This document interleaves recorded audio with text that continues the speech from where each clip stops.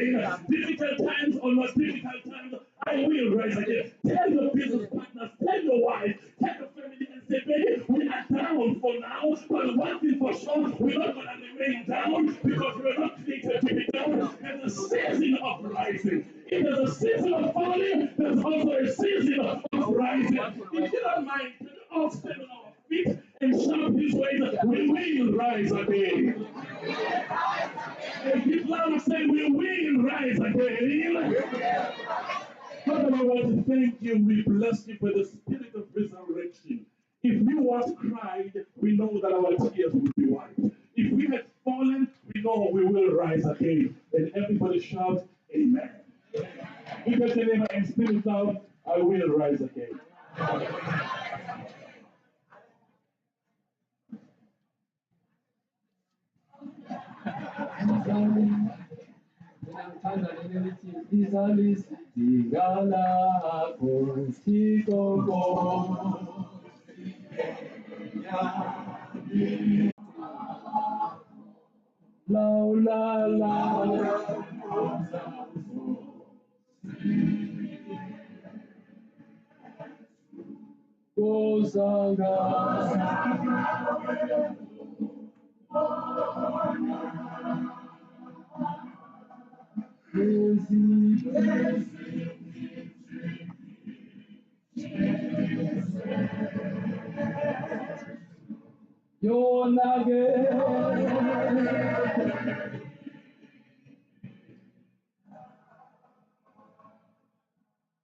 uNkulunkulu wezizwe zonke, uNkulunkulu wey'limi zonke.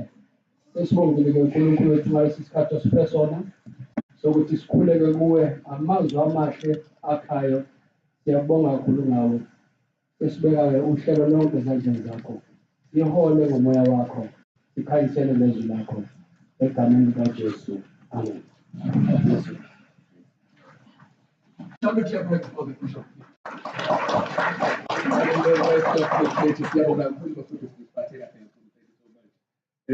We, as I said, are going straight into business. It is a business meeting. And I had the privilege, Bishop, about 2 weeks ago, to be somewhere else where other people were singing. And I did in Tobuza Makabade because of the next speaker that I'm about to introduce. You see, with Brand SA, I had the privilege to go to the South Labawanko Sushin on a moral regeneration program. I realized that I've always respected Osushinga, but I had a renewed vigor to respect him even more because with their sticks and Amahaw and everything. And I realized just how much power he has because one word from him, I would be done. So even as I was standing there speaking, I was counting my words and just so you know what I did? Just to put the same side, I introduced myself as a man of God. I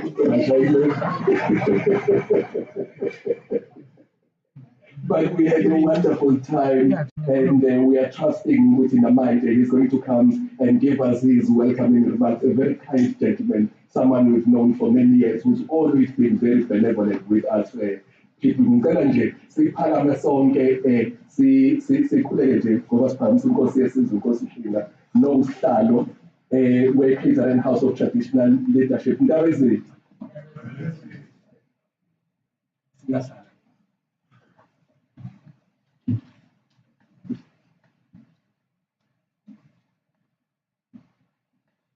Wena wendlovu. Wena wendlovu. Bayede. Ngiyabonga kakhulu umphephethe. Ngithuba nginikeza lona.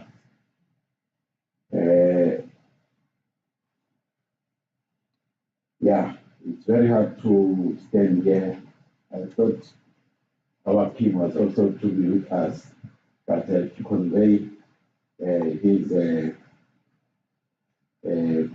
apology because there's this incident that has happened at the Royal House where we've lost one of our own, Umdwana or So the king is still in mourning because that place was very close to the king. So that's why we couldn't have the Queen with us today.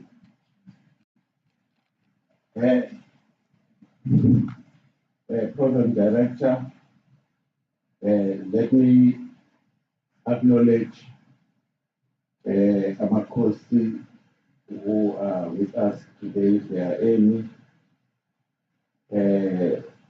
sponsors of this conference, leaders of small and big businesses who have attended this inaugural Zulu Kingdom Investment Conference, leaders of all spheres of government, present, organizers of the Zulu Kingdom Investment Conference, Babashi,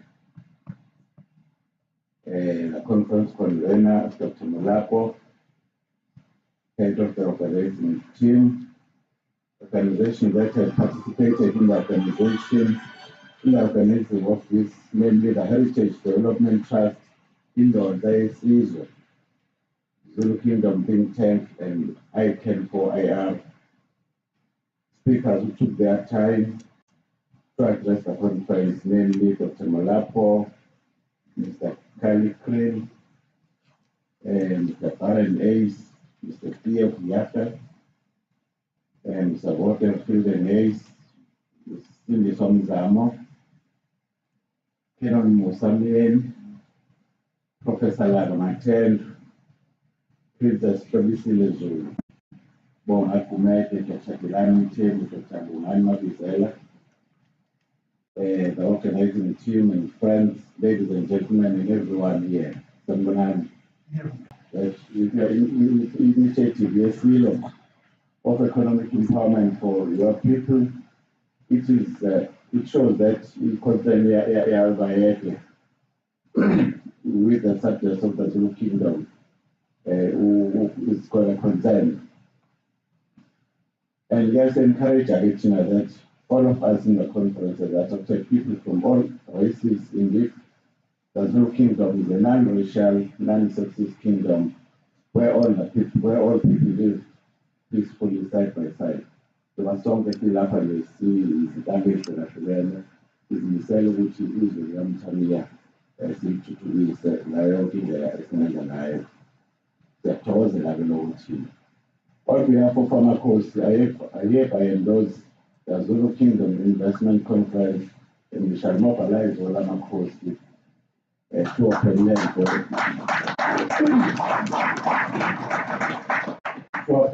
for economic investment, because everyone we were the environment. We have been waiting. We have hoped that there was this department that was open for rural development, but we haven't seen anything in that department. Even now, they are still like that even today. But this investment conference, I think, is going to address some of those issues that have been left out by Abantu, Abafanele, Babawenze Lomsebenzi. Other than the Ukapashe, Mitinga Keon, we fully support and we promise that we will work side by side with you so that on this long journey to improve the economic conditions of the people of the Zulu Kingdom. I also wish to propose that the economic conditions of the people bazo address abantu ama development committees that we must establish in our areas so that development was which we have the speed. And we also want academics from Indonza and everyone who's here and not here, which are available to assist in the training and capacitating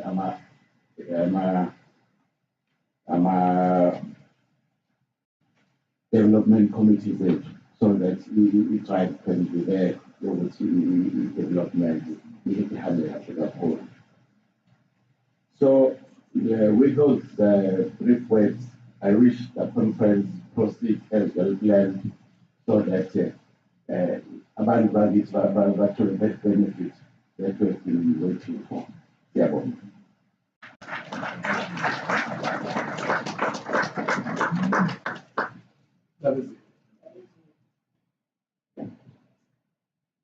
Ngesintu-ke mako khuluma inkosi noma eshukedile amadoda ayasukume ame ngenyawo ethule indlovuzi sukume amadoda ame bese siyakhuleka nje sihloniphe. That was it. Shame. It's good that we educate one another on these things, especially when we are gathered on a kingdom investment conference, which begins with acknowledging the pride we have in our own things. Also, a kind reminder of the story I told you earlier, and you remember why.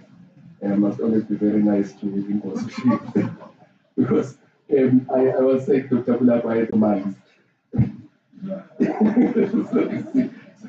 So I was generally sure to be very well oriented. But one of the songs they sang there was a beautiful song. Like they were singing something like, "No man love is in his old dada."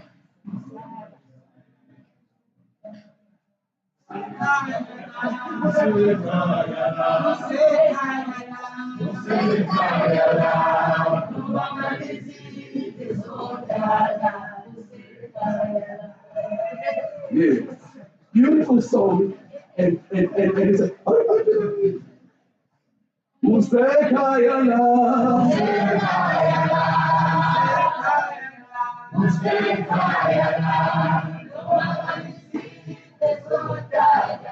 You wanna sing it like you mean it a bit? You wanna sing it like you mean it a little bit? You wanna sing it like you mean it a little bit? Okay, because this is actually what we are about. Our people are saying we are living in mud huts, we've embraced them as home, but this is not where we want to end. So you wanna sing it like you mean it? Shall we go?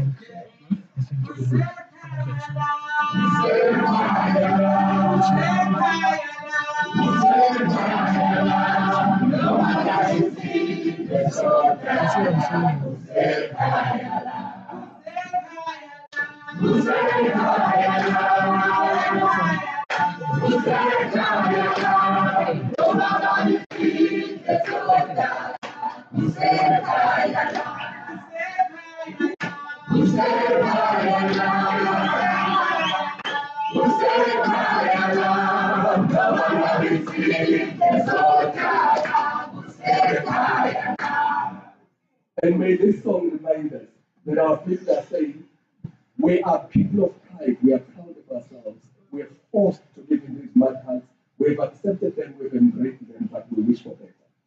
And may this guide us as we go through. On behalf of the King, may we always be reminded why we're here. And at this point, we would have had the Majesty himself. There are issues zasendlokulu ezingakhulunywa abafokazana bengizocela umntwana uSindiso mhlawumbe akazosibeka ngesithombeni kancane ngesimo sethu ekufanele sibe aware of some developments endlunkulu that we need to be mindful of, and then we are guided as we proceed through the program.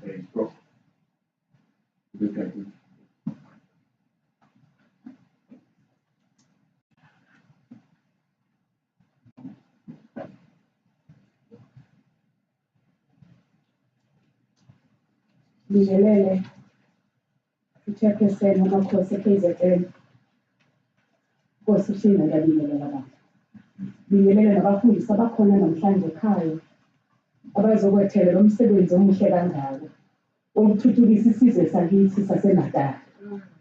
Sizibone singabantu ebantwini nayithi and taking over the legacy eyembubo endala. Sihamba nayo lembubo ejani entsha futhi enjani enamandla. Ngiyabonga kakhulu. Mina ngizothanda ukwethula ukuthi bekunabantwana ababili abebezofika nabo namhlanje ngoba bebekhona emcimbini besinawo izolo ntambama. Kodwa inkosi sikubekile ukuthi kwenzeke nendlunkulu. Indlunkulu is in mourning. sishiwe umntwana and ma izinkulu is in mourning, they don't come to such occasions. Bengizocela sonke sisukume senze a moment of silence.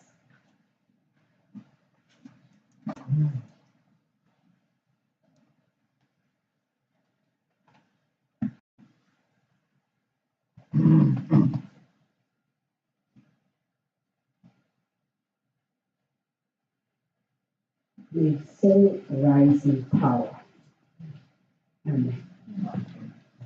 Ngiyabonga kakhulu mina-ke njengoba ngibizwa umntwana ngisebenze kakhulu nobayede omdala sengiyingane yalapha eNdlunkulu babomlapho ngiyabonga kakhulu ngalo msebenzi owenzile, umsebenzi wokucontinue ne-legacy, very important. And I think today in the fourth industrial revolution, what you're going to do is address the issue of wealth creation. We're not talking about riches. Wealth creation is about talking about the generation that is going to take over and lead the Zulu nation and connect it to continent and connect it to the world. That is very important. Baba, singaba yini ngaphandle kwakho. Professor, yingane phansi kwakho usebenze nawe kakhulu. Ngiyabonga kakhulu ngalo msebenzi owenzileyo. UNkulunkulu ngakunika amandla, akuphathise, ahambe nawe ngaso sonke isikhathi. Ukuthi lo msebenzi owenzayo namhlanje ongukubamba ngezandla zakho kungaweli phansi. Ngiyabonga kakhulu.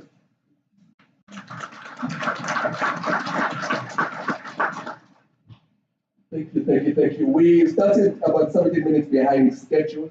We have caught up with time. Our speakers have been very graceful. Shall we clap hands to all of them? You know, when I looked at the time, I wasn't sure how to indicate to you because we have a situation with the program and timing, and he was so graceful. And then when it was the turn of the royal family, I was also not sure how to manage that one, and they were ever so graceful. I'm a foodies, you know, preachers who are generally used to having the whole pulpit to themselves were very graceful with us as well. Shall we all clap hands? With that, we go straight into business now that we dispense with the formalities of introduction. And just so we know why we are here, Dr. Daba was saying to earlier, I was saying to our audience, they should please take a lot of photos, post them on Facebook, social media, but make it work. So that's what we're going to do. And after the first 3 sessions, we'll do question and answer, and then we'll go straight into lunch where we will network and do that. Then we'll have about 5 presentations, which should take us to just before 4 o'clock, and then we should be done for the day and we should be ready to move. Our speakers, as you have already seen, are very focused. They're very much to the point. And just to set the tone for us, we're going to welcome Professor Masibonge. He's the conference initiator. And of course, we know him from many years back at the university. But he's a Reverend Professor Masibonge of the Heritage Development Trust, which is a public benefit organization, as well as Indon's ISIS Kingdom Think Tank. With that, shall we clap hands as he comes and takes it? Shall we give him a very warm round of applause? With the conference initiator, ladies and gentlemen. One round of applause, please. Thank you very much.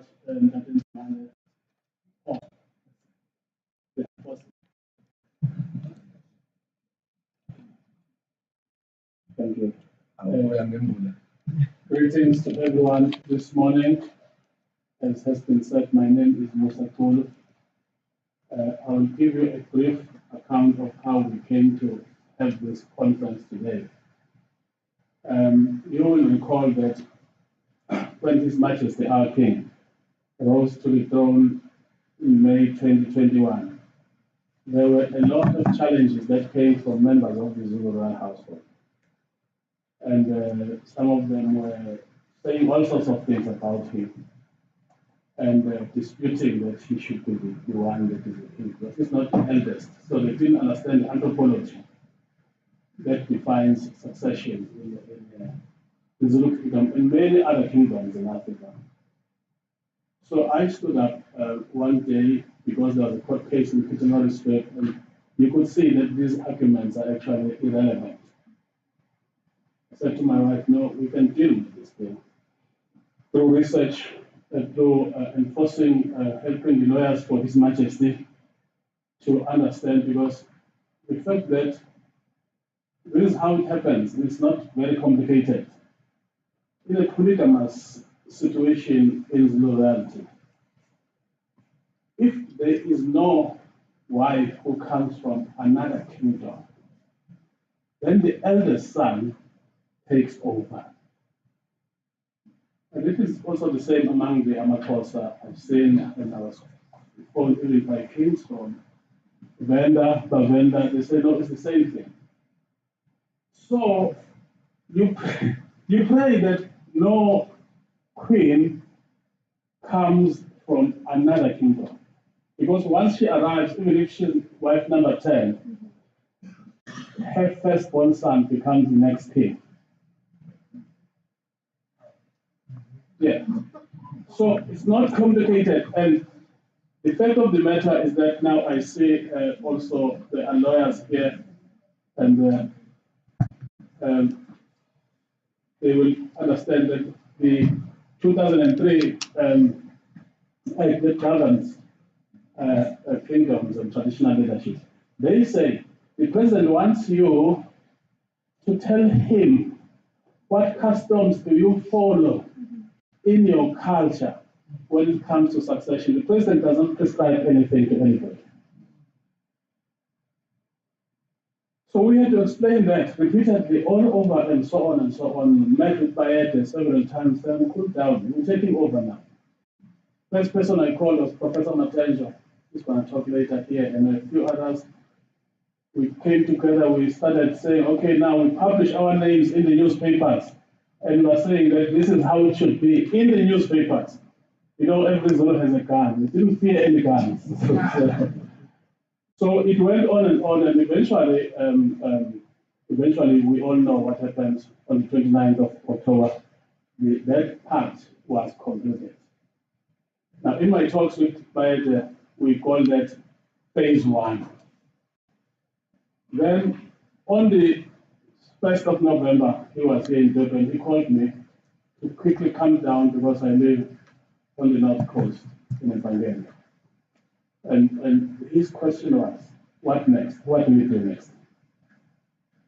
So we went down, I came down here, I took my son with me to come and visit, because when the king says, come here, you jump on the spot and then you drive. You don't have petrol, you leave your car, you walk. So we met for 2 hours, and he said, what next? I said, Bayede, you remember we've been talking the issue of the economy? He said, yes. And I said, maybe it's time that you think about phase 2 as being about the economy. So yeah, you're right. Maybe we could get all Zulus to come under one roof, and then we decide how do we go forward with the economy. So for 2 hours, we were planning this conference. And after that, he said, run. Tell everybody I sent you. If they doubt, give them my number. They can call me to verify if I sent you. So when we organized this conference, we knew very well that His Majesty, actually he said, it is my conference. I want to be seen as a king that is hard at work for the betterment of the socio-economic conditions of his people. And I want to change the narrative from being seen as a king who is at war with this or that faction in his royal household, to be a king who was out there. There's been a few instances, but this one he was looking forward to it very much. Then he sent me on errands. He said, you remember Africa Forum? I said, I know them very well. He said, go to Pretoria and meet with them and tell them that I want them to mobilize Afrikaner farmers to come down here and help my people. I arrived at Africa Forum offices with my son, and we sat there for how long? Maybe a whole day, yeah? Even took me to the Portrait Monument, where some displays on Zulu history are there in Pretoria. And you look around here, we don't have it anywhere. And then you spoke about relations, how the relations under King Pingane became what they became. with a battle at Black River that ended in a draw. And then, of course, later all sorts of other things happened. But the spirit was good. And welcome to you, Africa. We know that. Yeah. And then it was in the midst of all that confusion that a brother of mine, Dr. Masibonge, said, listen, we're going to have a problem here because the king wanted this conference this month. And he says, if we wait for next year, we don't know what the Zulu people, the Zulu people are going to do. Let's have it now and make the nation aware that we're moving away from the fighting mode. It's done now, let us face it. Economy time now.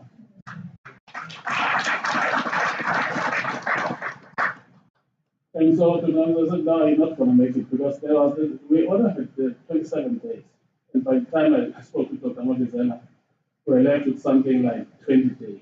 He said, there's a man, your friend, you remember from a long time ago in Gauteng? He's a dynamite. He's short, not very tall, but go talk to him. Dr. Mlako.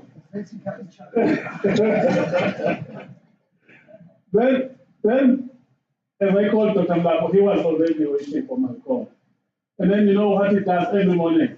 Because you get depressed when you don't know, you don't have resources, you don't know whether the conference will happen.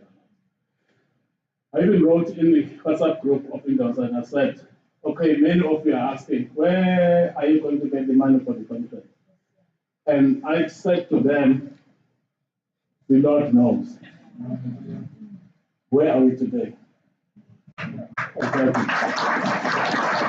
And so Dr. Mlako would wake up every morning and shout some biblical verse and hey, Prof, we can, this conference, my God is going to heaven, I tell you, go to work. Every morning. Just imagine. I started believing because sometimes when you walk, sometimes you walk alone. You know what the king wants. But you won't go to a stadium and tell, even if you go to a stadium and tell everybody what the king has said, people won't believe or they'll say, oh, you have a lot of time to waste. And so eventually by 7 days, 10 days from now, we knew what was going to happen. Then who was going to come? We didn't know who was going to come. The Lord has his own ways of making his people, those that he chooses, to come together. You know, you are the chosen ones to take this baton of the Zulu liberation, of the economic liberation of the Zulu kingdom, and the people, especially of the kingdom, forward. To turn your spears into plowshares. So that all this fighting there, that people just wake up in the morning feeling like they want to kill somebody, will find itself competing with economic development that has never been seen since the days of Chad. And economic development will save the day. I tell you this. It's time now for regeneration. Regeneration means that we return to in restoration. During the reign of King Shaka, there were more cattle than people. Population of 200,000 or so. With cattle that were in and around 500,000, it's close to 1 million. That's why if you organize a good conference like this, Shaka will easily give you 100 cows. Because it was a land of plenty. And they had festivals, food festivals, every winter for 2 weeks. Food festival, every household will bring what it has planted and has been able to harvest. To the festival, Ubus were for 2 weeks. Hussein were for 2 weeks, no wars, nothing. And Shaka himself was the greatest dancer of them all, and musician of note, who composed most of Zulu music. And then, of course, in the middle of that, you would remember that, okay, maybe people should not just be dancing, let's go to war. and so that's our vision. We go back to there, to what we had before. And we stop blaming apartheid or colonialism or whatever. We are the ones that are living here today. Today, here, as much as they said this is the way to go, we have a responsibility. So, no, as I said earlier, when a king says that, do this, you just do it. You don't ask. But if you believe, it will happen. I'm excited for Dandabo and the team, Heritage Development Trust, Ilonza Yesizwe, Osi Yesizwe, Skotea Kulu, and Lulutaba. And why we must mobilize Amakosi. To be development, to be concerned more about economic development in their areas, to be development champions. Each and every area must have some development committee of some sort. I would in Jalma talk a conference of the economy. There's 5 Zulus who come. And when you went on Maputo, 30,000 Zulus cash, fully armed, and wanting a war. And then there's no war. The real war is this one we're facing. This is the one nation. And those that are killing people, and those that are moving around killing people and so on, are going to face very steep uphill as a result of the mobilization of the people of the kingdom for economic development. Every household will say, no, we don't have time to fight. We have time to go to a Masibonge. Every household will say, oh, no. I'm going to go lesser and lesser to the shops. It's all going to happen here. We can do it. Okay, I'm not trying to emulate him because he always tries to tell me we can do this. Okay, we can. It's doable. Why are we assembled here, therefore? We're not assembled here to hide away time. Because we have nothing else to do. All of you have got very important things to do. People are calling, hey, we've just left Johannesburg. Left Johannesburg for what? For the conference, the Zulu Kingdom Investment Conference. You live in Johannesburg. You the Zulu Kingdom. We even had some people from Lesotho here last night. Or from, or they're here. Yeah. Or they changed it, they said, all right. And from the Royal Bafo came to say, guys, we have worked in Alembe and SCIM. Work with us. I've never seen any investors and those who have sponsored here. The things that were happening last night, people, I was just shaking. Yeah. People coming out and say, we're doing this, we're doing this. The Zulu women of the Zulu Kingdom can work with us and then they'll benefit from all the economic opportunities that we're having. No one had a negative word to say last night. No one. Everyone was on the condition. We're coming here to work with you. We are coming to work with you, people of the Zulu Kingdom. Now, this is what is going to happen.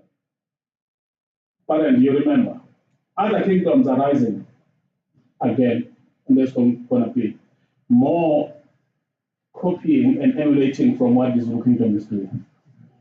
And that's 11 where, all else having been said, these tools, Somuntu Mnyama, will come back. The time for wanting handouts, I mean, really, imagine a Zulu queuing for food parcel. Not even talk big.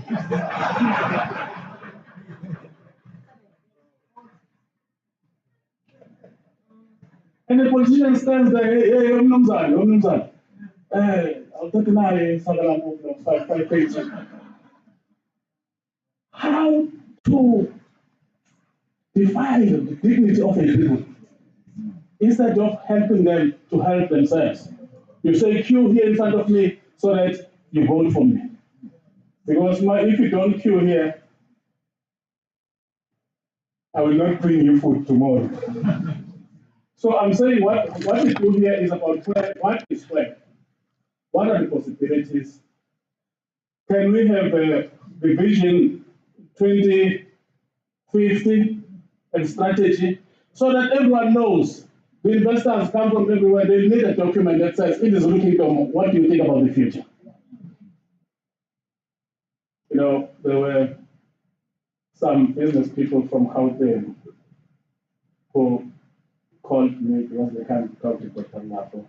He convinces them too easily. I said, hey, Prof, so His Majesty is coming. I say, yeah. Ish.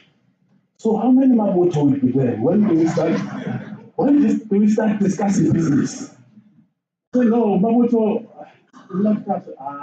Prof, no. No. We'll pass this one. Let's see if we can have an event like this without a Mabuto. So Mabuto have their own role to play, but all of us have got our own roles to play.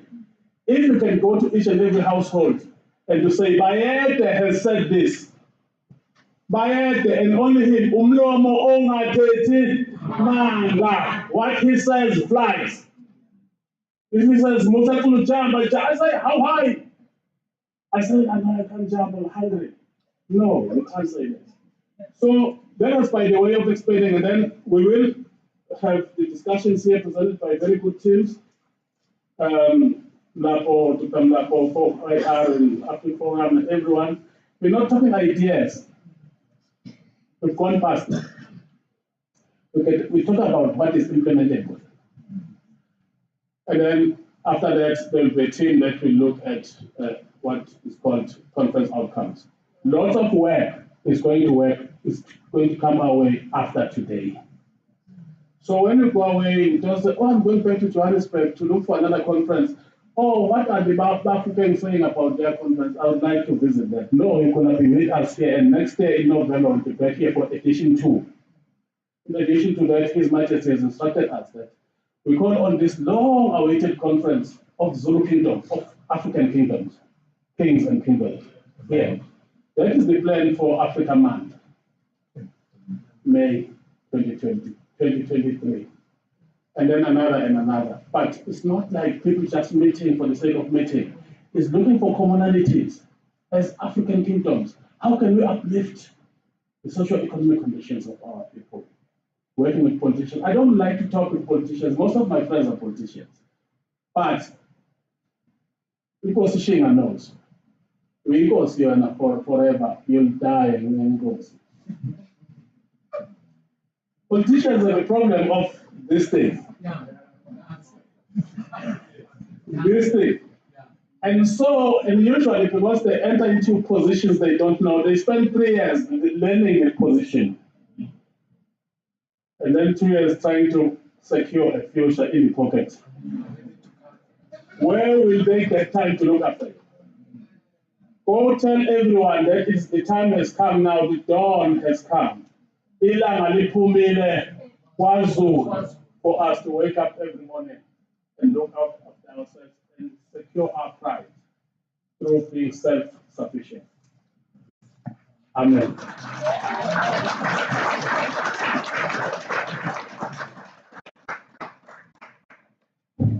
Thank you to the conference initiator. Somebody said we shall rise again. I think they're talking about the microphone. Okay, come down. To the correct level. Thank you so much for that. We now know what we are about, what the business of the day is, and that was Professor Musakulu giving us the conference objectives and the processes and the envisaged outcomes. We are now going to go into the first session of the panel discussions. What we're going to do is we're going to request our panelists to come forth and share their presentations. I'm going to ask them to come sit with us in the front. They are going to each present. Once they've presented, we will then have a session for question and answers. So the question and answers will come after the presentations. The first presentation, if I may kindly ask Dr. Mulapo to come join us on stage. Also, if I may ask Mr. Kali Kriel to also come with us. It's on that one, there's Mr. Kali Kriel, there's Theo De Jager, Mr. Baron Ace, and those will come together. So when it's their time, they'll also come together. And then there's the next one, which will be about presentation of mining licensing processes and procedures. That would be Her Royal Highness Princess Hlobisile Zulu when she's here. Allow me then to introduce the first one of the panel session. Ladies and gentlemen, some men need no introduction. So whether it's because you've seen him on TV growing up as I did, or maybe you are a good follower of the I Can movement, or maybe you just happen to be a person who's interested in leadership and therefore stumbled upon the great works of John Maxwell, or you have heard him speak at some or other auspicious gathering of CEOs, international or otherwise, or maybe because you're a follower of some of the great preachers of the world and you've come across him in those. I don't know where you know him from, but all of us in this room know him. I'm sure we shall give him a very confident and very resounding warm clap as he comes up to address us on the necessity. Anything else we do now that excludes technology is just not with it. So to address us on that, ladies and gentlemen, welcome Dr. Molapo. Shall we clap hands?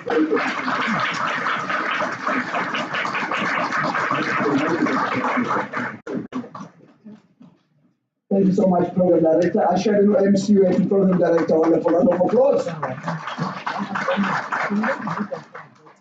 Thank you so much, Professor Pulu. You know me because I'm not shy, because we've got added people. So I'm going to ask you to consider we need to close the gap because we need to provide lunch for everyone. So please, if you are interested in sewing, Chala, and to helping because we cannot get our people behind it. I need to see this in Jala. We must clear them all. And the Africans said we don't get people away, but we're to add an additional 100 people extra that we did not plan for. The good news, all of us will have lunch today. Come on, give us a bit but we'll give you the information later. So if you call a manje, we've got some extra cash. You want to talk to me after this, I'm going to give you the ICANN account. Please help us because when we leave here, we don't want Prof to have some bills to pay. Everything must be paid for. I said yesterday, they left Jesus hanging at the cross. Hey, but Jesus was hanging at the cross. Joseph of Arimathea, a businessman, had to go in and buy the body of Christ and bury the body of Christ. This will not happen here today. Is that right? We want to be sure everything is paid for so that we don't put guilt into other people. So please, if you are able to give us some extra money so that we pay for everything, come and see me there. Remember, that portion was brought to you by ICANN. Okay? Let's do this now. Okay, very good. It is true that life is like a book of many chapters. Whether we like it or not, technology is here to stay. So I want to share a little bit about leadership towards the fourth industrial revolution, and then I'm going to bring in some of our sponsors to talk about the practical things, how we can partner with the kingdom of KwaZulu. The first thing we need to understand that, ladies and gentlemen, leaders are not made in a crisis. They're actually revealed in a crisis. It is interesting to note that the word crisis is actually a Chinese word divided into two words. Crisis. In Chinese, it means wei chen. It means what? It means what? And wei chen means risk, but it also means opportunity. So in any crisis, there are always risks, but there are always opportunities in every crisis. And I believe some of us, and let me honor the Royal Armored Corps because they're one of our clients. Mama, please stand up. Where's the lady from Royal Armored Corps? Oh, she's outside there. We work with the Royal Bafouke, Royal Armored Corps. It will be an honor to also work now with the kingdom. So, okay? We have learned and we can sharpen. At the end of the day, it's all about collaboration. Can we say collaboration? So therefore, what am I saying, folks? The elephant in the room is the whole thing of this corona. It has disturbed a lot of people. 20 to 22 were very difficult or tough years. McKinsey says we jumped 10 years forward in 90 days. Imagine. Post-pandemic consumer behaviors have shifted. The workplace design has been reimagined. The workforce of the future are undergoing a sea of change. Supply chains are revisited, Dr. Manuzela. Industry dynamics are also changing. And it is true, therefore, what Alvin Toffler said. He said the illiterate of the 21st century are those people who cannot just what? Who cannot read or write, but you are illiterate. Awufundanga, awuqeqeshwanga manje. if you don't have the capacity to learn, relearn or unlearn. Who connects means in the family which you must learn, unlearn, and relearn certain things. I'm a maths and science teacher by profession. When I left this country, I went overseas, got a lot of degrees, more than thermometers, okay? I've got this degree, and two PhDs, passing high school with difficulties. I've got all of those things in there, okay? And when I came back to South Africa, Nelson Mandela said it's time to come home. Oh man, you figure like that, no job. The Department of Education says, don't call us. I'm still waiting in case someone is here, with influence. But in the meantime, what do? You have to learn, unlearn, relearn certain things. I was privileged to be the first Black director of Dimension Data or Data. I got involved in the space of technology, and I've always pushed, ladies and gentlemen, that technology will propel us to the next level, particularly in the area of economic development. But as individuals, we need to learn, unlearn, and relearn. But for these pastors, even Corona, Babu Zone, I've worked with you in all these schools. I kept on telling you, this thing of those things are gone. People must do EFT. Even right now, some people are going to give me money to pay for some of the line. It's all EFT. You can't just be doing things the old way. And Corona taught us. You now need to be involved in all social media titles so that you can be able to reach people. If you do not change, that's why I wrote a book, Choose to Change. Change will change you. Please repeat after me. The easiest way to cope with change is to help create it. Remember, if you do not change, change will change you. Okay, so then people could give, people don't care about Nelson Mandela, King Shaka, His Majesty King Susula Makosi. They want business now. In God we trust, all else must bring business. And if we want to elevate the level of education of our people, it cannot only be formal education, it must also be informal education. I was privileged, a program director. 4,000 people, Naren Singh was the MEC of Education. Gave us 4,000 schools in this province. Keshas, Babu Keshas. All those people worked with them, and we started these particular programs. And unfortunately, politics came in. And again, ladies and gentlemen, from my experience, anytime politics come in, then there is no progress. We need to come to a point where an economic summit like this will become apolitical. I was asked yesterday on television, so are you ANC, are you IFP, are you EFF? I said, my friend, it's like eating chicken. I eat the left wing, I eat the right wing, I eat everything.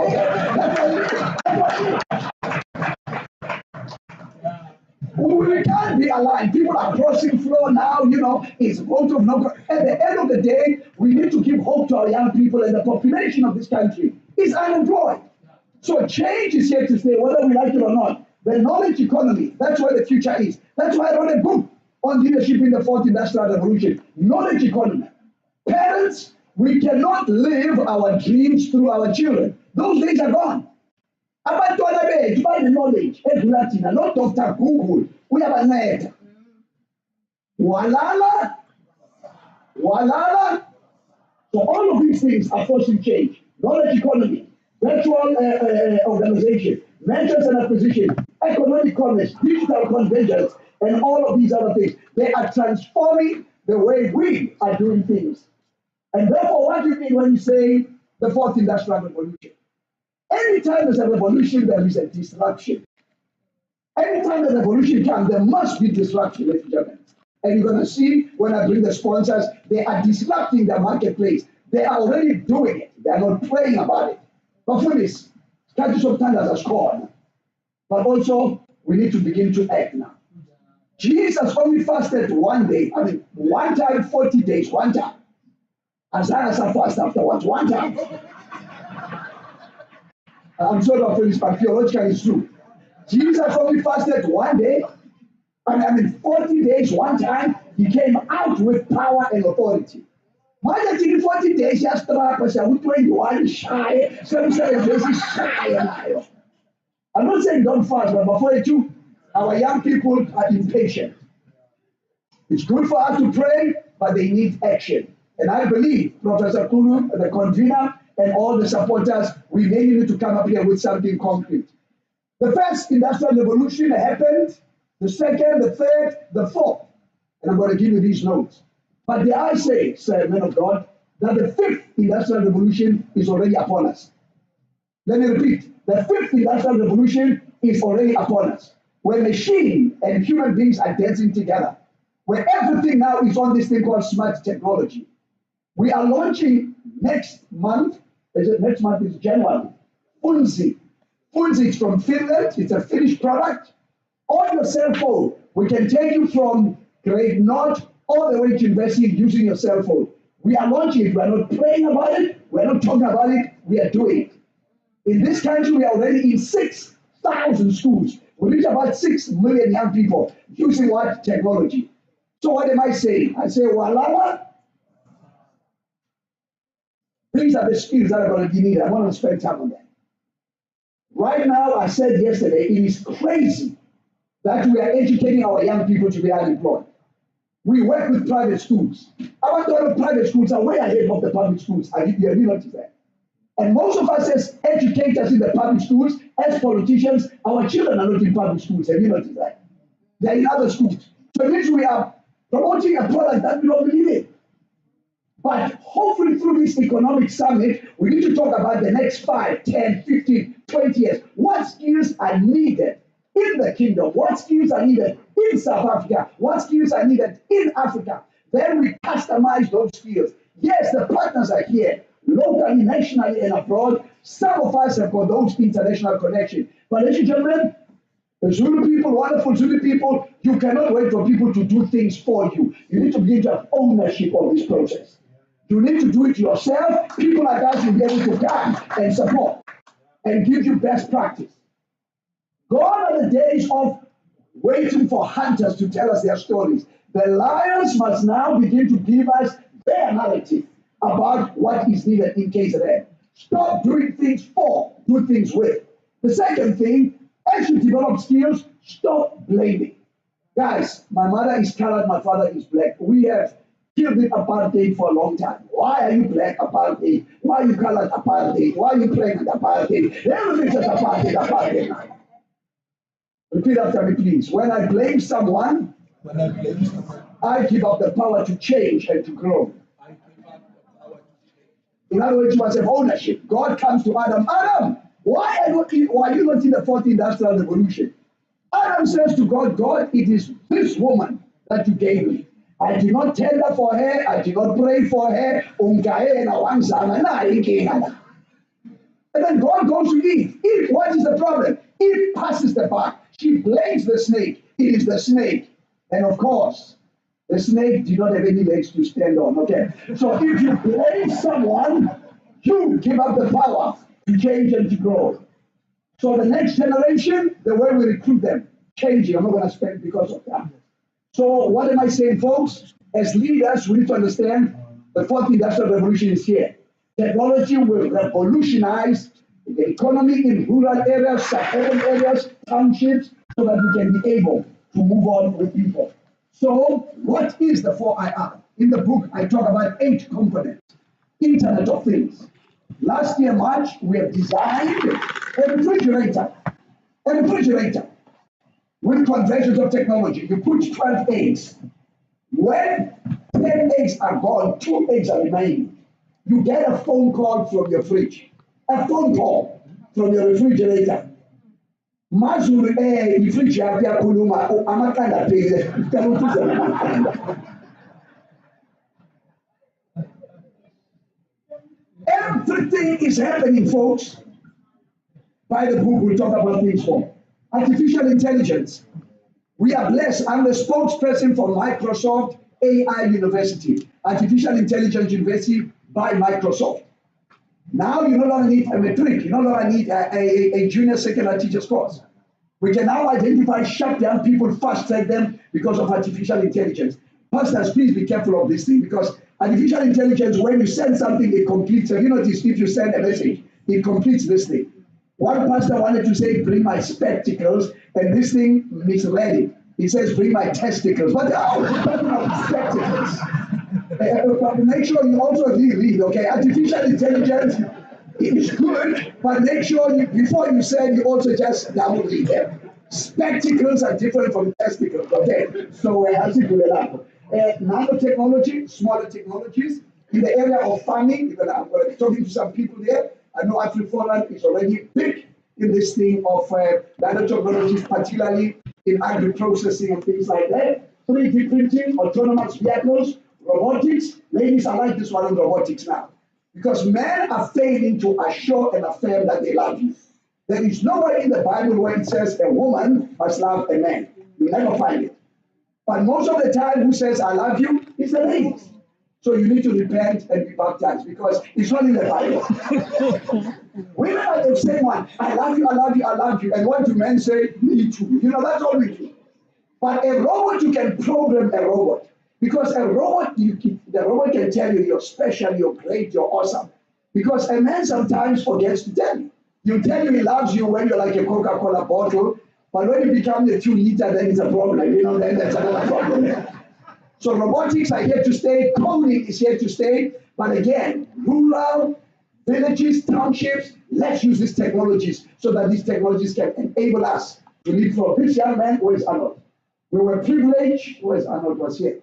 We were one of the 16 companies that designed a curriculum for coding and robotics for ECDC all the way to high school. So let's use this technology, the skills, and partner with Abantu Bala AKZN so that schools which and then cybersecurity is key.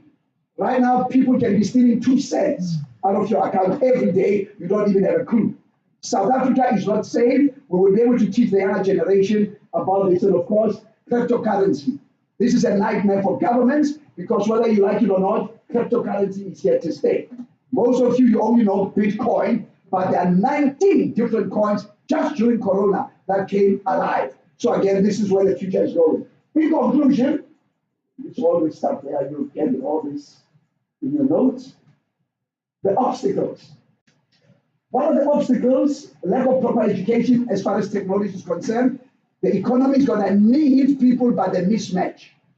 We were able to speak to government that the spend they put on at university level must change because university graduates can't find jobs. So that spend must now go to TVET colleges, to community colleges. That's where things are needed for us as a nation, for you as a province, so that we can be able to meet the challenges that are ahead of us. Technophobia, some of us, particularly as the adults, PBT, we are born before technology, that can be an obstacle. And of course, arrogant people passing the buck, ostrich mentality, and really pure ignorance. So in conclusion, I'm saying, don't give up. There is still hope. Look at that frog.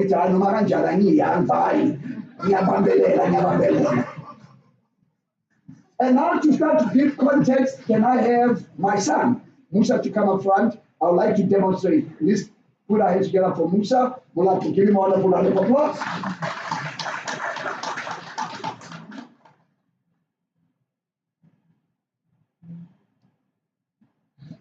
Is it on?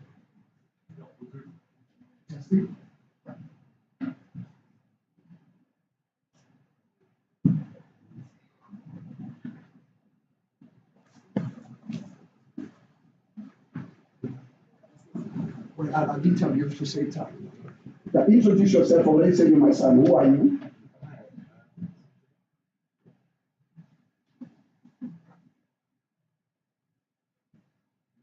Good afternoon. How's it going?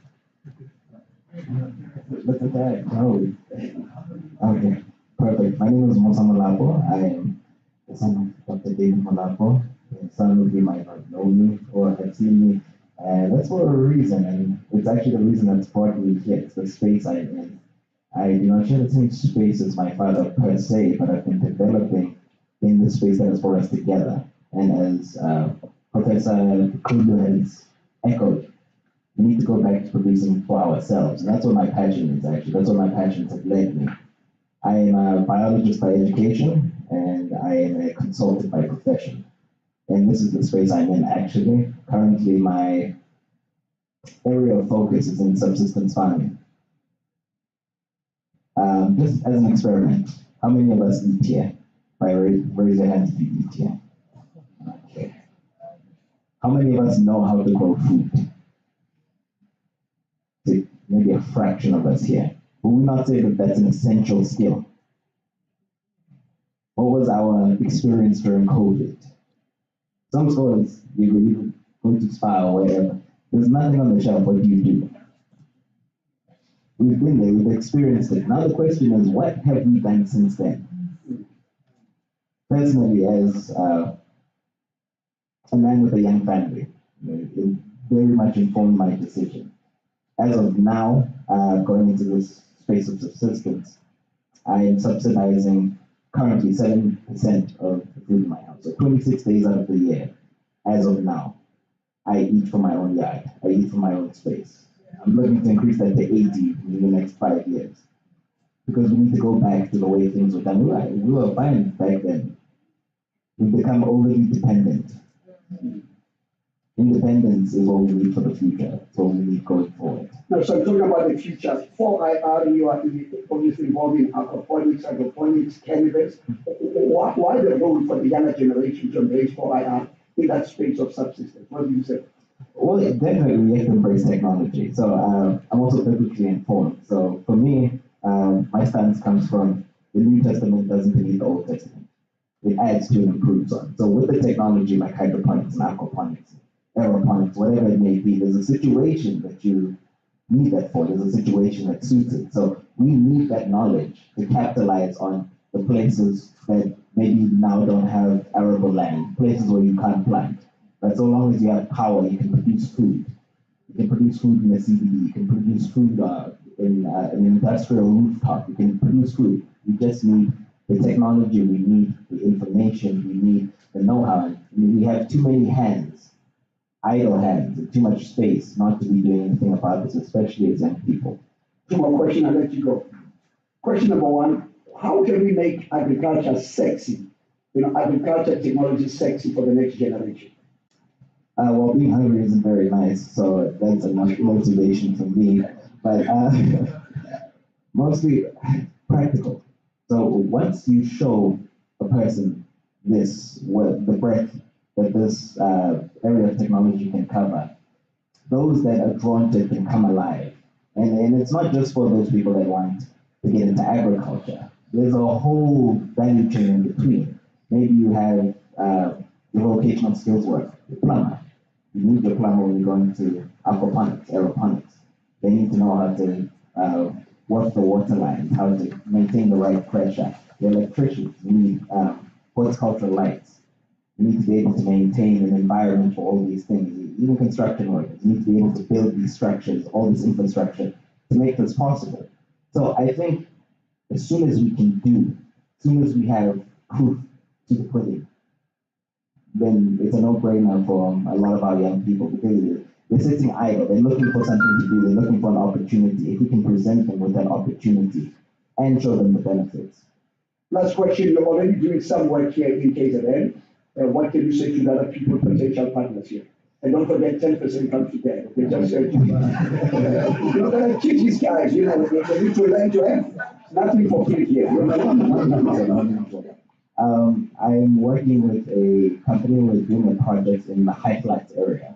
It's currently on pause and we're figuring out some logistical issues, but we will get there. Persistence is the name of the game. But we are looking at how we can implement hemp, industrial hemp into a value chain. And for many reasons, 20 to 30% plus, probably by now, of hemp and is grown in India and China. Now the question is, why are they growing it? They're growing it because it works, they're growing it because they know the uses. They're growing it because they have the value chain for it. What we are lacking currently is the demand of the value chain for hemp. So we're working at pushing in that direction. It has something like 15,000 plus uses. So now we need to create the environment in which we can use it because we have the land. And especially here in KZN, it grows very well. I'm sure most of us know this. So the question is, how can we best utilize it? How can we best use it to the advantage of rural communities? Because our rural communities, our villages, they have an abundance of land. And this thing doesn't need too much to get going. So that's what we're working on currently. Thanks so much, son. So it will be available at the end of the session. Network, he's available, and talk to him again. I'm doing this so that I can tell you, talk is over. Can we be practical? Let's put in a wonderful round of applause. Mama from the Royals, Marcosa, please stand up. I recognize your absence. Please stand up. Let's give a wonderful round of applause. Thank you, sir. We spent a couple of days, dedicated Marcosi for the wonderful time in leadership, development, whatever. Babu is a Kosi. Wonderful. So now learning Zulu, Ms. Paul saying Ashai. Thank you so much. Can I have Marius? Please come up here, Marius. If you can come up here, Marius. Let's give Marius a wonderful round of applause. Marius is with a company called Mercury. It's one of our partners. Again, I like these young guys because they're fresh and croissant. How you doing, my brother? It's in Bayede, so that you I need to write down and see Bayede.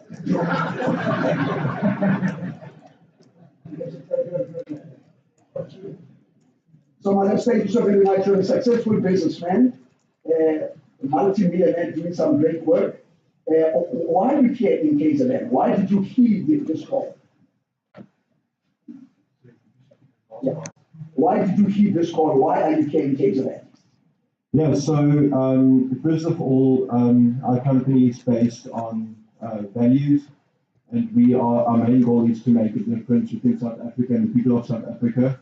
And this was just, for me, an amazing opportunity to make use of to uplift South Africa and South Africans. And yeah, it was just for me the best opportunity to get involved with the right people and see where we as a company can make a difference. Who are you, Marius?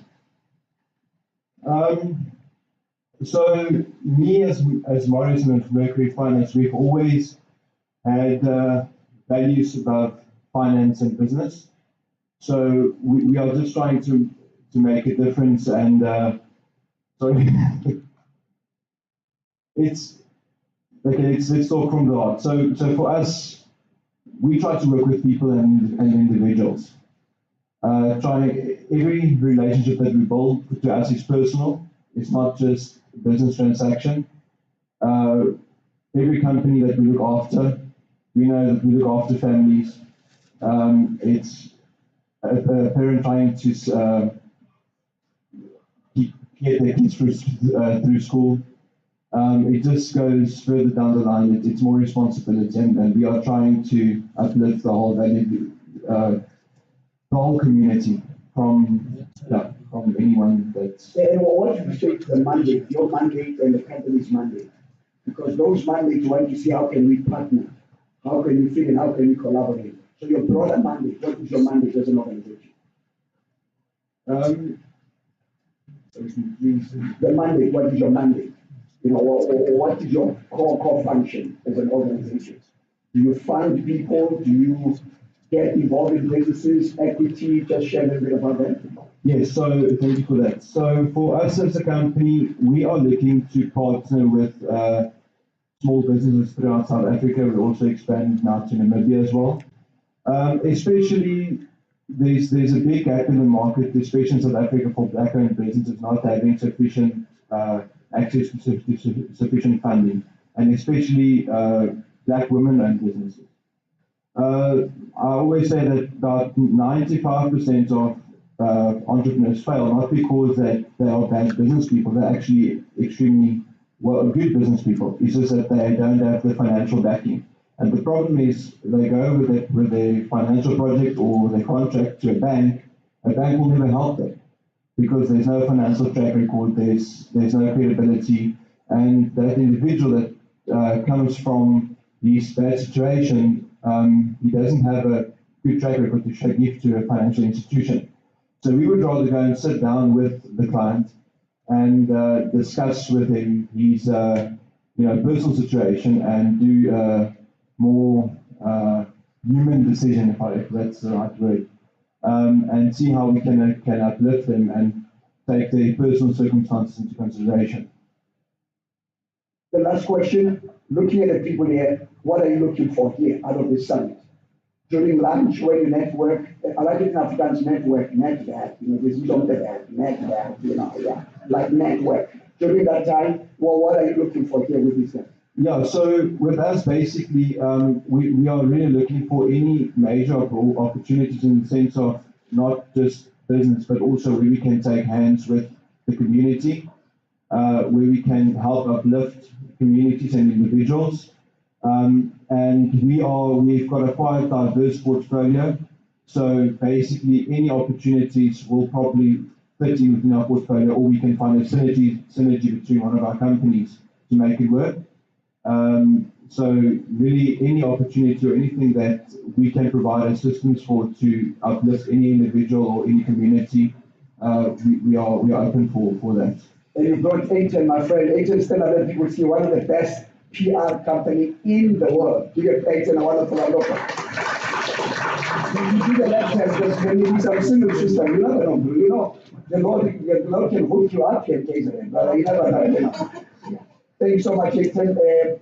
Manas, thank you so very much. People have watched you, they'll connect with you. I know we've already started with another company here from KZN. Let's say we'll meet after this. Ladies and gentlemen, let's put our hands together for Aiton and for Mario.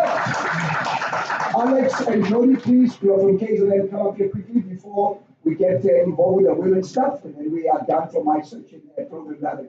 Alex, where's Alex? Is Alex here? Okay, MJZ. These are the last two guys, and then we switch it to the women empowerment, and then we are done. Just maybe with my friend.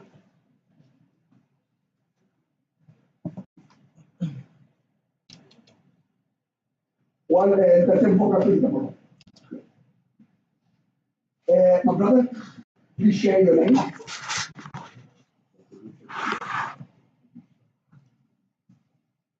I don't think it's represent.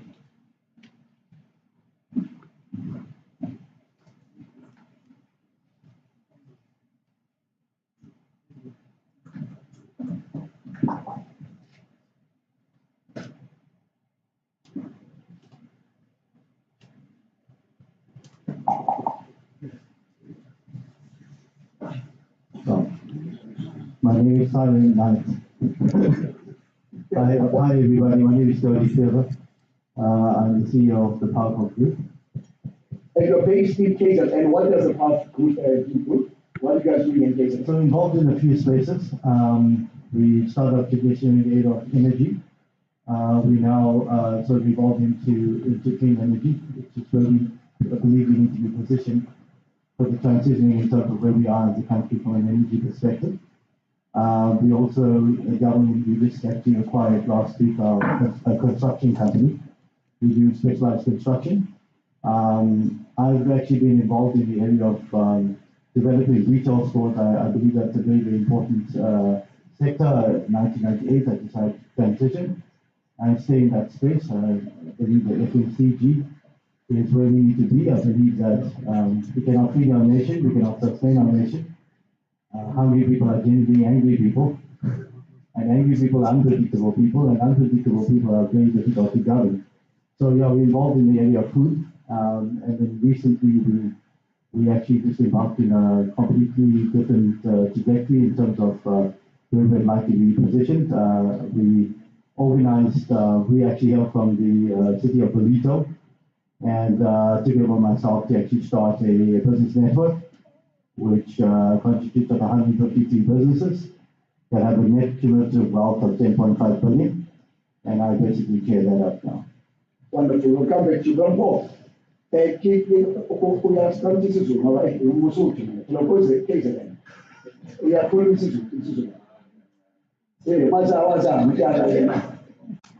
made you and your brothers to drive up here to come and support this economic summit?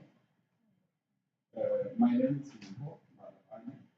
We're into the mining space as our primary focus. But the reason why we came here to get to the core is we are also much interested in rural and township economy. We believe it's time now that we run also this type of conference, not only in town. We need to take them to our rural and townships. It's high time now that we start taking advantage of the land that we have the land is food, the land is business. So we need to start coming up with a concept that are going to sustain the land in the community so that our communities start to benefit in the land that they are using. You have a broad experience in the platinum stuff from other provinces. The problem with mining companies is this thing called SLP, social labor plans.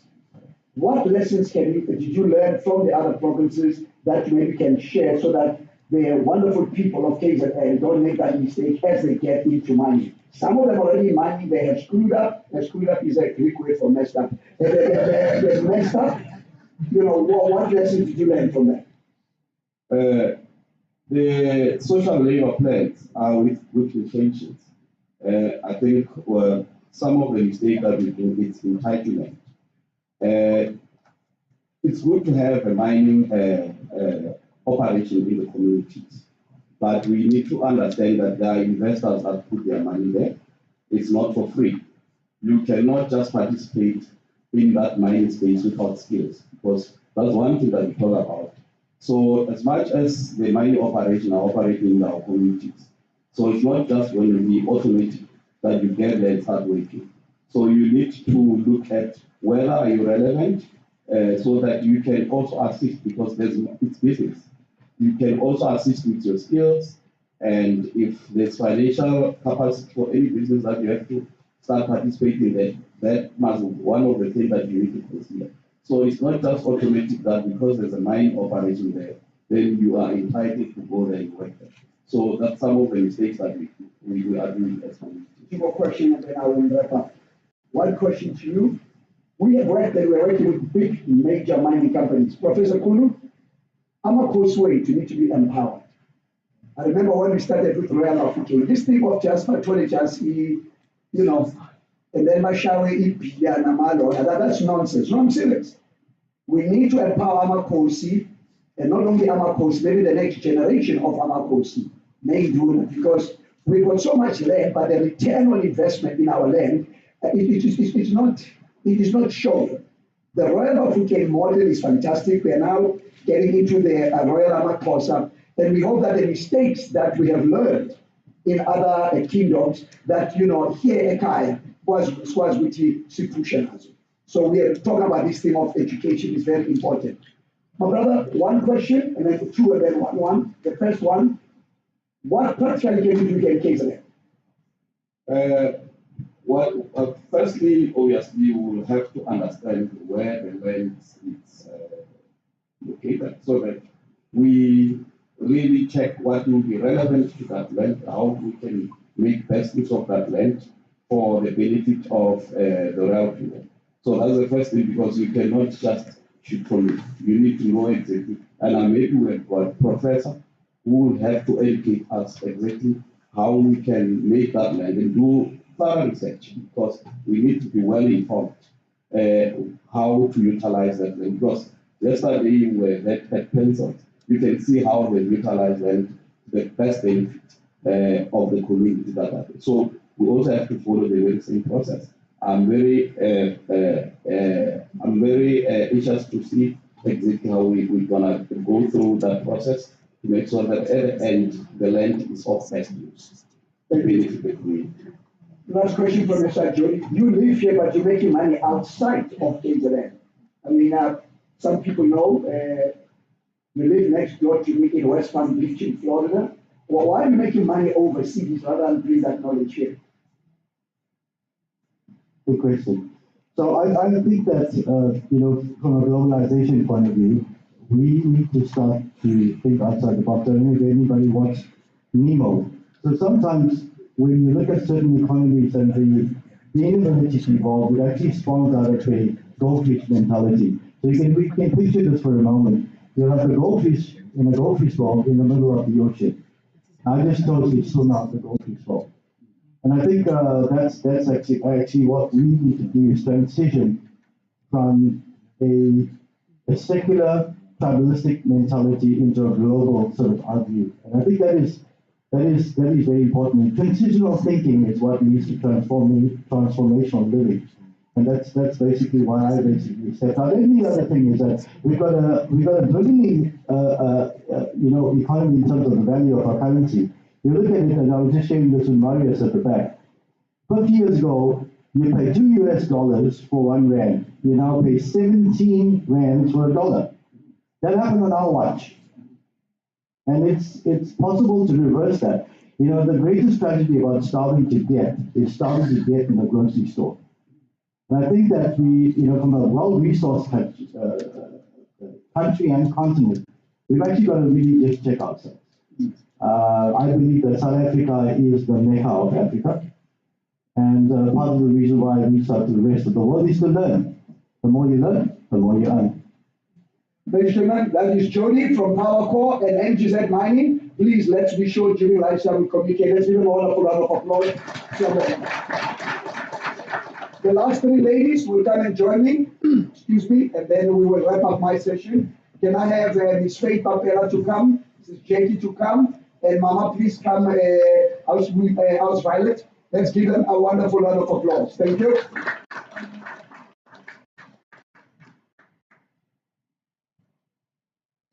Igama lamakhosikazi.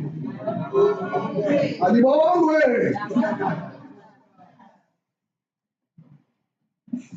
He said, if you want the best man for the job, Prof, get a woman.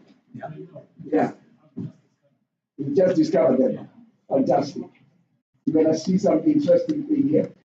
And I know I'm looking at somebody here who doesn't want to be mentioned, but Mama Nyaboma. Thank you so very much for your support. Let's get the mics, ladies.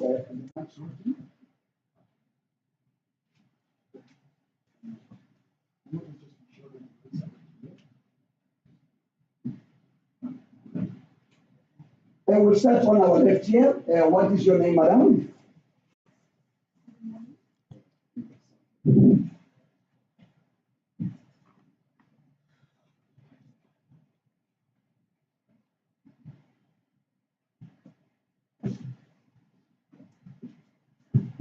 Good morning, ladies and gentlemen. I am Faith Papela. I am a real estate agent and the CEO of Flow Consulting Services. Where are you from? I know you're from your mother, but where are you from? I was born and bred in Pretoria, but I'm currently based in Johannesburg due to business. What actually do you do in your company? I specialize in event management, business, ICT, logistics, and mining. And I also host mental health and database science talks. And for the coming year, I'm actually working on hosting talks with parents of physically and intellectually disabled children. And I thought Prof would like that one because we've got a lot of people, who are brothers and sisters here who are part of it. Thanks so much. I need to be I can't say Chekana. Madam CEO Jacob Porter Hendricks, just tell a little bit about yourself and what you do, and then we're going to go deeper into the other methods. Go ahead. Thank you so much. I'm so honored to be here today. My name is Jacob Porter Hendricks. I am a proud daughter of the soil of the African continent. I'm also the personification of God's grace, mercy, and love, unconditional love. I am a radical. I am an activist for women's rights, women development, women empowerment, and I am a doer. I'm an action-orientated person. I currently lead an organization called WECONA, Economic Assembly, which is a flagship initiative of the Presidency and United Nations Women, and is an outcome of a legislative framework where 40% of all government procurement is ring-fenced for women-owned businesses. And our mandate, therefore, is to ensure that all women in this country reap the benefits of that procurement opportunity. And for us, it's key and critical, and that is why we are here today, is to ensure that women in rural areas specifically realize that they are not forgotten. That women in rural areas are empowered to ensure that they meaningfully and in a dignified manner contribute towards the empowerment of our nation. And because as people, we don't want handouts. We just want opportunity. We just want to be enabled to be able to become the best version of what we are meant to be. And as Rekona, we are here to unlock that for the women of the kingdom, for the women within KZN, but over and above that, to just also send through the message that as women, remember that we are incubators. We birth. And when we talk about birthing, we need to birth a future and a legacy that we can one day be proud of. So I am here as a nurturer of that birthing process. I am here to ensure that we birth a legacy that will also make the kingdom of KwaZulu Natal proud. Thank you. Manana Susu wakona sebuah kanya. We are dead. No, keep it away. You're wrong, you know. So please introduce yourself and what you're doing. Bayede.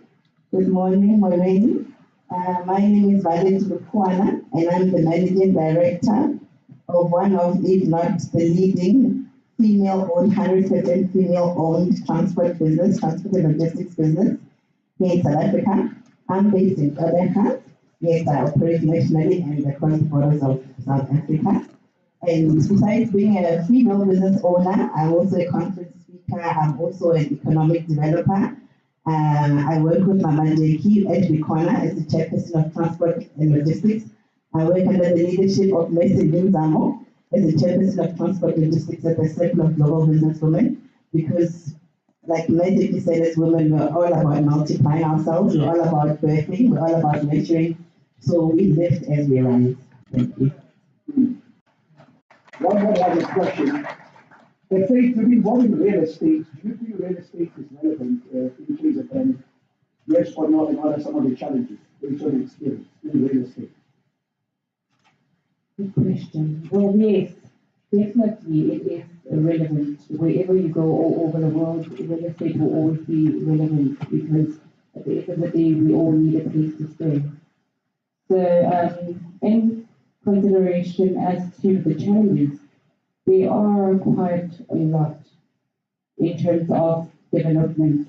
I can't break them down right now, but real estate is a challenging industry in general.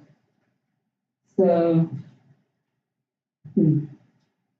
Would you encourage as part of career guidance, maybe what are some of the things maybe for the future that some of the, I tell you, young women need to start thinking of what kind of careers?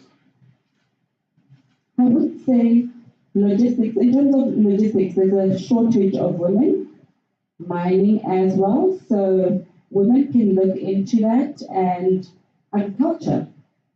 So if the young women can start looking into those three industries, then we have a better future as women in those industries. I'll try it. Logistics, transport. People don't know that you security drive a taxi. In KZN, these are taxi pros here, okay? No, Sharon. No, these are taxi pros. But you started there as a woman, which is a male-dominated industry. How did you survive in that male industry? Okay, thank you so much. I'm actually an industrial engineer. So I've always been bulldozing the male-dominated industries. So from being an industrial engineer, I found my purpose, and business was that purpose. And for me, taxing, and as most of the taxi owners would know, or even just you guys, you ladies and gentlemen who observe, that's an easy, quick cash for us. So yes, if you buy a taxi, you have money every day at home or every day at the company. So that was our access to market. So we went into the taxi industry with the goal of going into transport and logistics. As those in trucking, Marius will tell you, trucking is a chicken and egg situation. Because now I go to Marius and say, can you give me one get your money? He says, where are your trucks? I go to the bank to ask for money, they're like, where is the contract? So where do you actually start when you want to go into trucking? So for me, I looked and I said, what is it that I have at my disposal right now? I could afford a taxi. I went into taxi. I have a fleet of 40 taxis right now that do staff transport. And then, thank you so much. And I don't own a gun, and I don't have hitmen, because every time I have a taxi owner, they're like, so no, I don't have those. So in the Eastern Cape, I guess our situation is more safer, so I don't worry, there's no guns in the room. Yeah. So and then from there, I used that as a stepping stone to solve the chicken and egg situation. So then I took my taxi contracts to the corporates. I work with Coca-Cola, SAPs, the automotive industry, the spas, the pick and pay. And so I took all those contracts and I went to the bank and said, okay, Mr. Bank, now I have contracts. Can you now give me? Well, in fact, before that. So with COVID, the situation was so favorable for us. So we were one of those who were out in the streets while the rest of you were locked at home. So we were transporting the factory workers between home and work for every shift because the taxi industry was closed. So the corporates greatly leaned on our company to make sure that their factories and the machinery are running. So through that, we made so much cash flow. I am one black woman who bought a truck or 3 trucks cash. So from having a chicken and egg situation, went and then I bought my first trucks cash. Then I solved, I brought the chicken so that the egg can be delivered. And that's how we grow our trucking industry. The Alex man is actually here from Lesotho. Kagopa Mama AMA, very powerful entrepreneur. Give her one of which is right there from Lesotho. So raise your hands, Mama. She also has a license in cannabis. That's why my son is here. I don't go to Lesotho. Professor Kulumula, Kiba the host, Baba Lesotho. Marana Mazulana to go to Lesotho, but that's another political thing, you know. That's another topic.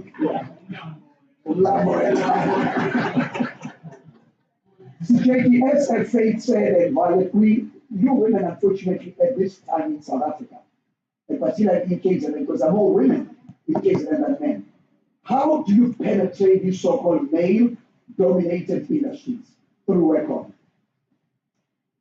Firstly, and I know sometimes this is controversial, I also just want to say that my stance on this is that also before we penetrate or we set ourselves to penetrate male-dominated environments, let's us also look at what kind of female-orientated environments there are that we're not taking opportunities, taking full advantage of, so that we as women, we can also begin to set in motion our own pink economy.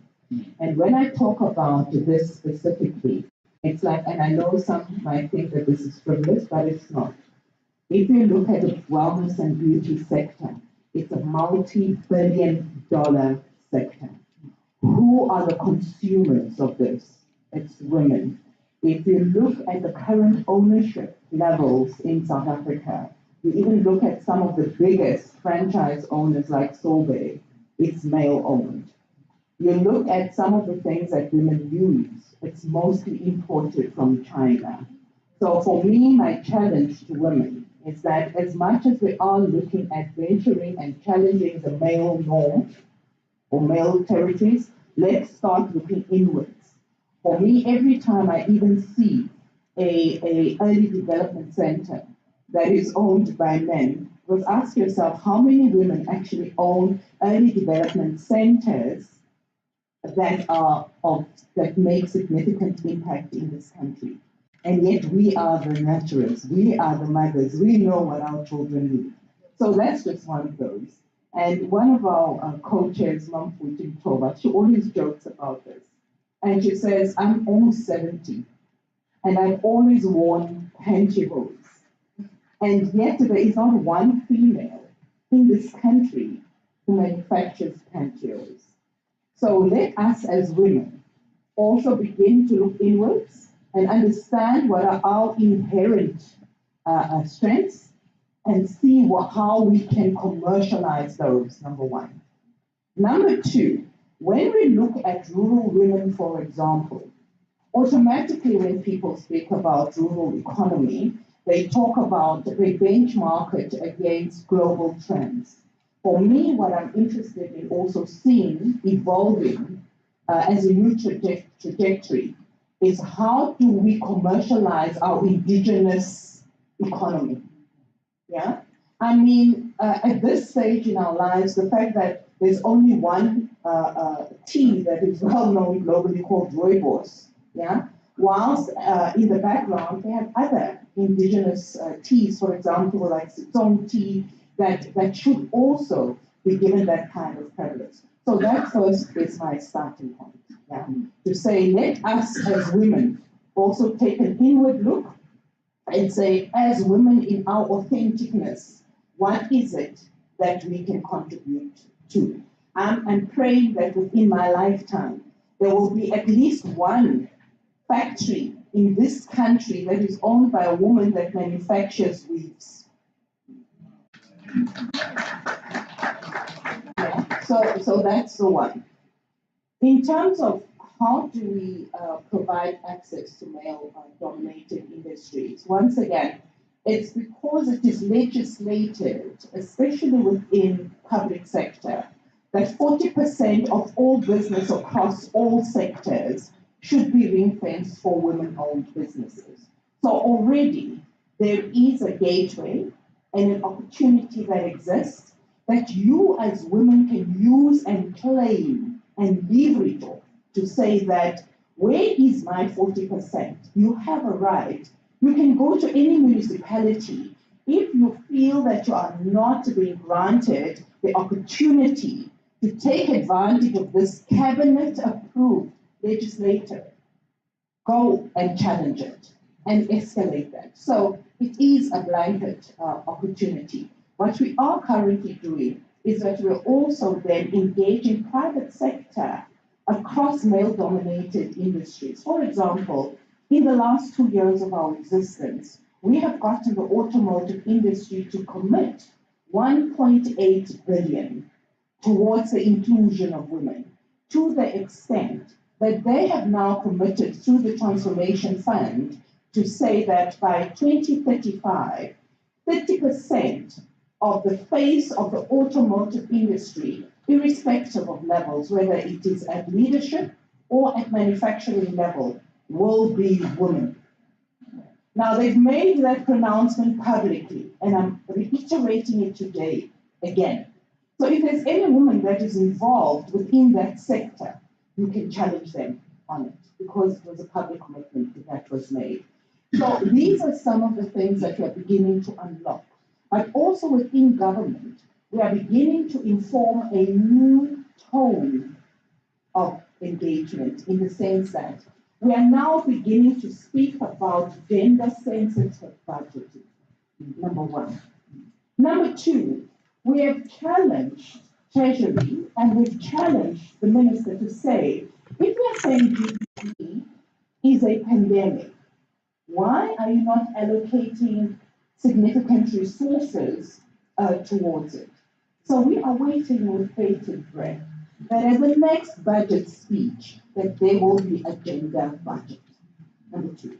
Number three, DFIs, and that's why I'm very interested to engage with Marius, because with the DFIs as well, it's a very complex environment, because from a WECONA perspective, we have managed to secure 21 billion that has been set aside for what we call the Gender Impact Fund for women-owned businesses. Yes, yes, yes. We all get excited. It's lots of zeros. You don't even know how many zeros there. The challenge is how to unlock that. Yes. How do we unlock that so that when we come back again next year, we are able to say, out of that 21 billion, we empowered faith. Violet has now got 100 trucks, yeah? Charmaine has opened a manufacturing plant. Where is that, yeah? All these commitments are being made, but we need to now begin to monitor and track these and hold people accountable for that. We are also saying that as women, we don't only want to claim our stake locally. We want 40% of EFTA. We want 40% of global investment. We want that in the next couple of years, and I don't know whether you're aware, but less than 1% of government procurement, guys, is to the benefit of women-owned businesses. Globally, it's less than 2%. This is unacceptable. Not when women represent 51% of the population on average. It's something like that. So we are hoping to engage and find solutions. We understand the problems, but let us find solutions. Let us commit to action plans. Let us report back to it, and let us fix it. Yeah, and that is why this conversation is so key. And we are hoping that this is the beginning of a road for transformation and for the inclusivity of women for the kingdom that will now be initiated through these engagements. Bayede. Thank you. The last word, because of time, any last word of encouragement to the people here today? Well, as written in your book, habits is the DNA of success. It says, no one can ever succeed unless they have a push attitude. Push being persevere, you, unless something happens. Thank you. Your last words out there. Thank you so much. My message is to the women is for us to realize and be aware that we are powerful. So this empowerment shouldn't come from the external. We are born with that power. So the danger of somebody who's not aware of their power is that they don't properly, they're not responsible for it. So power comes with responsibility. So it's very important that we as women, amongst ourselves, yes, we do need the men, we cannot live without them. So, but it's for us to realize that we are powerful as women and stop waiting for help to be from the external. Help must come from within. Ladies and gentlemen, let's watch this video and I'm done. Again, to Sis Violet, Sis Jackie, Sis Faith, thank you so much. Let's watch this video and then we can see the Baba. It's all you.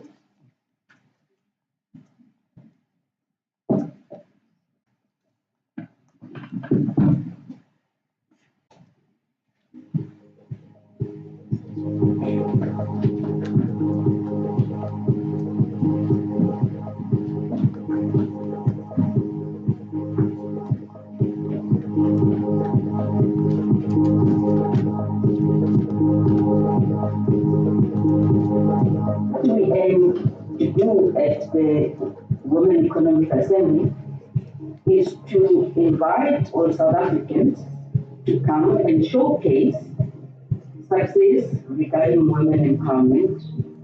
Also, learn from each other of how best to address the issues of empowerment. And for players, meaning the private sector and the public sector, to showcase to women the opportunities that are available.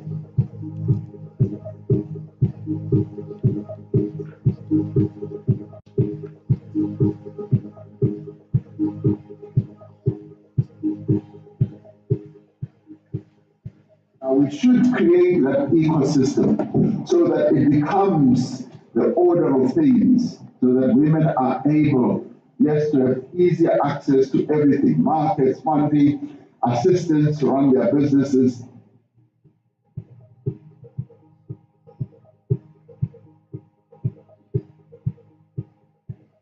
Assembly is a gathering of multiple stakeholders, from government to civil society to women business associations and the private sector. And essentially it intends to ensure that women have opportunities in supply chains, in industry, both in terms of, agriculture, all the 17 industries essentially.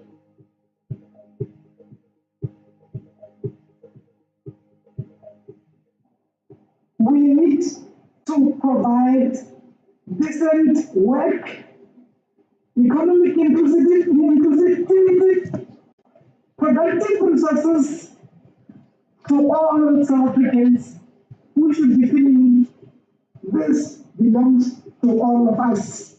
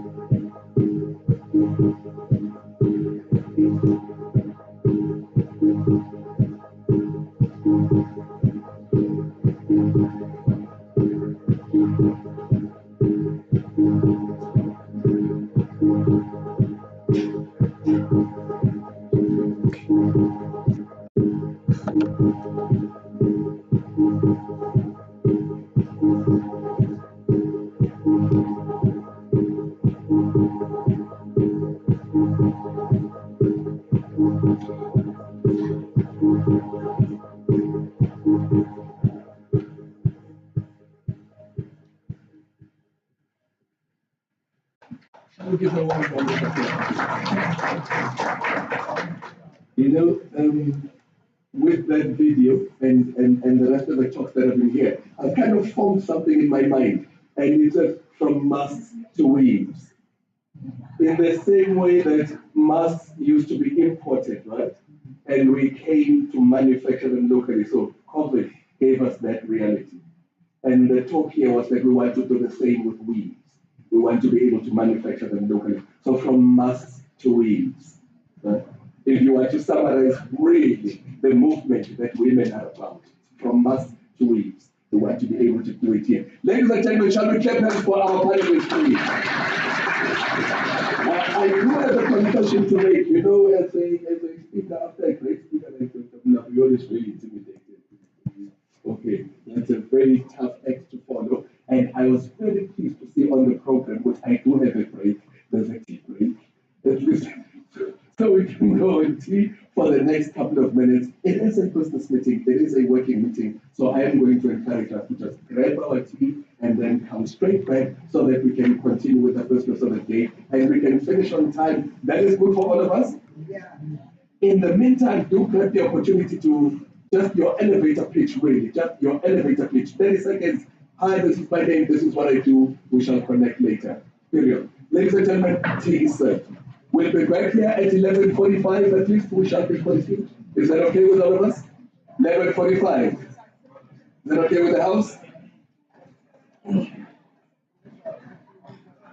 We want to catch time, 11:45, please.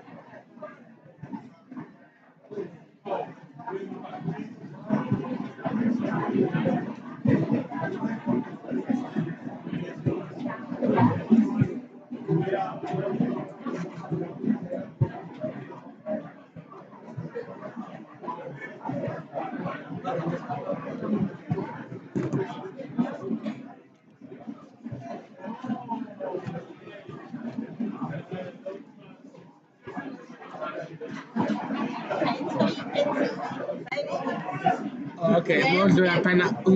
It's just over there. We'll do that pen to tell my cookies. La pen.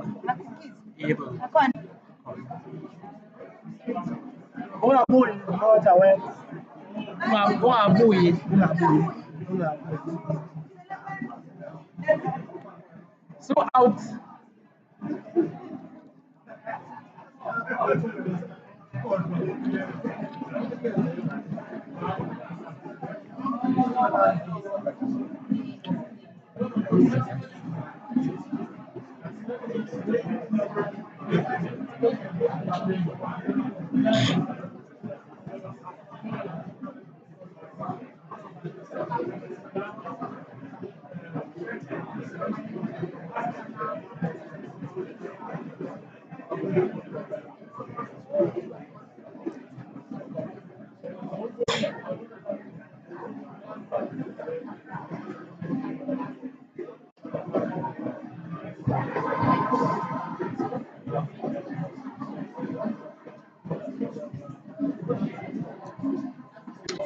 Sabon.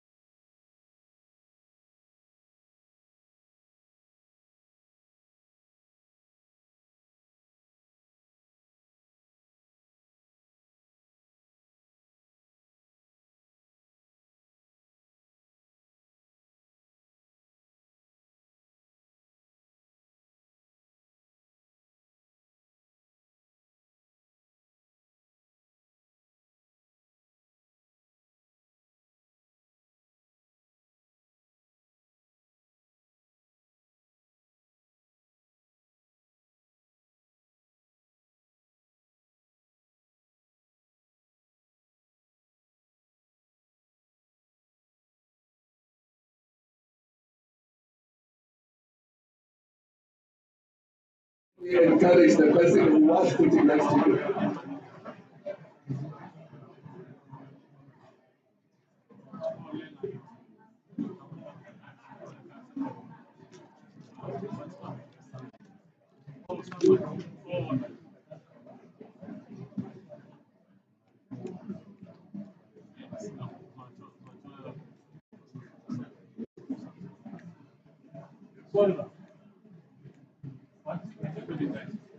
We're getting into the session.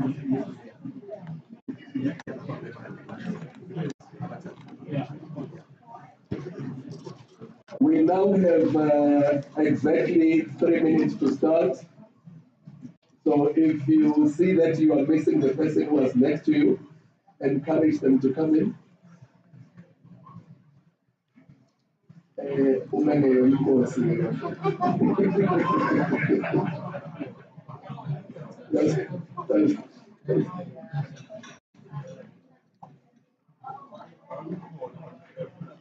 This is a two for the state of it.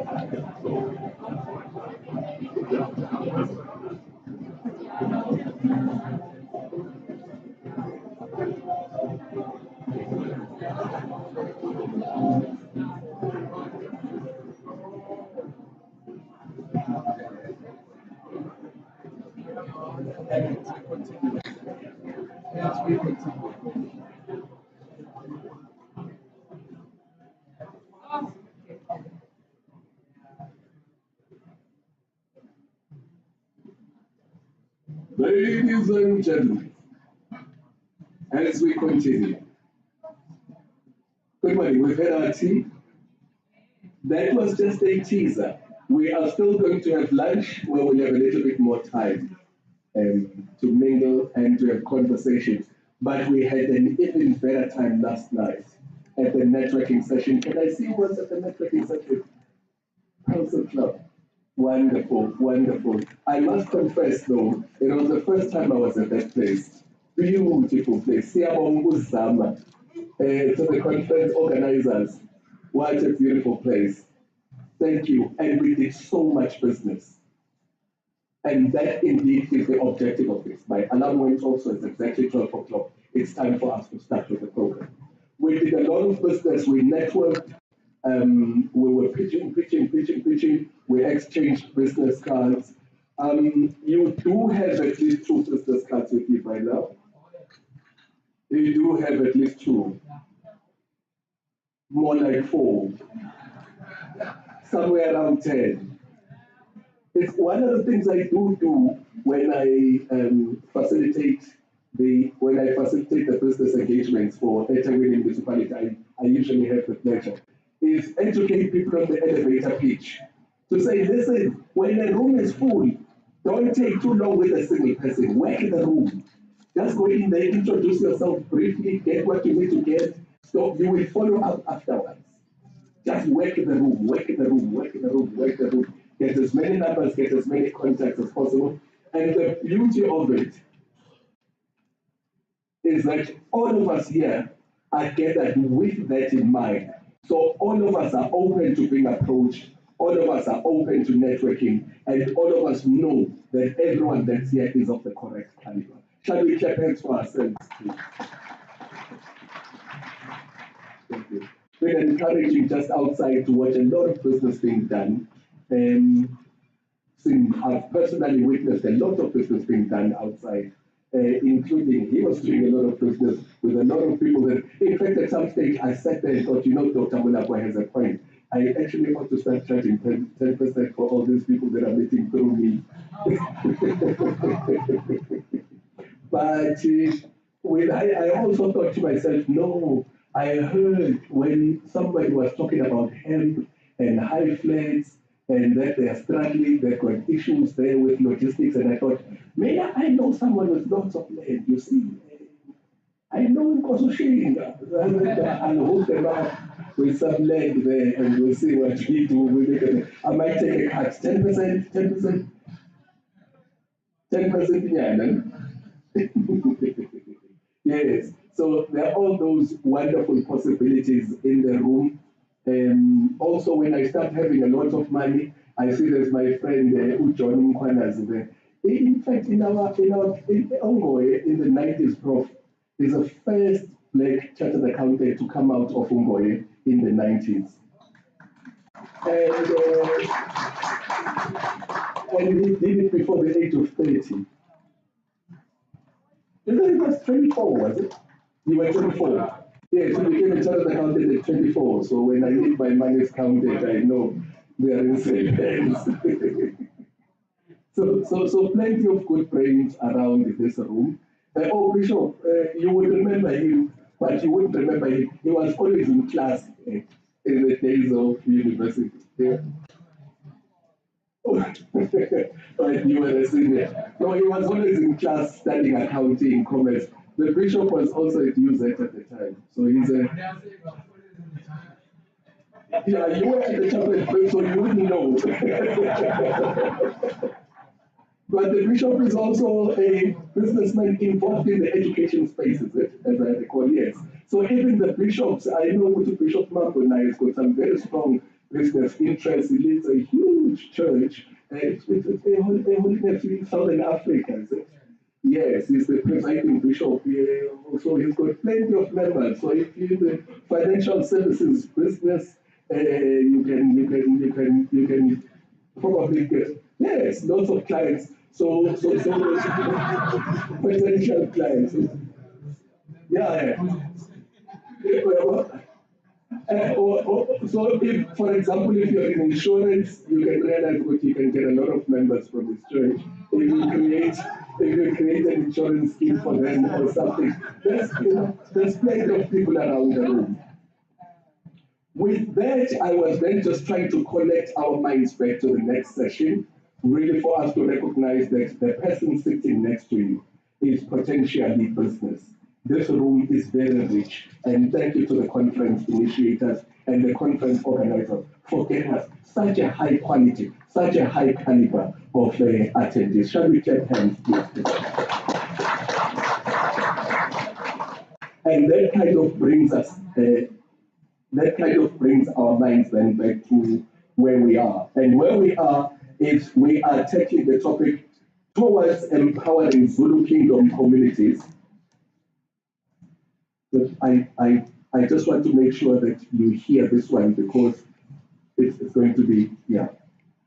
Towards empowering Zulu Kingdom communities under traditional leadership through community organization and mobilization.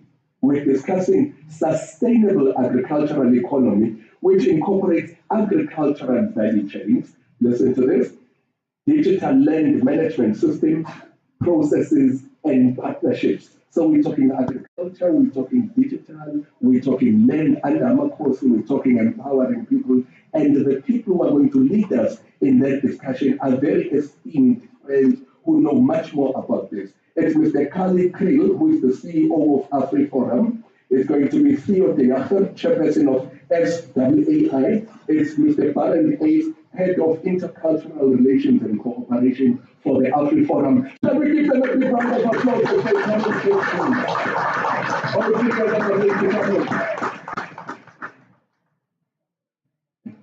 I think another one would be in order. Another round of applause, please. If you kindly join us. So they are then going to take us on a tour of this very important subject. And what they're going to do is they're going to take turns addressing the subject. And after their discussion, we will then have the opportunity for questions and answers, and then that will lead us straight into lunch. So they've got 1 hour to take us through the topic. One more time, shall we give it up for our speakers?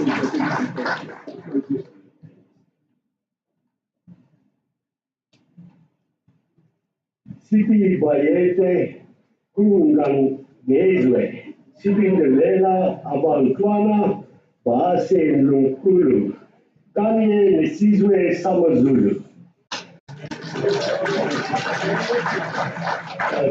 Fellow Africans, I'm humbled to have been invited, and we are humbled to have been invited by Professor Musa Kulu, as well as His Majesty and the royal family. It's also a great privilege to address members of the great Zulu nation, whom we admire, as well as the residents and investors, of course, in the Zulu kingdom. I got a bit of a fright because when this proceeding started, everybody that came on sang. And Dr. Peter Jacob said I must then also sing if I come to the podium. So I started thinking, what song do I know? And the one that came to mind was Uraji Bura Sat Sure. But fortunately, the next speakers did not sing. So I'm off the hook on that one, and your ears will be spared the dishonor of my singing ability. We're going to speak in 3 parts. The first one is to say why would AfriForum and Thrive, which is the Southern Africa Agriculture Initiative, want to become involved. And one of the reasons I think we should look at history is that we owe it to our ancestors. Of course, there was also conflict in the past. Blood River that was mentioned, apartheid that was mentioned, but there's also, in our history, good cooperation between Afrikaners and the Zulu nation. And Barend will give you some feedback on that, just to say we want to build on good relations in the past and make sure that we don't repeat the conflict that there was. And then secondly, we want to go practical and say what can we do. And then from my side again, I will just look at Afrikaner history in terms of what can we learn, what were the mistakes, what worked, as well as in terms of AfriForum history, and then Barend will again become practical with regard to the land management system. And then lastly, we're going to finish off with agriculture. And fortunately, I'm not going to handle that part. I'm still struggling to get the tomatoes growing in my backyard. But we have Dr. Theodore Jager, who's the executive chairperson of SAI, but he's also the former president of the World Farmers Organization. So there you will have a good farming input. But I'm going to ask Barend Uys to speak on the history that provides a platform from where we want to work.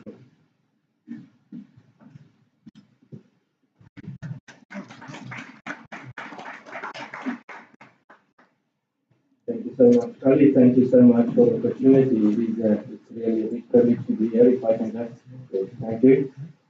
So I will just be doing a brief discussion of the history of the relations, or the good relations between Afrikaner and the Zulu nation.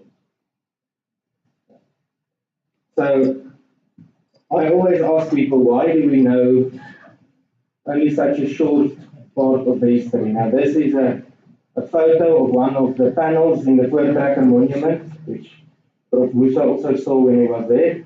And that is the negotiations for land between King Milan and the Voortrekker leader Pieter Piet. And everybody knows about this, and they know about the battles after this. But then, they don't know, then they don't know about this panel. This is in the same monument. Now what you see on that picture is King Mpande, and next to King Mpande is the first tracker leader under his Pretorius. And of course, if you know history a bit better than what goes around, then you know that, of course, there was a really big friendship between the first trackers and King Mpande that actually led to the final defeat of King Ngane in January 1840, and King Mpande becoming king in February 1840. And there's also in the archives some very interesting documents. This is one of the documents. It's actually a treaty from 1864, and one of the paragraphs there states something about the independence of the Zulu kingdom. King Mpande ruling as king in the kingdom were free to exercise their laws. And this document you can find in the archives. So that's one story to tell. Of course, there are many stories to tell, which we cannot do here today. In the time of another king, there's really beautiful stories to tell, and this is the story in the time of King Dinuzulu. So, of course, King Dinuzulu was supposed to become king, and then he was not recognized. It was a time of very big conflict where the British Empire divided the Zulu kingdom into small kinglets and a big civil war. And then King Dinuzulu got the help of a small force of just only about 100 Afrikaners. And you can now possibly not see it, but number 80 on that list, this is also a document in the archives. There's a name, Louis Botha, which you might know. So this small commando supported the forces of King Dinuzulu at the Battle of Chameni, or in English, the Battle of Ghost Mountain. And after that, that is when King Dinuzulu became king of the Zulu. Then, in 1884, the people that know history knows what happened in 1884. And then the old friend, the leader of that commando that supported King Dinuzulu, went to King Dinuzulu to ask him to surrender and to stop fighting or not to fight, because it would lead to immeasurable bloodshed. And just to explain the relationship, King Dinuzulu was gathered with all his forces in a mountain fortress. And General Lucas Meyer went there unarmed with a small group of men. And he knew that he could go there because there was no fear. He did not fear King Dinuzulu because they were actually all friends. Now, of course, we all know that in history, many things happened. But when, in 1910, many years later, General Louis Botha, the same person that was part of that commando, when he became the Prime Minister of the Union of South Africa back then, he actually released King Dinuzulu from prison because he was put there again by British authorities. And Kali, that is on stage here with me, had the privilege of visiting the island of St. Helens, St. Helena, where King Dinuzulu spent a couple of years, and of course, many Afrikaners also spent time there because we were exiled there during the Anglo-Boer War. And Kali had the privilege of visiting the grave of the children of King Dinuzulu that was buried there. And then, moving a bit closer, this was a very historic moment. In 2018, this very old good relationship between the Zulu and Afrikaner nations was revived again when we had the privilege of meeting the late King, His Majesty, in the Bosrepini at the Usuku Palace. And there we reached an agreement. We said we are going to cooperate because we need each other. I think that's really important to understand. We need each other. And because of that, we continued our involvement. There is a small community north of Nkandla called Nkungumate. AfriForum regionally became involved because of a legal battle about the building of a school.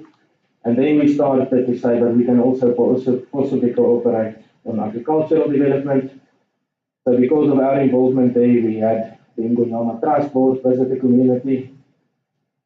We also had the privilege of doing a joint agricultural project or an irrigation system with Prince Domingo Zulu that you can see in the middle of the picture there.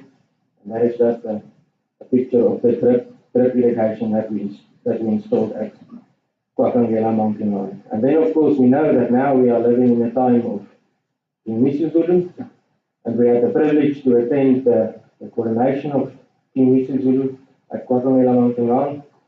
And of course, many functions after that, the privilege to attend the redance, the privilege to attend King Shaga's Day. And so this is where we are building from. Thank you so much.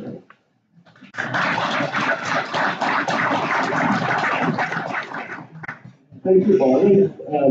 Just in terms of what I want to speak on is that culture and communities are the building blocks for economic development. And people tend to forget that. If you don't have strong communities, and what culture also gives you is self-worth and self-confidence. And if you're proud of who you are, it will also give you the confidence to make a difference economically.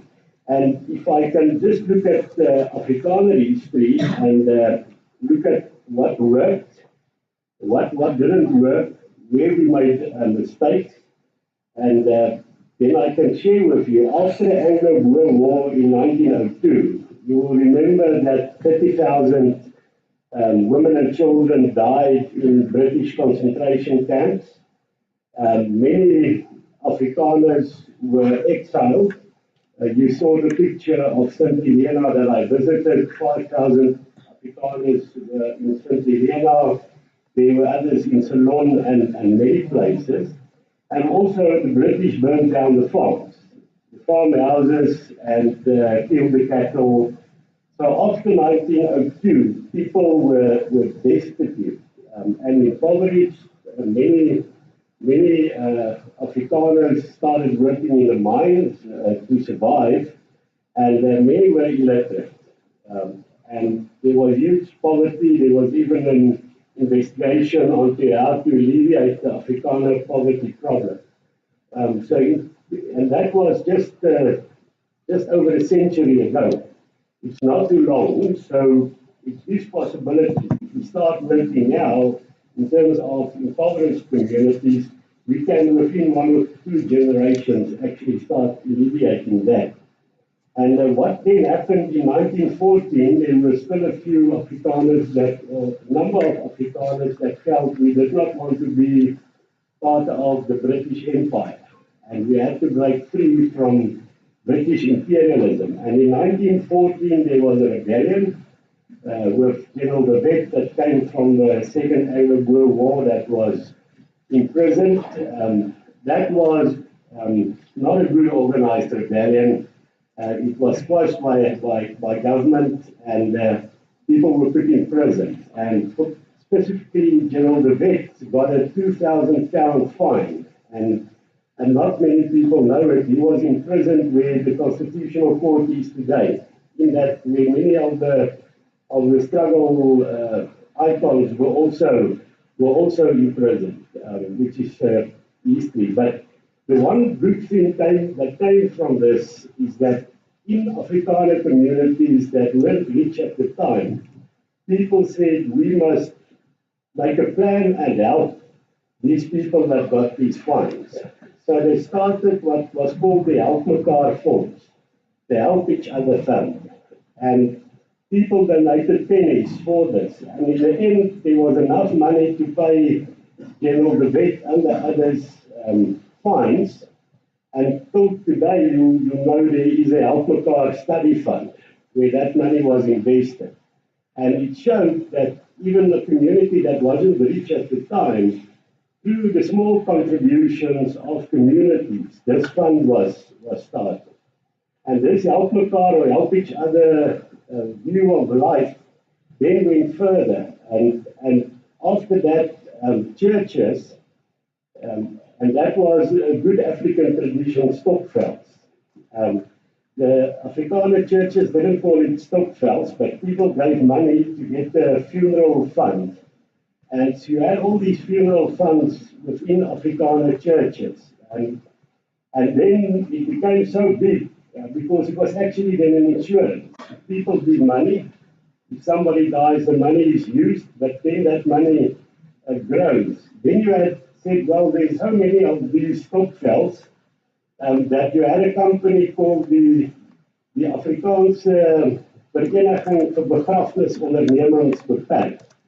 And if you look at the short of that, it's afkop, which you know today. So that is where afkop started. Again, small amounts of money that people gave for a funeral fund. And when afkop, so this works, pooling the money of poor people generates capital. Then I said, well, maybe we should then also do life insurance, and then some long term. And then I said, well, let's do short-term insurance, then some long term. And then I said, well, maybe we need a bank, and then Volkskas. And the core origin of this was the beginning of people that weren't rich, but had put money into these funds, but you had to have the small group of leaders with vision. And that is what we have here today. Is people with vision is to say, how can we mobilize what is within our community? But if you're successful, you must never rest on your laurels, because what happened then to Afrikaans? This is the nice part of history. I wish I could have stopped now, but we have an hour, so I'll go on. Materialism became also part of Afrikaner culture. And all these businesses that were built on a cooperative basis was then turned into public companies. And many of these companies, actually most of them today, they don't even use Afrikaans as a language anymore. So we must remember, if we build something from community roots, it doesn't mean in the end there will be big capitalists that will also enrich themselves at the cost of the community. So all those things that were built up is not in Afrikaner hands anymore, but it's no use. Somebody said this morning, we will rise. So we decided we will rise. Then what happened also in the apartheid era is the government became the caretaker of Afrikaans. And where we were under British rule, said we're not going to be reliant on the British government and the British Empire, and community looked after themselves. Afrikaners became materialist, but also dependent on government, because government would do everything for you. Of course, this is not, I don't want to equate this as the harm as people experienced in terms of their dignity that was infringed during that period. But in the end, Afrikaners lost their self-reliant attitude. And also, if you look at the end of the previous dispensation, the whole civil society in the Afrikaner world were all party politically aligned. You had the National Party with their women's movement, with their cultural movement, with their youth movement. Then you had the Conservative Party with their youth movement, women's movement, and all these were party politically aligned. And now that both the Conservative Party and the National Party died off, all those civil societies, organizations collapsed. And I think the lesson in that is that one should also not build your economy or your civil society structures on political parties.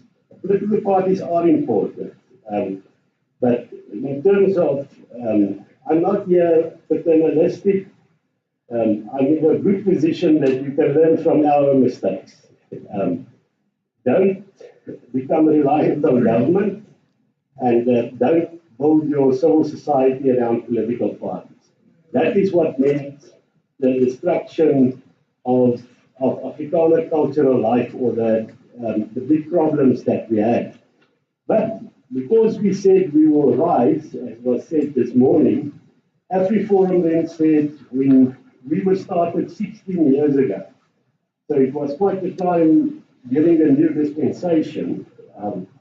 And we could say, what can we do now? And we said we must go back to our roots and say, let's look at communities as the building blocks of our economy, and how can we move forward with that? And we started off with 3 staff members, but it was a hard road for 16 years. I didn't look like this always. I was actually quite nice before.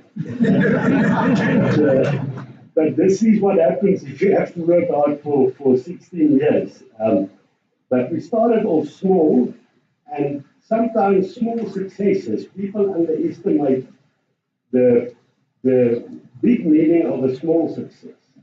If you start in a community with a very small success, but what it means is people see that we can make a difference.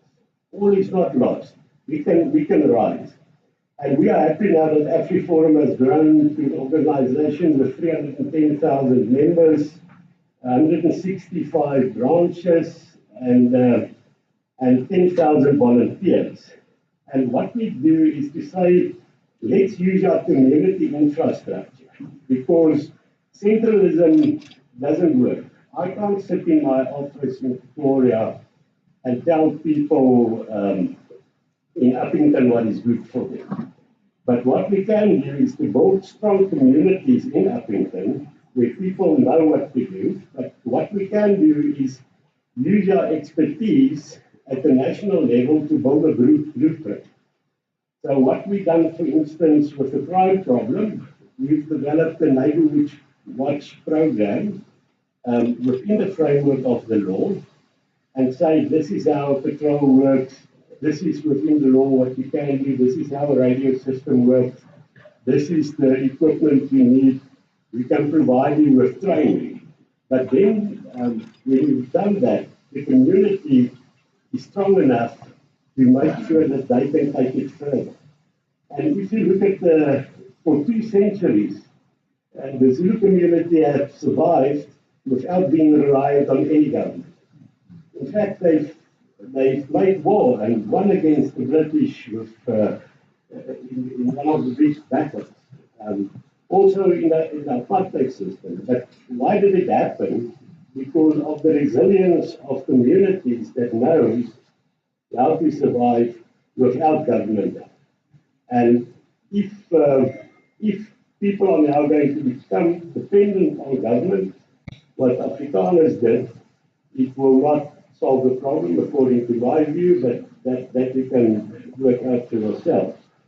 So my proposal would be, and Baron will now come and give a better explanation on that, is to say, I think the Zulu community, or Zulu nation is ahead of what Afrikaners had, not financially, but in terms of cultural infrastructure.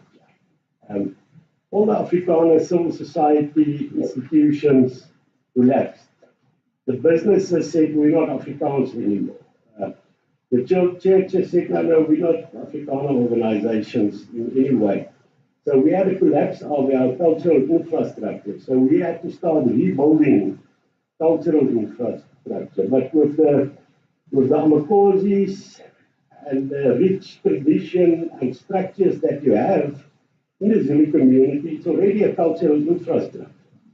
And one can say we use that cultural infrastructure and build a blueprint on how such community could work in terms of agriculture. And if you get it up and running in one place, you can clone it elsewhere and do it elsewhere. You know, people that know nothing about chicken or cooking can start a Kentucky because there's a franchisor that tells you you do this and you do that and you do that. And if we have this economic blueprint for traditional communities, we believe that can provide a process to break the cycle of poverty. But now I have to stop because I said I know nothing about these projects. That's why Baron is speaking.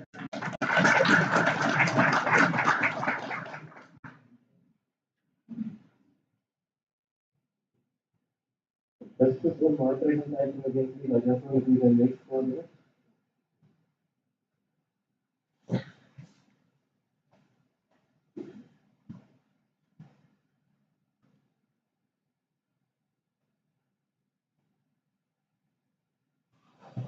maybe I can just start with some comments.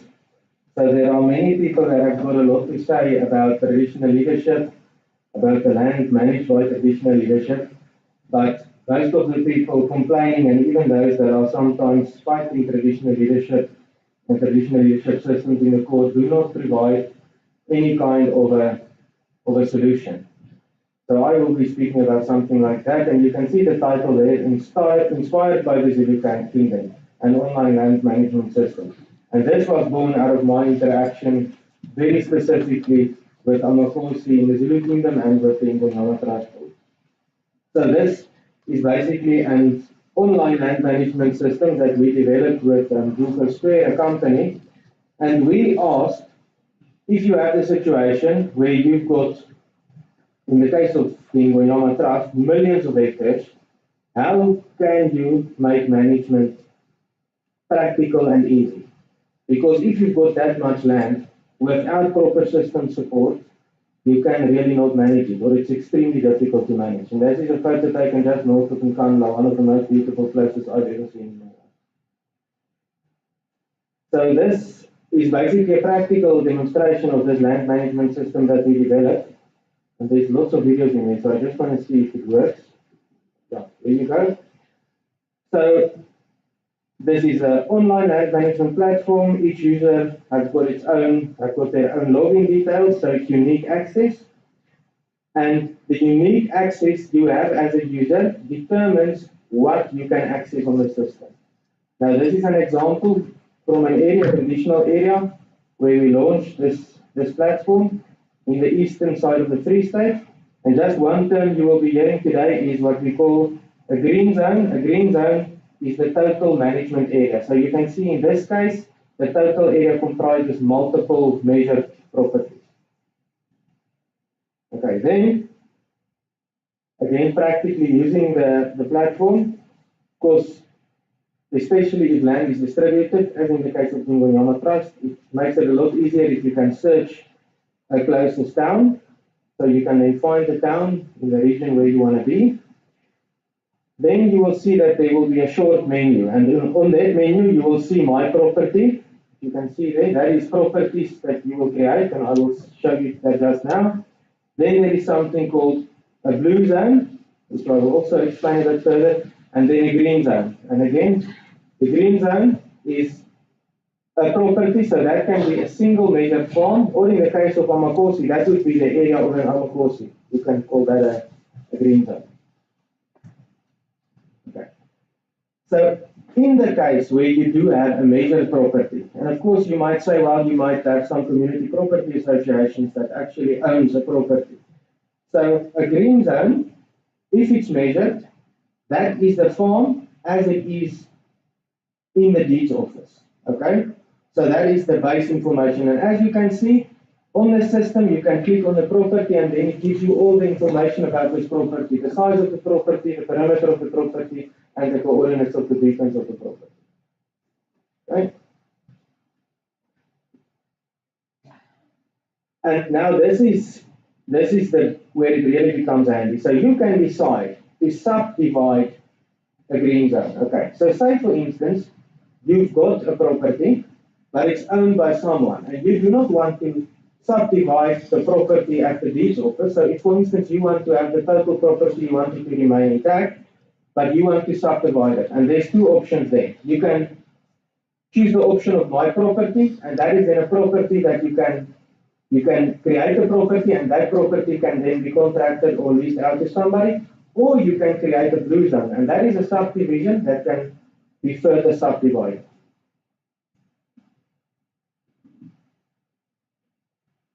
So here you will see the different options, and the whole thing was created, it must be really easy to use. So you will see how you can create a property. So you've got your green zone, the property that you want to subdivide, and you can see it's as simple as you can go onto the map. Of course, if you put on an aerial photo, you can use physical markers to say this is where I want the coordinates of the property to be. And then, of course, in this case, we are creating a property. So this property cannot be subdivided again. So to use the example of Amakosi, if you want to allocate a specific area in your area, to a specific company, you can use this method. You create a property and you can then lease this property to somebody or allocate it to somebody for use. And as you will see on the quick video, it's really easy to create a property, it's easy to modify the different coordinates along the way.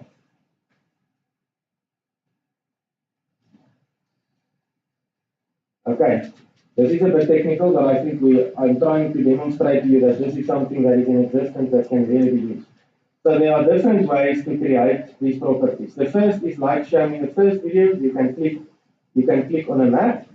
The second option is you can put in coordinates. So say for instance you know where this property is and you just want to capture it. And the third option is that you can use any device that is GPS capable. And say for instance, and this is the reality for Amaposi, of course in many of the areas land is already allocated.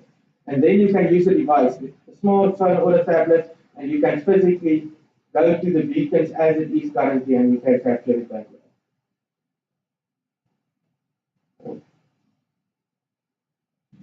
And now once you created such a property, you can again see for this specific property all the details are there. The size of the property, the perimeter of the property, from which larger property that you do the subdivision.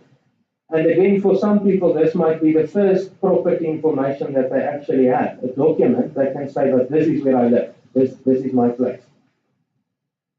Okay.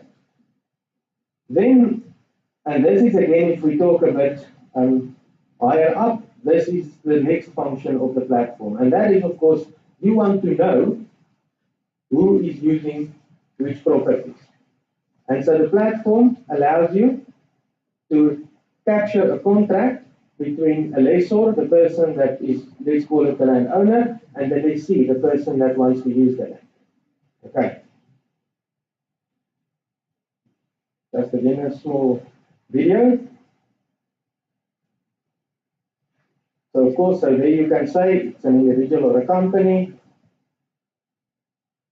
You can create, in other words, this is the way that you create a lessor. So for instance, and again, if you think that this was created with the Zulu Kingdom in mind, you can understand that there can be a level, let's say the level of His Majesty, where it's all the land that is available. And then there can be a level where it's the area of one specific enforcer. And then you can even take it a level down and you can say, but this is the area of Induna. And the system is both flexible like that, that you can work in as many levels as is required for it to work practically.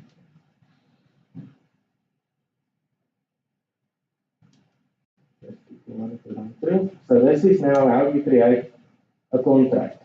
So you now created a lessee and a lessor, and you want to say, okay, so I'm going to lease it for this period, and the person, the lessor, is the property, is that specific property that we created. This is the lessor, so that can, for instance, be in Corsi, and this is the person that is leasing the property. Okay? And then again, we can go to the property. So now you allocated this property to somebody.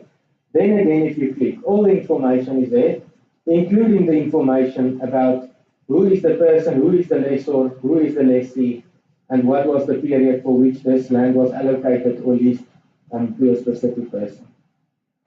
Now, according to our knowledge, nothing like this is available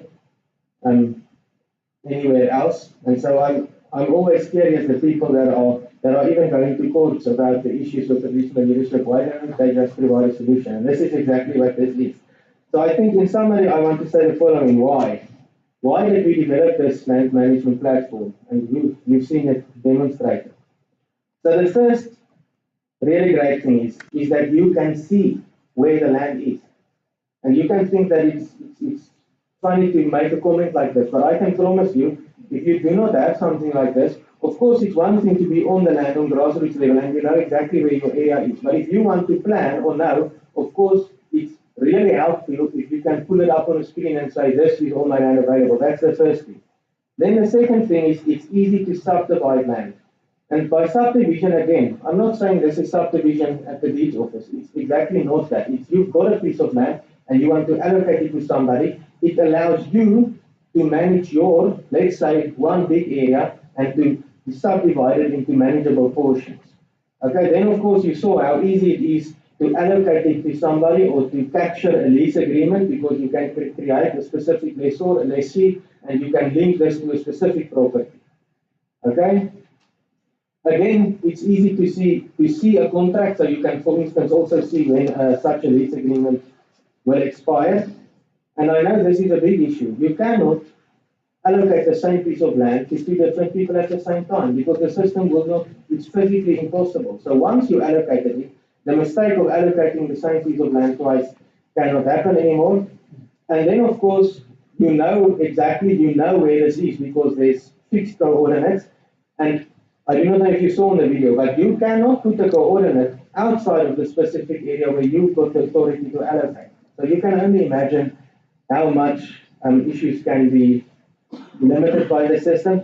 And I think the one big potential about this is actually the planning capability. So if you've got a large piece of land, and of course some bits of it are currently utilized and there are large portions that are not utilized, you can use the same thing to say that this is the area we want to allocate for light industrial, this is the area we want to allocate for residential development and so on. So this, of course, like I said, this is a solution that we created with a company called Julco Square, and it's because we really believe that it can add value, because it can contribute to good land management. And in our experience, and we are doing a couple of projects, to have certainty about tenure is one of the single biggest challenges for investment in traditional areas. And if you have a system like this, and people can develop trust in it over time, it can make a massive difference to bring investment. And of course, investment brings development, and from development flows prosperity. And then, of course, that means you've got healthy and you've got prosperous communities and families. Now, it's a big privilege for us as AfriForum to make an offer to His Majesty in his absence that it would be a great privilege for us to do a launch project in the area of the Zulu Kingdom, wherever His Majesty's choice is to launch the system. And then just two final comments. So what you see there is two maps. It's a map of South Africa and a map of a bit of Europe. And you will see that that's a road from Pretoria to Cape Town. So that is from the executive to the legislative authority of South Africa. And you will see on the other slide, that's also a road, but that's from the capital city of Belgium to the capital city of Italy, to Rome. Let's say to Rome. Now, if you look at the picture, you will see the travel time from Pretoria to Cape Town is actually longer than the travel time from Brussels to Rome. And this is a reality we need to understand. South Africa is massive. If you travel that road in Europe, you cross 4 international borders. So we need to understand, we need to face reality, and our reality is that it's a massive place. So if you really want to properly manage this massive place, decentralization is absolutely critical. And another reality we believe, and I think it comes out of our whole presentation, is that, and I actually train as an engineer. Now, engineers really do understand, if you do not work with reality, your solution will fail. It's as simple as that. I cannot say, I want to build a bridge of paper, because the first vehicle that goes on there will fail. I need to say, well, a vehicle weighs a certain thing, I need to use the right height, then I need to use the right materials. And a simple reality of South Africa and of Southern Africa is that we do have different cultural communities, many different kind of communities, different language communities. And in our approach, we need to take cognizance of that reality. And of course, we believe it's actually a massive source. It's the strongest source of energy is actually culture. And it's now my privilege to hand over to Dr. Thierry Jager, which will touch on agriculture, and Sai is AfriForum's network partner, where we do the joint agricultural development projects throughout the country. Thank you.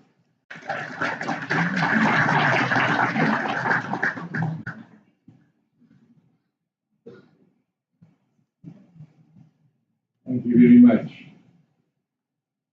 Thank you so much also, AfriForum, for inviting us to join you to the day here. I warned Kali and Warren that I'm not a politician, no, I'm not a diplomat, I'm a farmer. So I'll speak to you in farmers' language. I want to speak to you about what you have here. I want to talk to you about the agricultural development on this land. I represent SAI, our Southern African Agricultural Initiative, and it's a network for family farmers. Family farmers are not big or small, and they are not rich or poor, and they are not black or white, and they are not well established or newcomers. They are families who are making a living from a piece of land. And what a privilege to raise children on farms. Because children who were raised on farms have a different understanding of life. It's because they see death. It does not happen in cities anymore. In a city, it happens in a hospital or in a clinic. But out on a farm, you see the real essence of life. You see things getting born, and you raise them. And you understand the emotional part of it because you wake up one morning and a hailstorm has taken out everything that you have done. And you have to start all over again. Today, you can be pastors and engineers and teachers and lawyers because there are still enough of us who are going through. With COVID and nothing else, it has really shown us that we can live without all the important things which we thought were essential to our lives. You cannot live without food. You have to eat. And this is the reason why I agreed to come here today. I haven't moved yet. I came here because I want to recruit the brightest young minds to choose agriculture as a career. If we can ensure food security, then our nation has the future. So, through the eyes of the farmer, Imbizo Trust has some of the best high potential agricultural land in our country. It has such rich soils. You can really take a bag of soil from here and use it as fertilizer in Northwest or in Gauteng or in Northern Cape. You have water and way above average rainfall. In terms of water, you sit on the wealthiest part of South Africa. And you have such a strong carrying capacity on grazing. So you have everything that money cannot buy. This is why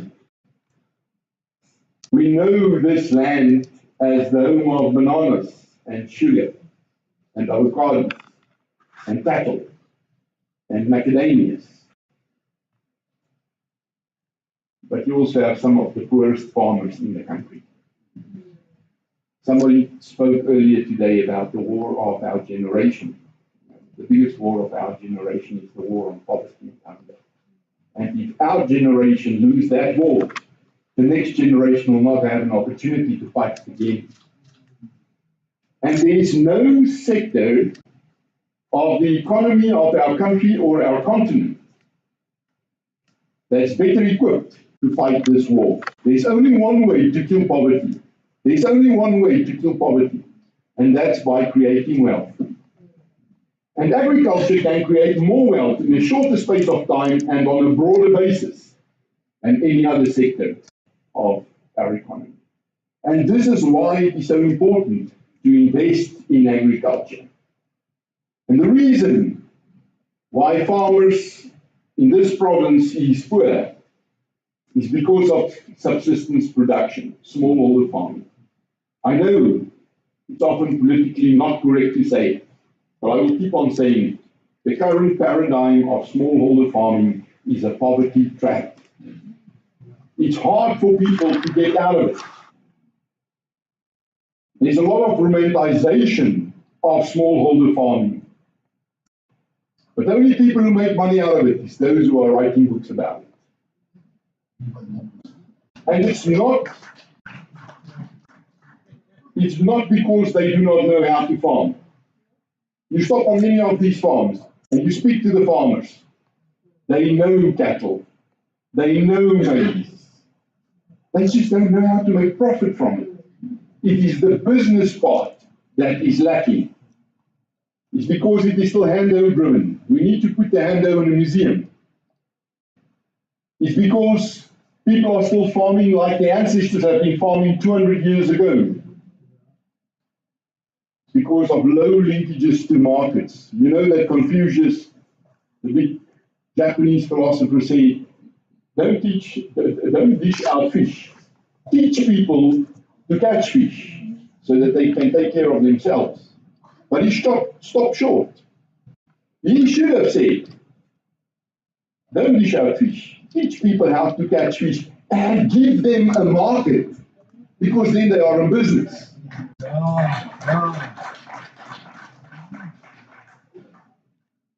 It's because of poor infrastructure and low levels of competitiveness. It's important that you understand that every farmer is every day in competition with the best other farmers in the world. Because food and fiber flows across international boundaries like water. And if the Brazilians can produce chicken cheaper than we can, that chicken will land in the fridges of Spar and Checkers and Pick n Pay in South Africa too. You need to be competitive. And to do that, we need mechanization of this land, modernization, commercialization. I would have added the digitalization, because that's what we need to replace the handover with smartphones and tablets, the kind of tools which Barend has just introduced. So how to get there? Government is not going to do it, not in our lifetime. If we want to do it, we must set up institutions to do it ourselves. Next, we need money. We need capital for it. Agriculture needs patient, sympathetic capital. Capital at a rate softer than what is available on the market over a term longer than what is available on the market. Of the 64 countries in the world who successfully came from zero to competitiveness, each one of them had a special financing mechanism. Afrikaners had Landboukredietraad, Agricultural Credit Board, patient, sympathetic capital, an institution that understands that a hailstorm, a high wind, a flood, a drought can destroy all the businesses in a certain area. So you just need to put them back on their feet again until they can survive on their own. You need expertise, experience, and capacity. And that in South Africa we have. I was the president of the World Farmers Organization for the last 5 years, and this time I had the opportunity to visit 86 countries, visited the farms, shook hands with the farmers on their farms. And I can say to you from first-hand experience, in South Africa we have some of the most resourceful farmers in the world. It is here, and we need to partner up between the expertise and the experience and the smallholder farmers and raise agriculture to be the economic foundation it can be. We need to dominate in certain global value chains. Now for this, you need to concentrate. Food security no longer means that any country produces everything it consumes. That's the old definition of food security. In the modern world, food security means that any country or any area produces more of that in which it has a competitive advantage. so that it can exchange from the food basket for that in which it does not have a competitive advantage. At the Food System Summit last year in Rome, the Japanese Minister of Agriculture challenged us as South African farmers and said, we have a small island state. We can grow very little. But we exchange technology and cars for food. You can't do that until you have a war in Ukraine and Russia, and a country like India closes its borders for the export of food. Because it's more important to have food than cars or oil. It's important to produce enough food so that you can exchange food for food. And then, of course, we need a solid and predictable system. You will not have investment if the investors are not certain that when they put their money, it will be safe. So let's talk about this, the money part of it. Financing the transition from where we are now to where we need to be. Kapitaal is verskigter soos 'n koe. Capital is as shy as a deer. When you scare it, it runs. And when it ran, it will not come back soon again. You must create certainty and predictability. It's a long-term commitment. You want to partner up on agricultural projects? It is not just signing on a paper. It's not just shaking hands. It's just not just networking at an event like this. It's a marriage. Because it's a long-term relationship. You must like each other. You must trust each other. You must be able to fight and make up again. It's the only way for agriculture not only to survive, but to thrive. The trees, which my workers on my farm in Limpopo are planting today, will only be harvested in 2029 for the first time, macadamias. If I didn't believe that I will be around in 2029 on that farm, why would I have planted it? You need long-term commitment. There is no quick money in agriculture. There is no such a thing as a lazy farmer. A lazy farmer is a retired farmer, because the farm does not wait for you. The banks, the investors, they bank the jockey, not the horse. You can have the best business plan. You can have the most beautiful soils. You can have the biggest farm and not get access to financing. Because yes, agriculture is about land. It's about water. It's about seeds and tractors and implements, fertilizers. But more importantly, it's about people. It's about that woman, that man who works the land. That's what creates the success. The biggest investment required in agriculture is the investment in young people to understand the business part of agriculture. You need to test that business plan like in any other business. And then, money on a farm is about the cash flow, not about the capital. The capital is like the body. Without the cash flow, it's dead. Cash flow is the veins of a farm. There must always be money coming in and going out. And you do not understand this just by walking behind the cattle or having your fingers in the soil in the maize fields. A farm is a business. If it's not a business, it's a welfare case. We have way too many of those. So I want to introduce to you 3 magic wands for agricultural development. The one is partnerships. It takes 3 generations for a farmer to get profitable. Unless you enter into a partnership with somebody who's already profitable, then you are mainstream immediately. They say the first generation farmer buys the farm and he works for all his life just to pay the land. And then his children inherit it and they can go big because they know the farm, they have the expertise and the experience. And then comes the third generation. And they don't know where it came from and how hard grandfather worked to get the farm. And they lose it again. Well, the farmer says, it's not because of the cousins who do not understand each other. It's the wives of the cousins.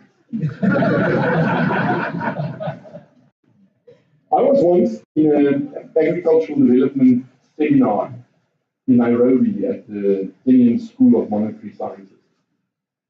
And the professor stood up and said to me, you sound like you believe that the cooperative is a magic wand.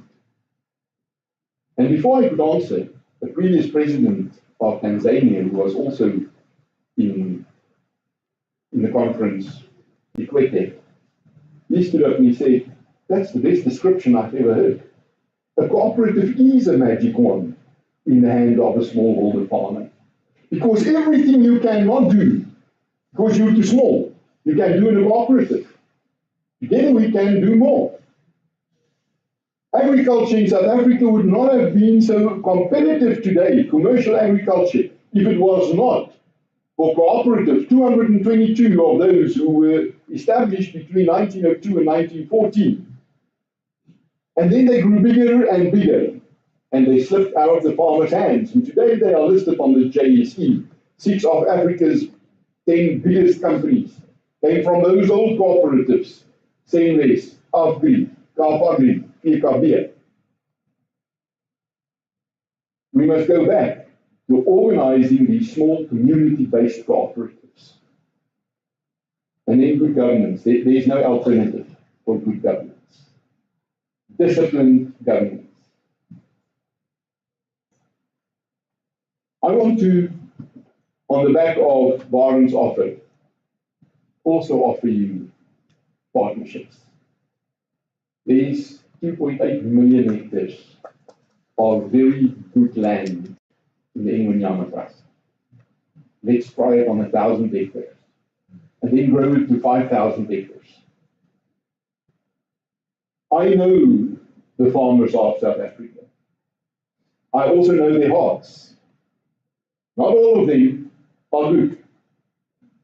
There are some of them whose biggest dream is to see their grandchildren still here. And they understand for their grandchildren to enjoy this country as much as they did, they must invest in the development of agriculture. My son is at the University of Stellenbosch at the moment. 2 or 3 years ago, gave me this as a present, a Christmas present. 100 speeches that changed the world. And when I opened it, it fell open on the speech of Kaiser Showa, who was heading up the Japanese nation during the Second World War. It was the speech he gave to the Japanese at the end of this war. And I was immediately fascinated by this idea, because I thought, if it was me, what would I have said to a broken nation who lost everything, who saw the first 2 nuclear bombs? They had nothing left. And as I read through it, there was nothing which I thought would have been in that speech. I thought you would have said, the Americans did this to us, now they owe us. They must come help us. He did not. He said, never before had this great nation been in such a predicament. We have lost our health, we have lost our loved ones, we have lost our freedom, we have lost this war. He said, but during this time of mourning even, dare to dream with me of a day 25 or 30 years from now, when no one on the face of the earth will be in a position not to do business with us. We have only a small island, but we will also have this dream. For this dream to come true, make sure you find a job. Don't ask what they will pay you. Find a job and do your part. And if you are young and strong and healthy, take up a second job. But if you also have the guts, don't take a job. Start a business and create those jobs. And maybe some of you who were children in the 1960s and 1970s might remember, you could have walked into any spoiler shop and you would find something made in Japan. But it was cheap stuff, low technology, unreliable. It was only in 1975 when Kaiser Mickey, who followed him, said, let's rebrand. Dream now with me of a day, another 25, another 30 years from now, when the brand made in Japan must mean expensive, high technology, reliable. And that made them the second biggest economy in the world. Whom of you would have believed in the 1980s? Anybody would have told you that China would today be such a dominant force in global politics and the global economy. Something remarkable happened in China in 25 or 30 years. And that happened here in KZN.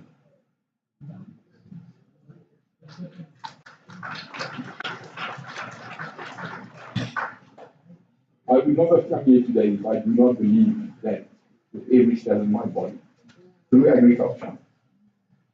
Dream with me of a day, 25 to 30 years from now, when produced in KZN will mean reliable, healthy food.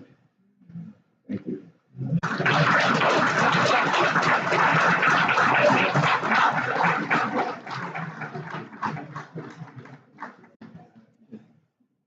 Something big happened in China. Can it happen in KZN? And the answer is yes. All right, so let's do this again. Something big happened in China. Can it happen in KZN? Yes. Almost there. Something big happened in China. Oh, apparent in a collusion of ministers of the gospel. I have been connected. I'm a this man among men. I can really say KZN the image of the kingdom. So the final part of my question is going to be, something big happened in China. Can it happen in the Zulu kingdom? Okay, so we're going to say it like we did it, right? Something big happened in China. Can it happen in the Zulu kingdom? We've got Dr. Manapo, so we've got to end the little, yes it can. Something big happened in China. Can it happen in the Zulu kingdom? Yes. For the last time. Something big happened in China. Can it happen in the Zulu kingdom? Yes. Thank you. Shall we Right. Also, we are good for time. We're going to break for lunch at 30:30, so we've got 20 minutes to go, which we are going to devote to two items. The first one is we're going to have a question and answer session, which allow me to lead, is going to pick on some of what has been shared. Now, there's the fundamental premise of your presentation, gentlemen. The fundamental premise is that agriculture is the foundation of economic development going forward for the Zulu kingdom at least. That was the fundamental premise of your submission. Would you care to elaborate on that? One of the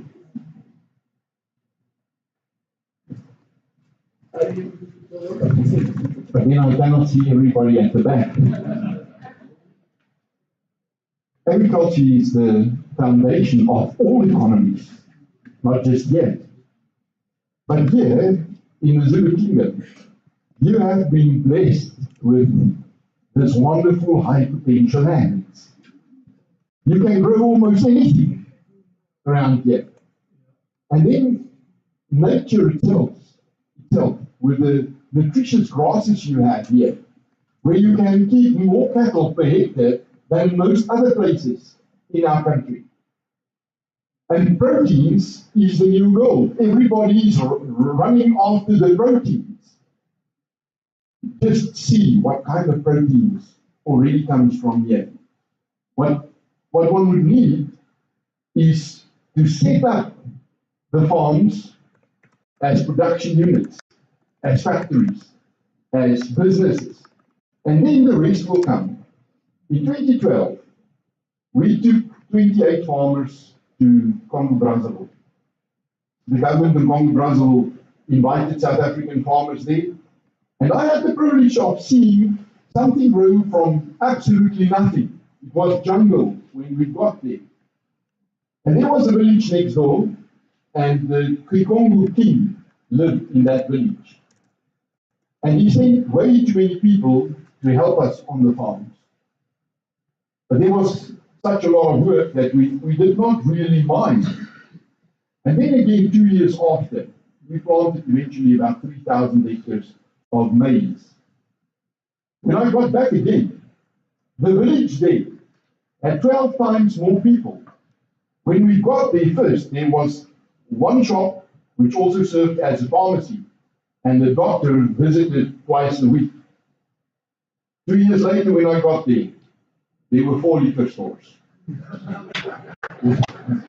But they were also boutiques, shops, a new school, 2 doctors who had their practices there.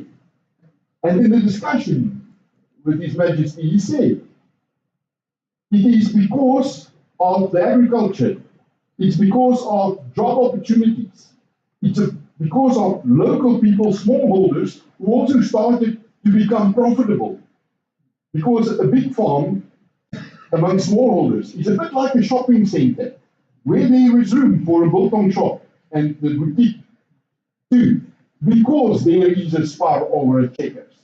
That brings the feet. That's why I say agriculture is always the foundation of economic development. Perhaps on that very note, you make another submission. You make a submission that as much as farming, therefore agriculture, is the foundation, it has to be run as a business. It has to be profitable. Do you want to just take us through some of the learnings around farm profitability? Let's make an example. And I'm not particularly expert at farming. But for example, if you want to keep more than 1,000 chickens, that's when you start making money per week. Well, money in my world at least. I know in your world it's a lot more.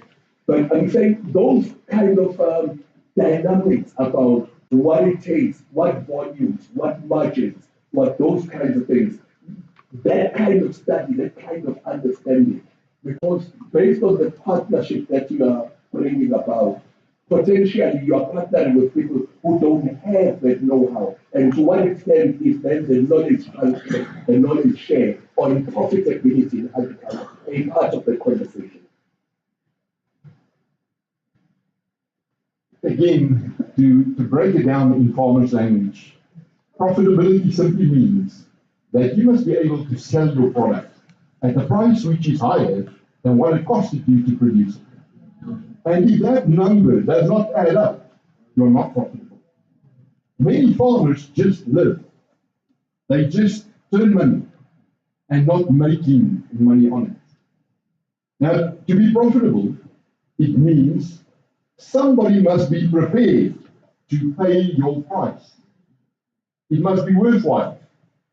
That somebody is the most important person in the life of a farmer. And it's mostly a woman. It's a woman who stands in front of the shelf in the shop and decide what her family will have tonight for dinner. Or who walks by a hawker on the street corner and decides, I will have that fruit, I will have that chicken, I will have that salad.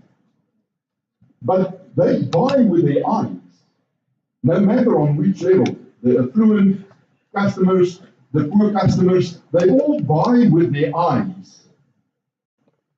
Usually farmers, especially smallholder farmers, do not pay enough attention to what it looks like. It must be attractive. It's only when you are home and you eat it that the taste and those come into play. There are four things, or three things, that influence that choice. The first is price. People buy what they can afford and what is available. It is only when you move into the middle class that that woman who buys also asks about the quality and the nutritional value. What's the mix on the plate? Because my family must have starch and meat and fruit and vegetables, a balanced diet. But more and more, she wants to know, how was this produced?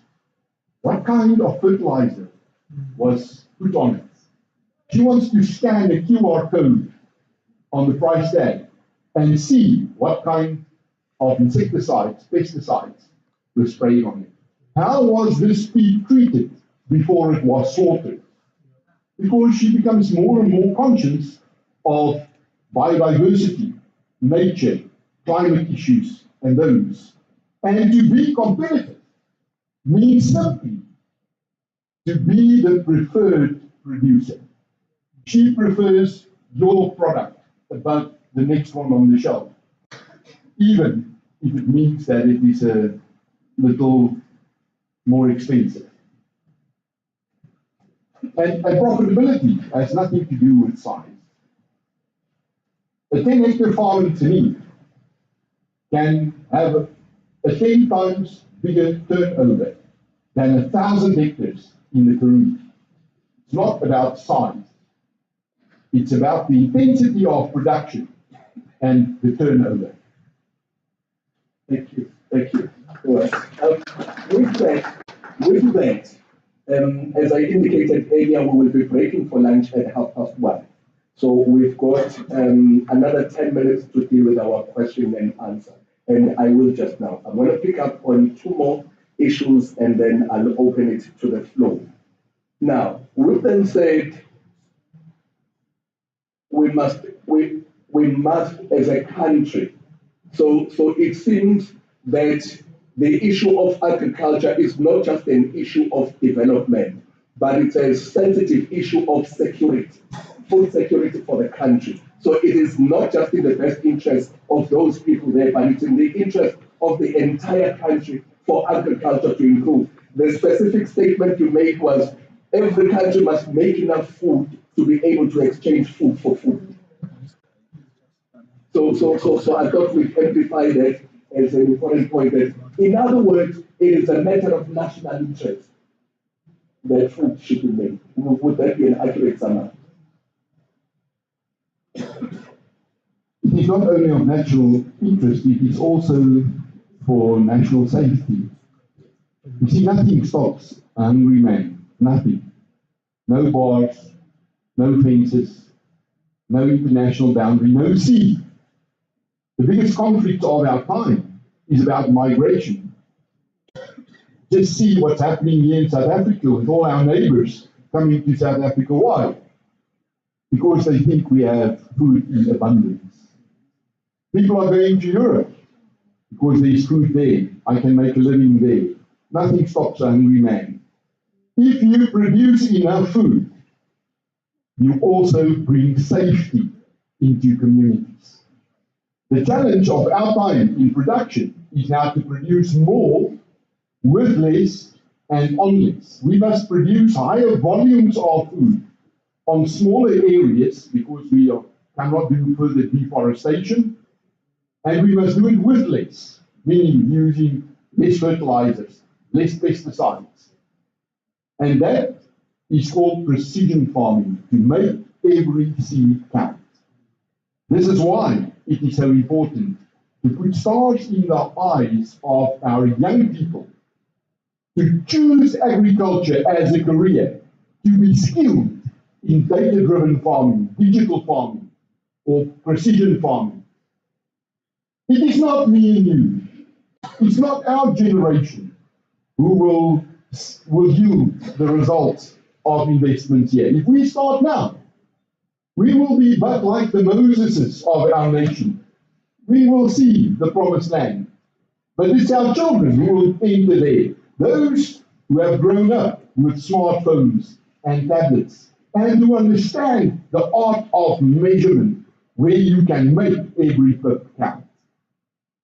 Thank you. So you say that it takes 3 generations, and of course we are in the microwave generation that wants it all now. Young people, we are in the microwave generation. On Instagram, it's been proven they will not listen beyond 15 seconds. You've got 15 seconds to capture their attention. Beyond that, they are lost.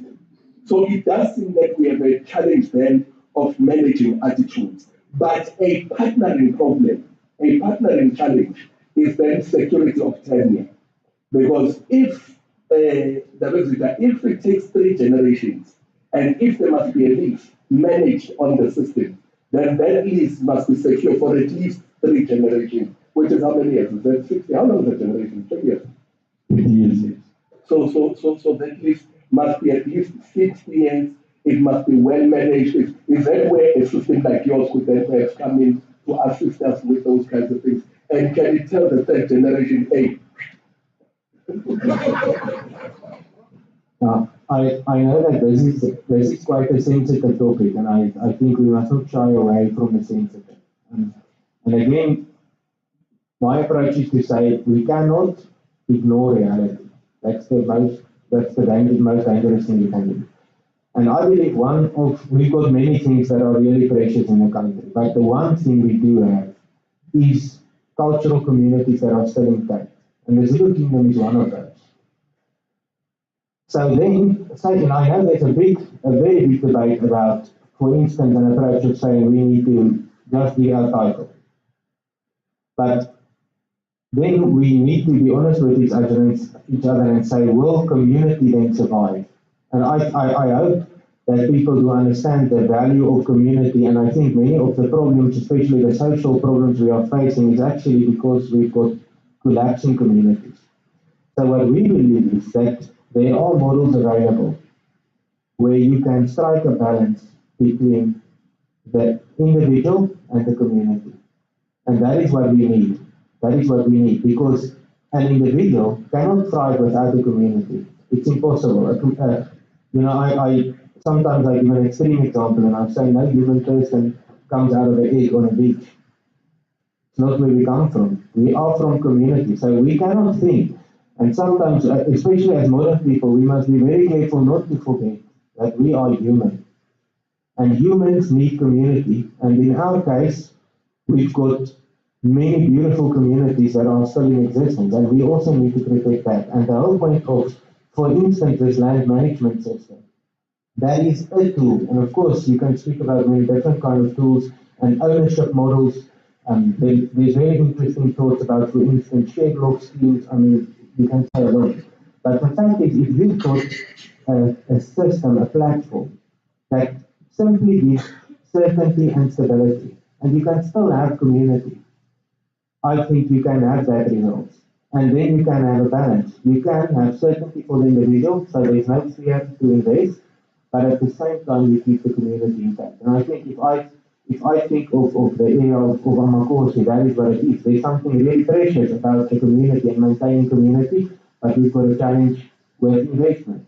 Because maybe there's a bit of an imbalance between community and individual. But if you set it up correctly, and you prove through action and correct implementation that there's a balance between community and individual, that is when we come to the Thank you.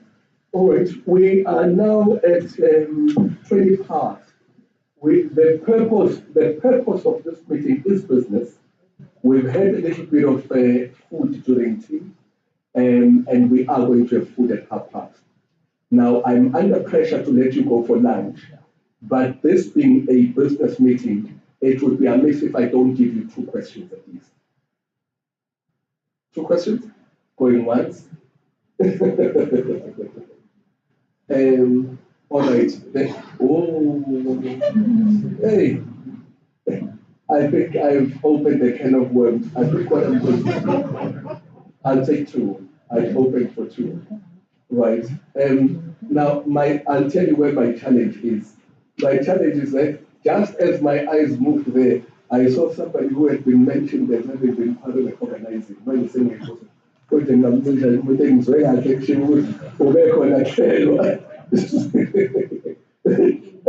so that's, I'll help you. But perhaps if I could ask ladies in the shortest time possible, in the most business-like manner, if I could ask you to just ask your questions or make your comments in under 30 seconds if possible, at most a minute.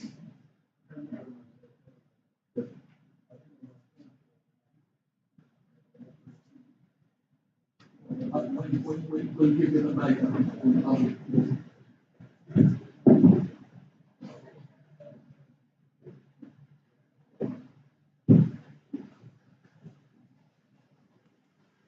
Thank you very much, Kaya and your team, for having this occasion. I think you've given us a lot of insight, and also you've given us a lot to think about. Insofar as what we're trying to achieve, especially for the Zulu nation, through this Zulu Kingdom investment conference. Now, one of the things that I want to pick on you on, you guys have been very good in mobilizing the African community. And you've been very good in preserving their culture, their heritage. And one, of course, might have different ideas about your strategy and the manner in which you've done that. But one thing I applaud you on, you've been very good at it. Now, there are lessons for us as Zulus sitting here, and of course, as people also of interest that are sitting here, listening to you. I'm from the business community, I'm an entrepreneur. And one of the things that I come across, especially in my beautiful province, there is land that has been taken away from a particular sector and given to another sector. One might differ in the manner in which it has been done, but it has been done. Now, one of the things that we have experienced and we have seen is that some of this land, unfortunately, is not productive. It used to be. Now, it's in the wrong hands according to me, where I'm sitting and where I'm looking at it. And the question for me is, you as AfriForum, how willing and amenable are you to partnering with us and some of the trustees that have been bestowed upon this land to manage and to look after, to make sure that this land is used productively to the benefit of the bigger Zulu nation in the province? Thank you very much. Yeah, the question was slightly longer than 30 seconds, probably a bit longer than a minute, which then puts me in a little bit of a predicament, because then I am going to have to ask my speakers to then answer it in a time a little bit shorter than it should be. I am very much under pressure for time. You see, the organizers now are looking at me, and I think I might be fired from my job. And as we see, banks also advertise and apply for business about the oh, professor is unhappy with me. Now, they are sure that Napa is already looking at me for time. Now, Professor Napa is saying, we have a point about.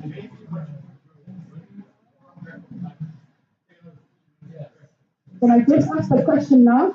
30 seconds, please. Can I ask the question now? Yeah, right. You know, I'll tell you what I'll do. I'll do you all a favor. I will not remind you that I'm the program director. Thank you so much. I'll simply just stand here very assertive. Thank you. Thank you very much. Take charge. Thank you, Kali, and your team. And President, thank you very much for the insight and the wisdom that you have actually spoken in this platform. As we all of us know that agriculture, money is in the value chain, not in the produce. And vast majority of the subsistence farmers are actually just producing without offtake agreements. Can we agree in the relationship that we're going to create with the kingdom, where we can speak to offtake agreements before we plant anything, because that's a challenge that we have in subsistence farming. Thank you very much. Wait. And then the final question, thank you, Madam, that was brief. My question, if you bring the microphone. Ngicela ukumosazula ngimbuze. Umusa sondela khalmashe oza ngapha. Oza ngapha. Izolindela ngapha.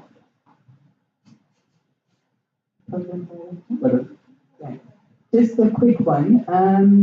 There's a trend in agriculture now around this aquaponics, hydroponics, etc. And I just wanted to get a sense from yourself in terms of what is your envisaged future of that, and is it actually currently challenging your traditional farming methods, or is it complementary? Just the insights on that. Thanks. Right, and I'm going to then allow my panelists to just sum it up nicely and briefly, and then we'll be done.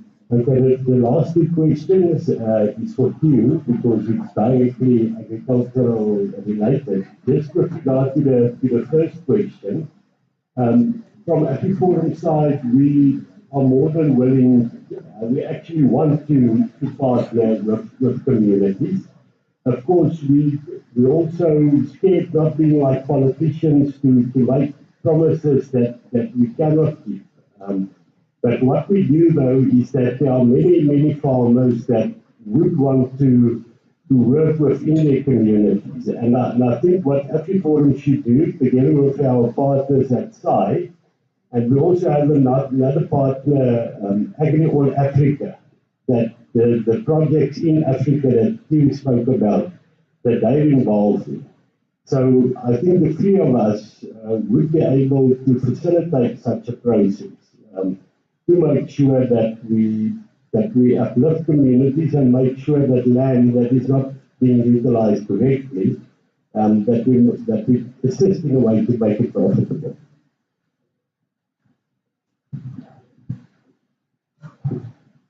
Thank you for the question on the value add in the value chain. You know, we only talk about value chains because you cannot push a chain. You can only put it. And the pulling force is the market. When you walk into Pick-a-Pay again, just try to see how much of the food on the shelves is still in the same format it left our farm gates. It's mostly processed. Value add. I'm not too sure that that's the right word. They should actually say value diminished because it's most certainly not as healthy as we have left our farm gates. Now, a big farmer cannot even afford the value add factories in the value chain. This is why cooperatives are so important. If a smallholder cannot benefit from the value add, 50 of them together can, 100 of them together can. Even if it is drying, even if it's packaging, even if it is being involved in the distribution. But it's important that farmers pool their resources in cooperatives to get a stake in the value addition. And then when it comes to the modern forms, whether it is hydroponics or lab grown or so, it will explode in the next decade or two. There will be 100 times more, but not enough to feed 2 billion more people in the world. There's a place for it, but it is not the primary place. You cannot wish the farmer on the farm away in the food system. Ultimately, to produce the bulk, especially staple foods, grains, maize, and meat, you need the outdoors, the open spaces. It was very interesting last year with the Food System Summit of the United Nations, when they said, ultimately, the health issues in our diets does not come from the farm. It is usually in the processing, and it is usually when it is not farm grown. And that's why I think it is important to do more research and development, and it's very important to have more of those, but it will not replace what comes from farms. So, thank you very much. So we've got that, and we had allowed only a few questions, but I think there are questions of substance and they talk specifically to business opportunities. So we will continue after this. We've got a few more of those very substantive presentations and conversations. I do have on my instructions here Usazulu to give a book. Manje, him and I are former schoolmates, so we went to school together. I can abuse him without feeling like, no, honestly, I can abuse him without feeling that I'm politically incorrect. Because I'm excused from that. There is an announcement regarding lunch, and that announcement is going to be made straight after the handover. There is a handover that Musa is going to make, after which I won't come back. There's just an announcement as to how lunch will be served. We are doing okay for time. We are just 10 minutes behind schedule. So I will ask that when we come back from lunch, we are able to make up for the time. So please, please, please, when you hear that bell ring, when you see a short guy ringing a bell outside, he is saying, please go back so we can start with this, so we can finish on time. Thank you. Come back, shall we give you a mic? Good afternoon, everybody. You've got exactly 1 minute to do this. No, Paul, I do not have 1 minute to do this. The one thing about me is I'm not the type of a person that comes for handovers. I'm the type of a person that comes to pass a message. I was here in the morning, you decided to shuffle me all the way until lunchtime, and you are giving me a minute, forget it. Honestly. Ladies and gentlemen, I believe I should pass this message to all of you. November is Disability Rights Awareness Month in South Africa. This conference is taking place in November, and wow, not even a single person has said anything about disability. Someone once asked me a question, probably the easiest question that one could ever be asked, because the answer is simple. Why is South Africa the way that it is today? My answer to that one was, South Africa is what it is today because South Africa has failed to invest in two important aspects for development. Number one, South Africa has completely failed to invest on disability. And what do I mean? Maybe you are thinking that I'm talking about people in wheelchairs. South Africa has completely failed to invest in development, and as a result, it's people that are disadvantaged that have been left even more disadvantaged. What is causing that? Because even in November, which is Disability Rights Awareness Month, we're talking about investments, and still we're not saying a word about disability. Instead, we're being given a minute because people are hungry. Number two, why is South Africa what it is today? Because South Africa has completely failed this money to invest in literature. Outside literature, there is no story. And it is these stories that take us to yesterday. It is these stories that make us understand today. It is these stories that will make us plan for tomorrow. Why am I here today? To pass that message. Think about me, especially during my month. As you are going to be thinking about the king, because you're in the kingdom of the Zulu. Think about me on Disability Rights Awareness Month, or you are investing in nothing at all. Number two, I'm here because I'm escorted by writers, local writers, all of them that had signed their books for His Majesty. He's not here today, but I believe I cannot be given a minute to say thank you very much to all of these authors that believe we need to invest in our literature so that we understand each other as a society. To all the authors that came all the way from Johannesburg, could you please come and join me here on stage so that everybody sees the people that are waking you up to the fact that you should be investing in our literature. Please, may you come? We're left with 2 minutes before that minute is over. They're not going to give me anything to think of. There they are. There they are. There they are. And one of these authors, in a wheelchair, there he is. He drove all night from Johannesburg to Durban with his son to sign his book and say to His Majesty, Your Majesty, could you please assist us, number one, as people with disabilities, so that we are known as people of abilities. And number two, Your Majesty, could you kindly read our books? Because in reading our books, you will come to understand where this country has been, where this country is, and where this country is destined. Now tell me, ladies and gentlemen, how fair can it be for probably, the gentleman was talking about 100 speeches that changed the universe, for speech number 101 to be read in a minute? Who can look at MC? So all of these authors signed their books. Some of them are doctors, some of them are professors, some of them are ability in person. All of us are here today to say, as long as a conference does not talk about investing in disabilities, there will be no abilities. As long as a conference does not invest on literature, we might as well forget that there is going to be a story that is going to inspire a child to go anywhere.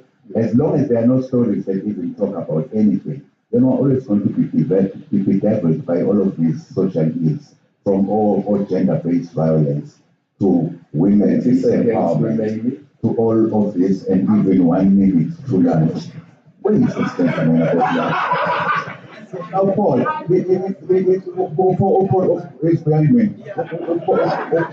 No, worry, shortness is Paul says to me that it doesn't have to be politically correct because we're at school. I guess now I do not have to be politically correct because I was at school. Paul is giving me a minute because it's short. I mean, I want much more because I'm long. Ladies and gentlemen, thank you very much. Could you give all of these writers a standing ovation? Yes. Please. And thank you very much for taking the time to stand in front of you and say, I'm not my disability. That means that I may not talk like you. I may not walk like you. I may not even act like you. But I'm not my disability. You only see my disability, but I only see my capability. You may be able to dance, but I guess I can write because I'm not disabled. Let me ask the question, is it my disability that you hate, or the fact that everywhere I go I grab attention? What if I'm not disabled, but you all are just unable to see greatness right in front of you? My disability is my superpower. Your remarks of disdain are my strengths. I feed off all the bad things that you say about me because I am not disabled. I just have this particular ability. My disability is my superpower. My kryptonite will never be your hateful words. The world may not be kind to me, but I will save it even if it hurts. Because Mr. Zulu, my name is High Healed. And I'm sure going to heal each and every single one of you. Because my name is Minente and Physical. You better say the whole name. Thank you. Thank you. Okay. Thank you so much. Let's give a round of applause. This one guy. Okay. Very quickly, I need some assistance, right? I need some assistance. And I know we are a family and we're trying to make sure that we accommodate everybody. The initial booking for today was 90 people. So we only had 90 people to cater for, but there's 170 of us today, and we didn't want to turn anyone away. So we quickly had to talk to ICC and the chefs to try to accommodate everybody. So there were a lot of people that confirmed the guest list, but there's at least about 40 people that did not confirm that came onto site, and we didn't want the refusal not to attend today's function. So lunch had to be reconfigured to accommodate everybody. So we made sure that everybody gets a meal. Is that okay with everyone so far? Okay, so we've got a lovely meal. We've got lamb shank, there's Cajun chicken, there's starters, there's juice on every table, but I need you to assist me. We might be over 2 or 3 tables. So if you go there and I don't have a table as yet, just give us a few minutes until the first sitting takes place. Do you understand that?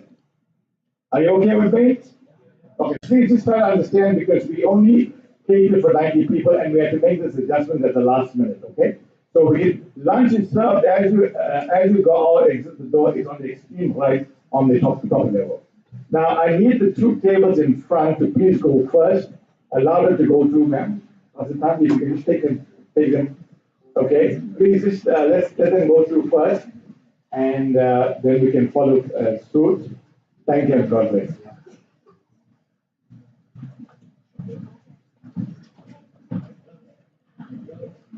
And once again, if we would kindly just be back here, it's 1:45.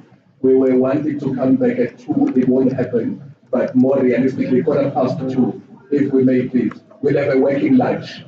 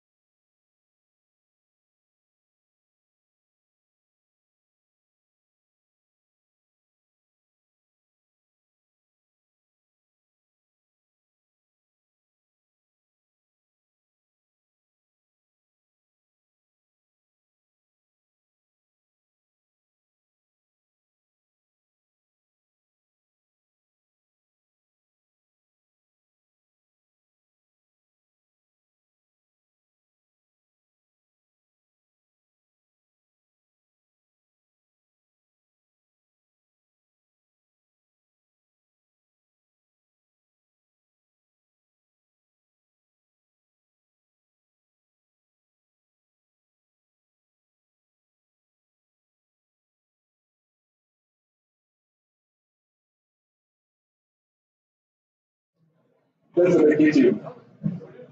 What's your right?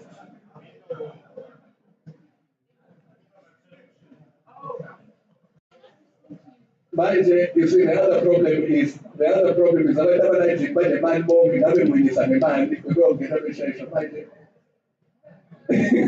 That's not gonna work. So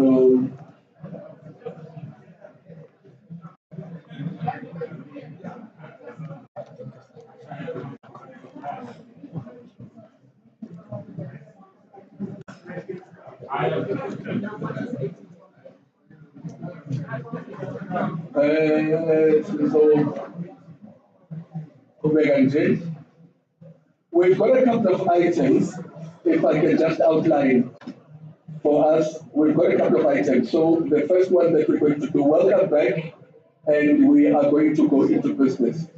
So what is likely to happen, if you see, if I, yeah, lalela ngiyazi mina ngimfishane kodwa akusho ukuthi nevoice yami imfishane. Okay, so what is likely to happen is that at about 4 o'clock, do I have your attention?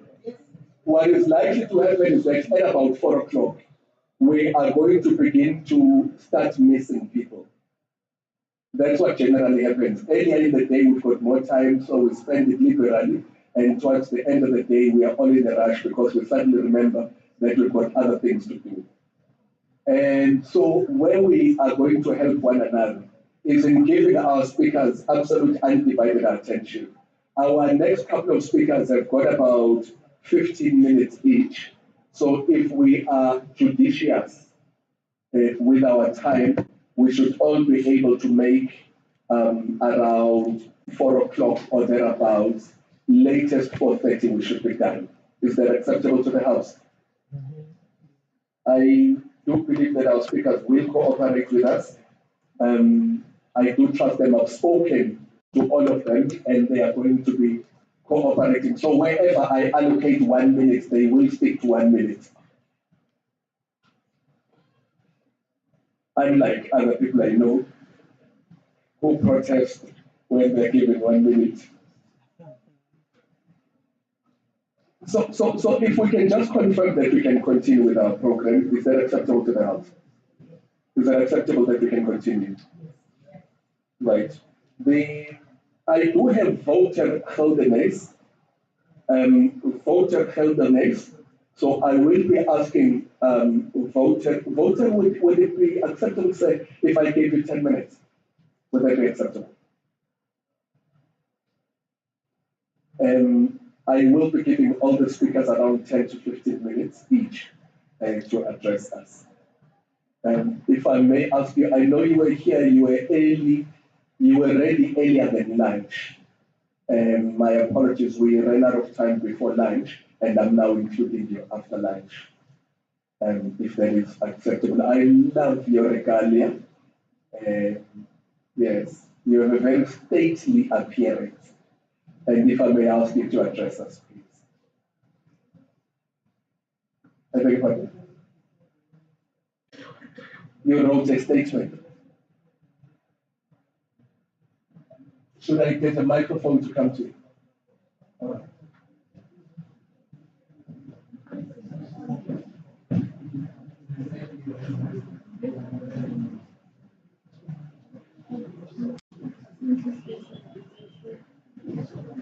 Voter confidence. He was meant to be before lunch.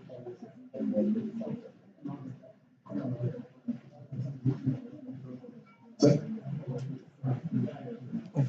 yes. So in terms of the program, if I can just share the program, I'll read it out again, what the program looks like. Are you going to come forward? So is there beg your pardon?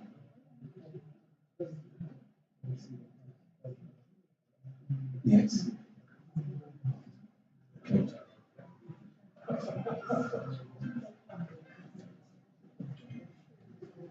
How would you like me to?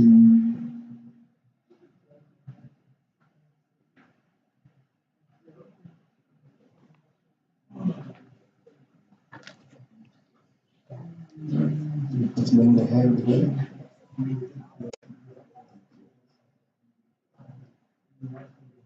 Yes, the microphone. Without the microphone. Would you like me to hold it for you?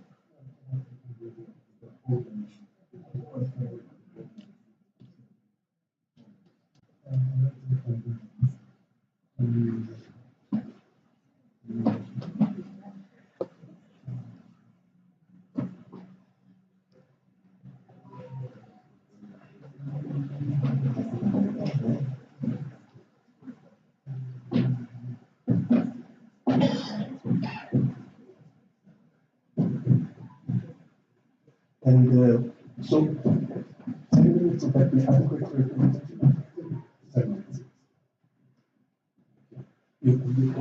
Since we share, that's right.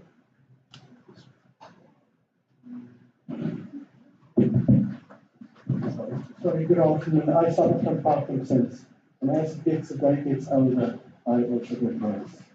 Anything. I want to say Reina Corsi and Bayede, but it's not the so, and then I wanted to say, I think I don't speak anymore. I don't think it's I wanted to say there were a few things earlier on that people have said, and the one is never to give up. I'm not giving up. I've had Parkinson's now for 12 years. And language is indeed the most important aspect of our life.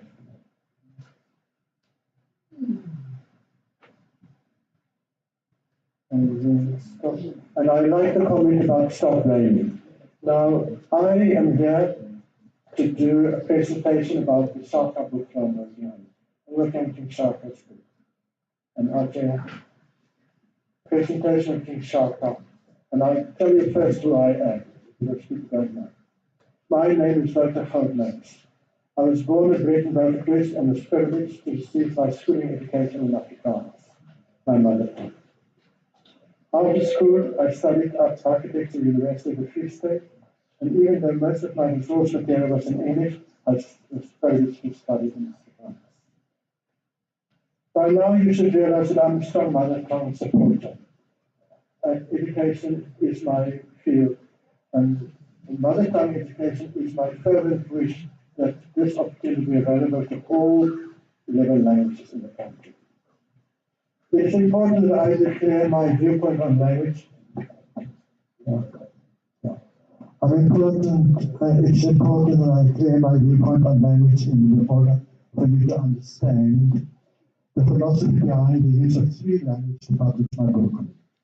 Language is a living and dynamic entity, and if word does not exist, create the word, the own to your mother tongue. After my university education, I worked some years in Belgium and was primarily to gain experience registered as a professional architect. I then applied to come and work in Durban and collected an also town. I was appointed head of the Department for Architecture and Town Planning at one stage. I did my increasing enrollment. Now I'm talking about 1983. Society was completely different to what it is now. I used my position to enroll my number of students and did away with the existing entrance rating. I was invited in '96 by Fatima Mir to run a Tombini High School. The school was created for the sole purpose of providing secondary schooling opportunities for learners who had been barred from attending school in the township due to their political activities. At any time, we had between 3,000 and 4,000 kids in our school. On the committee, I was Fatima Mir, Florence and Keats, you know the Florence and Keats are building in Durban, and Aaron Masongo, Robertson, Manzi, Modi, and Dani, and myself. At the same time, I introduced a training program for unemployed dancers called People for Dancing. It's important I mention this now. My interest in dance came from the fact that I wanted to become a ballet dancer and did dancing while at school. This was a groundbreaking program in concert because it introduced a new aesthetic to dance. Previously, people had to have beautiful bodies, but I said no, there's no such thing. I did away with the body type and existing criteria. No person was turned away, irrespective of shape, dance, shape, size, or shortcomings, in order to achieve the desired outcomes. A new approach to dance training had to be devised. And that is really the basis of all contemporary dance in the country at the moment. I'm talking 40 years back. And when we presented the end of the year program, it was the first time that black dancers had played at the Playhouse Theatre. And they thought it was going to play the ballroom dance, and they only came 3 evenings. The training program developed is at the head of contemporary dance training in South Africa. The dancers who did the training and sport dance and created dance choreography all over the country, and some even overseas. Back to the book. But it is relevant if you want to know who I am. People have been saying, you Afrikaans, and what do you know about Shaka? I retired from DUT in 2014. Upon contemplating what to do with my twilight years, I decided on the idea of a poetry competition. I visited Port Natal School. I have always been interested in words, not only would it stimulate the learners to read more, but they would also create creative activities. The competition brief is done in such a way that it reinforces the purpose of the project. I decided to introduce an Afrikaans poetry project for high school learners. The Afriforum people there are coming with Afrikaans. Because my mother tongue is Afrikaans. We named it Grondwoorde, which means words from the earth, and more particularly the soul of Natal. Grondwoorde and brief. The purpose of the project is to promote Afrikaans as a language, to build bridges between different communities, and to use language as a tool of reconciliation. I chose 3 topics each year. The topics to relate to issues in Natal. Requirements of the competition are such that each learner has to have 3 topics. The poet of G.J. Opman, who hails from Vryheid, has demonstrated his epi and his King Shaka poems will be included in the book. In 2017, the learners were required, I've been working on this book now for 5 years. In 2017, the learners were required to write a poem about King Shaka and his mother, Queen Bayede. I was so impressed, inspired by their submissions, and I decided to create a book, The Influence of King Shaka on Art, Literature, and Society. The book will be printed in A3 format, in 3 languages, Afrikaans, English, and IsiZulu. The layout of the paper will be used, the layout and paper will be used in a quality fitting for the Napoleon of Africa. To my knowledge, there is no other book like this one. It's the first time the document of this quality and format content will be printed in 3 languages. The book will reflect the cultural legacy of Shaka. I'm hoping that the exposure to and reinforcement thereof, the cultural background and legacy, will become part of the psyche of all Natal. KwaZulu-Natal, particularly the youth in KwaZulu-Natal, in Shaka was an extraordinary man and was changed the lives of millions of people, and hopefully the youth will learn from this example. I've commissioned the following essays, and people were allowed to hand in their own language. The first essay is Language as Tool of Reconciliation, Professor Carstens.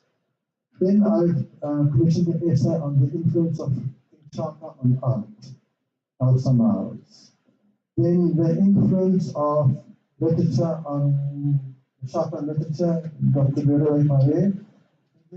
There's an essay, his essay. I brought it along. It's 45 pages long, so it will just give you an idea what to put.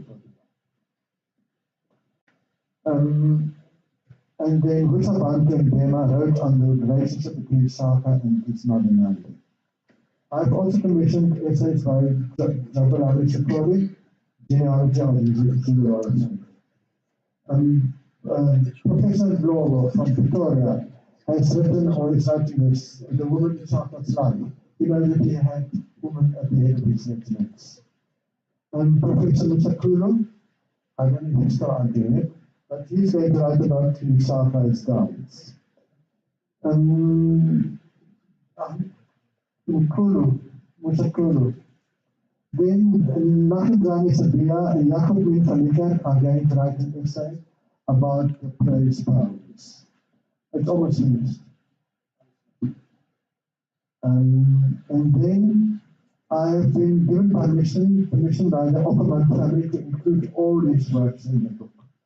I've been given by Pippa Scottish to include all the books, all the stuff in these books. I've organized an art competition, 28 artworks, I'll tell you now, 28 artworks have been selected for inclusion. I've got 4 here.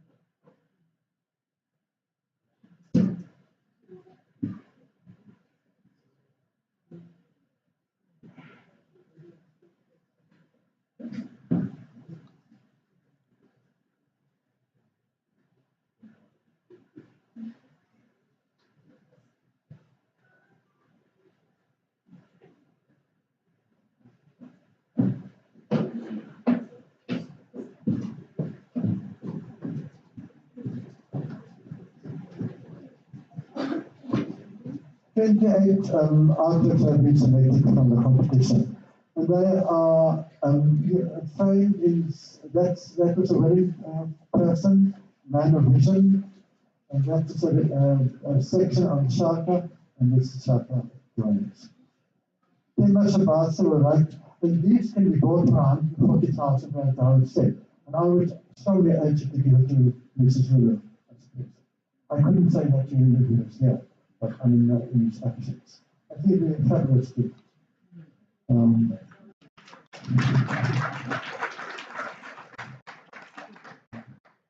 Then I organized a poetry competition.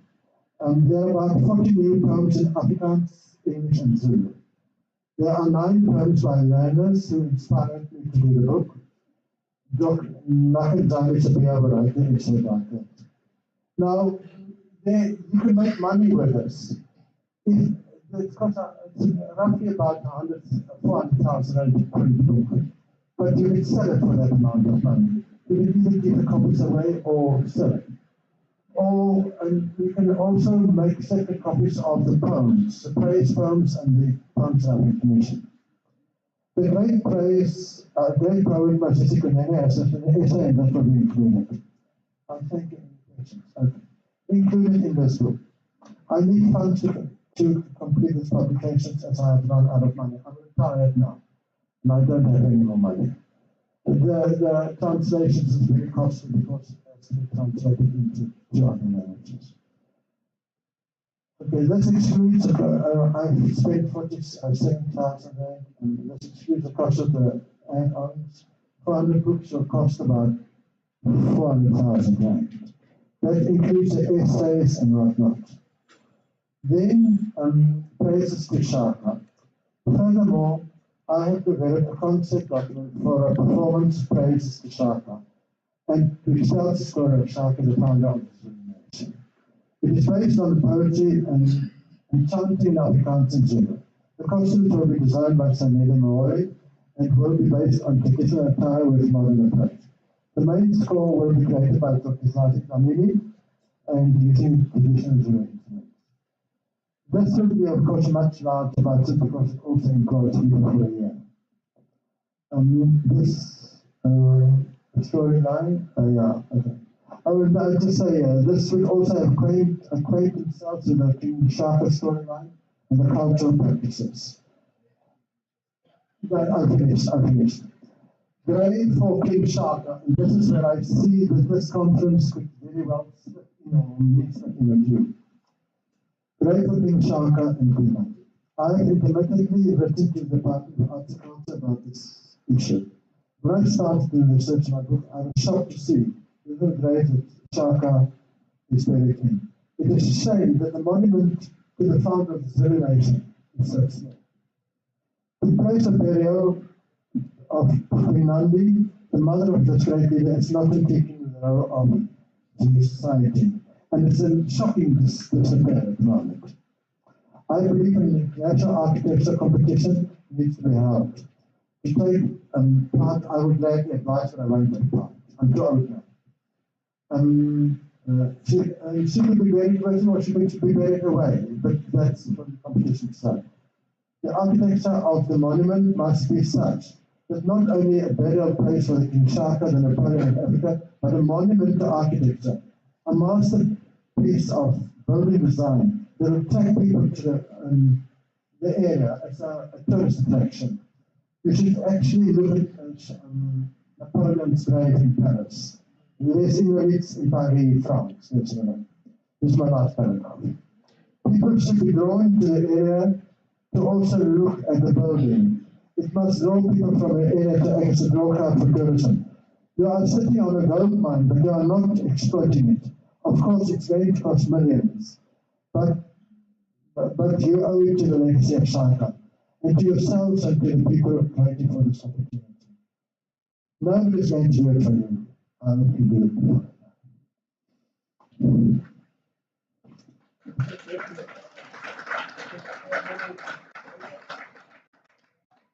Sorry, I said I asked, so that's why it sounds so funny.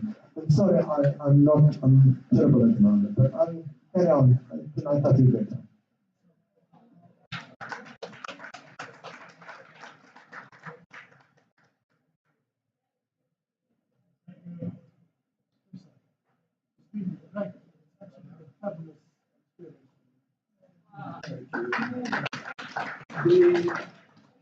The presentations and all the submissions through the Indonesian portal will become available for all of us. I think there was a lot of wealth in ideas, suggestions, and proposals, which would have needed a little bit more time to unpack and listen to. Very interesting ideas, very artistic in direction. We thank you very much for that input. And then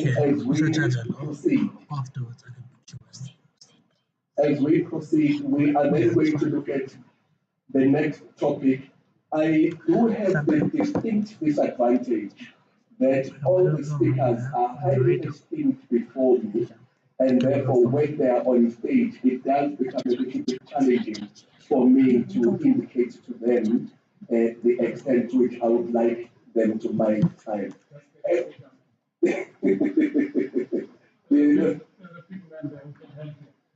It's not on account of my size, believe me.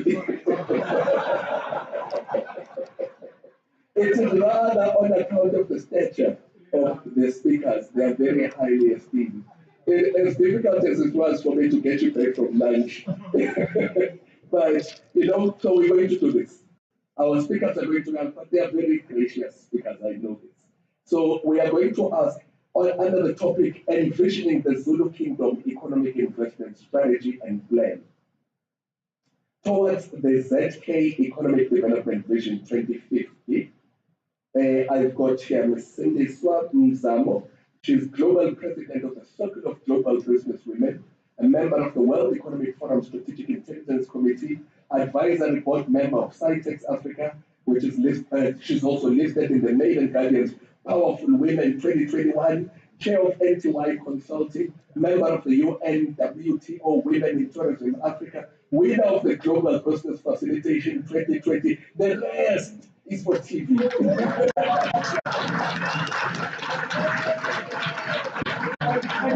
In short, amen, amen, amen, amen,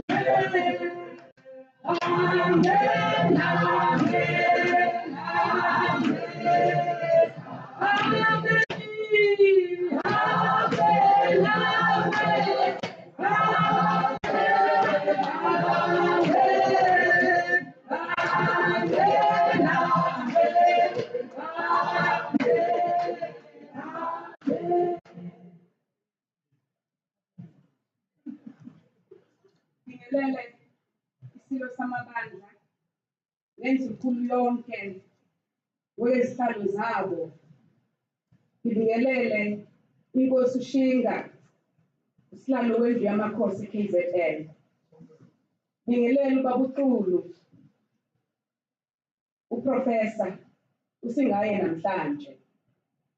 Ngibingelela ubaba uDavid Vulapo, uDr. Bongani Madizela, nodokotela noprofessor abasezokhuluma ngalesi sikhathi. Nabasebekhulumile, i-AfriForum. Thank you very much for your wisdom and for the presentation that you presented this morning. It's going to be presented on the way forward. Ngibingelela nosomabhizinisi abakhona la namhlanje Bayede Economic Imbizo. Ngibingelele u-CEO wami weLandile Shembe Foundation, Dr. Lucky Ngugi. Ngiyabonga baba. I'm also a trustee eLandile Shembe Foundation. Ngiyabonga kakhulu baba uXulu ngoba amaZulu ayawathanda amasiko and futhi ayazidla ngobuzulu babo. Ngoba ngikhulumisa isiZulu kanje, bekumele ukuthi sonke sikhulumisa isiZulu. Baba nabantu aba-interpreter ngesilungu, angithi? Angithi? Ngiyele eTanzania, bebekhuluma iSwahili, be-interpreter ngeSfrench nangesilungu. In a continental conference, ye-AFCFTA, yabomama nabantu abasha. Nathi-ke kumele senze kanjalo. Ake sithi phecelezi singene.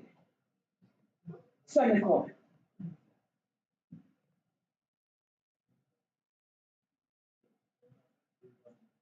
I'm pressing the green button, but it's stuck. I don't know what's the problem.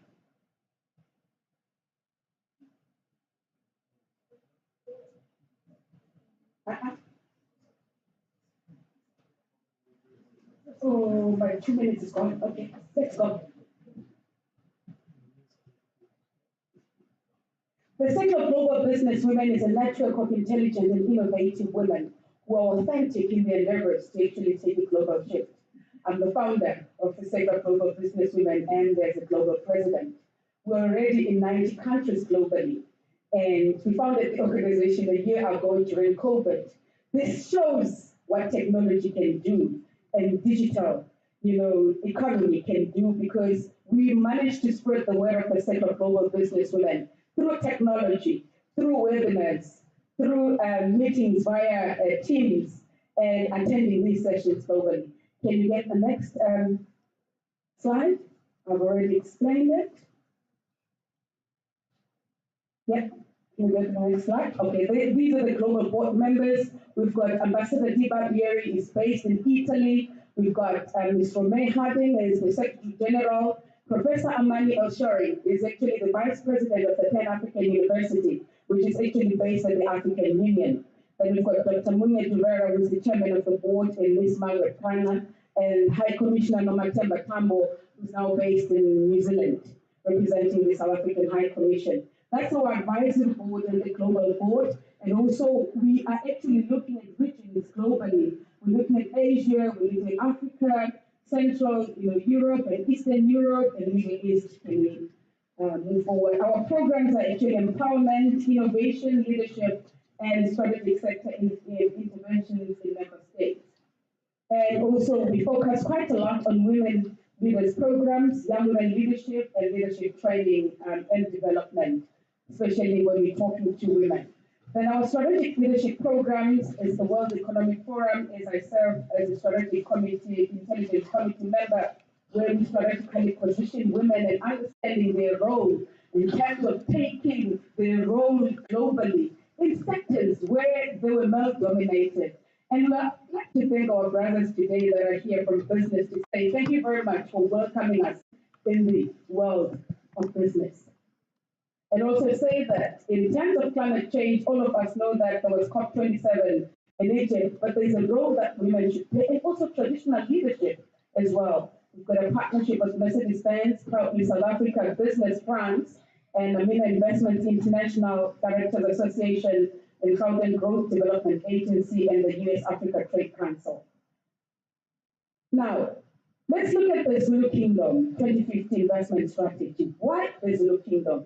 And I'm sure all of us who have listened to the previous speakers, an aspiration of who we want to be in 2050.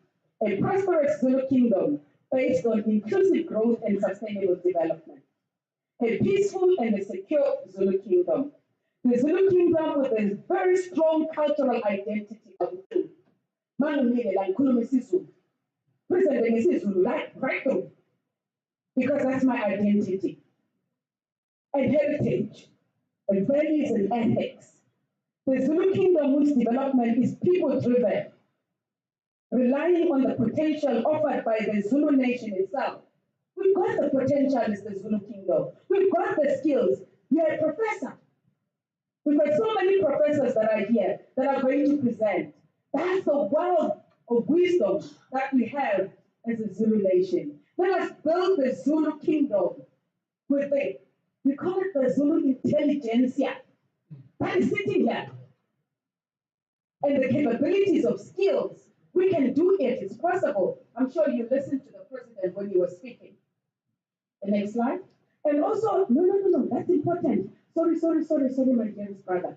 A Zulu kingdom, a strong, united, resilient, and influential global player and partner. From Zululand to the continent to global markets.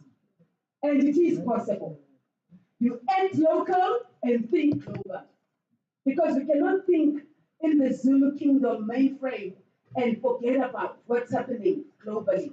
So we need to be in the mainstream of the global markets and understand how the globe operates. Now, when it comes to the goals, a high standard of living and the quality of life of citizens, I know government has brought in a lot of developmental programs, Professor. But now, we are starting a different one, which speaks to the Zulu nation, which is going to be driven by the Zulu kingdom. Well-educated citizens, skills revolution underpinned by science, technology, and innovation. I'm sure we had what Dr. Mulapo has said. Because if we don't disrupt as the Zulu nation, we're going to be disrupted. So we need to have that technology in our hands because the AfriForum presented on a system of actually managing land. That's disruption on its own. On its own, at our fingertips. We no longer have to go to the Department of Rural Development and ask for information, but the information is right at our fingertips. That's what technology does. That's what disruption is all about. Modern agriculture for increased productivity and production. And I think that was mentioned by the AfriForum. This is key to turn around the nation in terms of agriculture. Agriculture for me is the key pillar of the economy, is the key driver of the economy. All of us were wearing something. It comes from cotton, it's agriculture. And we're eating something right now during lunch, it's agriculture. So basically, the economy cannot do anything without agriculture. Do you know when we're actually in COVID, agriculture, productivity, and agriculture turnaround strategy in terms of actually GDP was the one that was holding our country. And I'm sure the president of the World Agriculture Association will tell you that since COVID, agriculture was actually driving the GDP of the country. So that's how agriculture has been valued. But how do we as a Zulu nation and become in the mainstream of the economy, like what it was explained by the AfriForum? And I think it's possible and we can do it. And with the right technical skills, with the right platforms, with the right programs that we're going to put on board as the Zulu Kingdom Business Forum. Now, we always talk about blue ocean economy for accelerated growth. And there's a lot of opportunities in the blue ocean economy. And I think Ubudbonga is going to unpack on that. So I'm full by Usomlomo wako Budwang. So yeah, and ngithi pa ngithule wena ke uze expand. Yabo. Sibuyele futhi sikhulume nge-transformed economies. What are transformed economies? What is the value of the Black people in rural areas so that we curb the migration of our own children that have qualifications going to cities to actually look for opportunities? That is very critical. And if we can do that, we have a right as the Zulu Kingdom to create our own smart cities in our own northern KwaZulu-Natal and come up with a smart city where our children will be employed. And we've arrived. That's a 2050 strategy. It's a movement. Full of love. It's a lot of time. It's hard.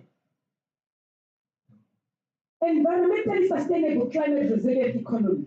How sibonile climate change yashaya. Ngisho namanje la eThekwini kunabantu abasahlala emahholweni. Ngenxa yani eyikhukhula. We need to be resilient.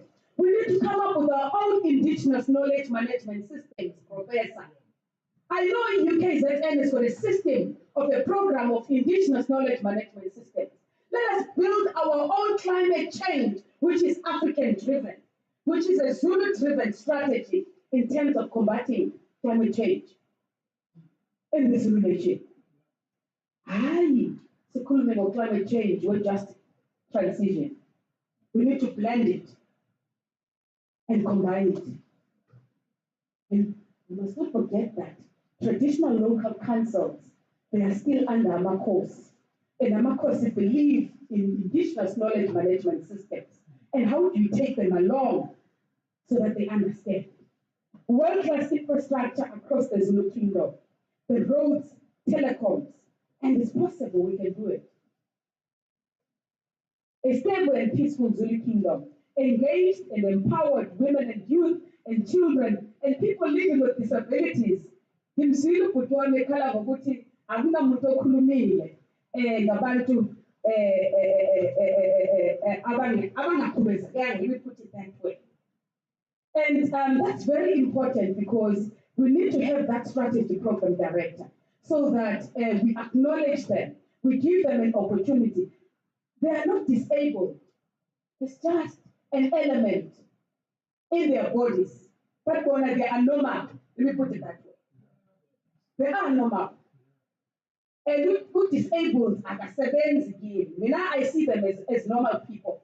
They should be given that opportunity to showcase their intelligence and their power that they have in them as human beings who are just like us. The Zulu Kingdom is a major partner in global affairs to drive the preservation of the Zulu culture and heritage. We need to do roadshows in partnership with KZN Tourism and showcase our culture in the global fraternity.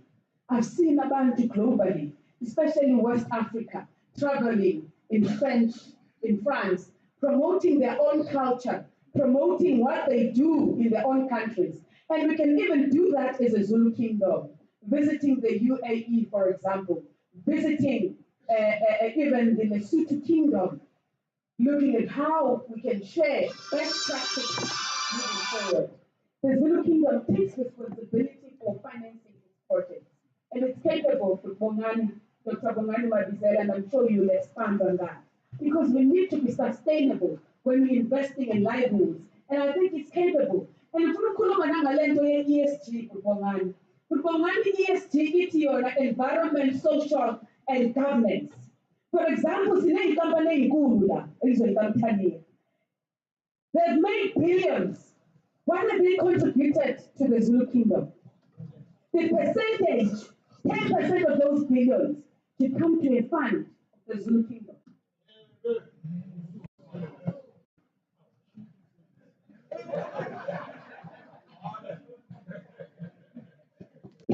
Of that. That's the vision of 2050. I'm there. Abantu bakhe elizwe likaMthaniya baphume bahambe amabhiliyoni siwabone presenter kule yinkampani zithi mayiqeda zihambe. Kanjani? Libhekile. Nazo. Kodwa uBongani uzokhuluma ngayo through the Zulu Kingdom Business Forum anale kahle ukuthi siyabe moving forward. And then priority areas, last thing to Kijimage, we look at education and skills-driven revolution. But we research it on 71% of young people will constitute what we call Africa. 71%. In South Africa, 69% of young people are sitting at home and doing nothing. What are we doing as a Zulu Kingdom nation to turn around that in terms of a skills revolution drive. So that abantwana bethu sibafundise izskills like plumbing, for example, welding, for example. And the one some of our kids are not academic. Why are we pushing them to be academics? Why can't we send them to technical schools? Why are we putting 7 years? But like that, we put in 7 years, and the bank companies are still abantwana bethu. Bangaphumi baye ngaphandle. Sustainable and inclusive economic growth through manufacturing and industrialization. I-Afriforum ikhulume ngayo kakhulu le ndaba. Where, in terms of agriculture, we need to actually look at value add, President, as you articulated it very well. We need to actually look at a clearly defined value add system. I still remember when I engaged with you and Dr. John Purchase when I was still employed at the Land Bank, when we actually talked about agricultural cooperatives. How can these cooperatives be beneficial to the community? And I think we can still do that. The productivity, marine resources, port operation, and sustainable natural resources, and management and biodiversity conservation, climate resilience, and I've already spoken about it.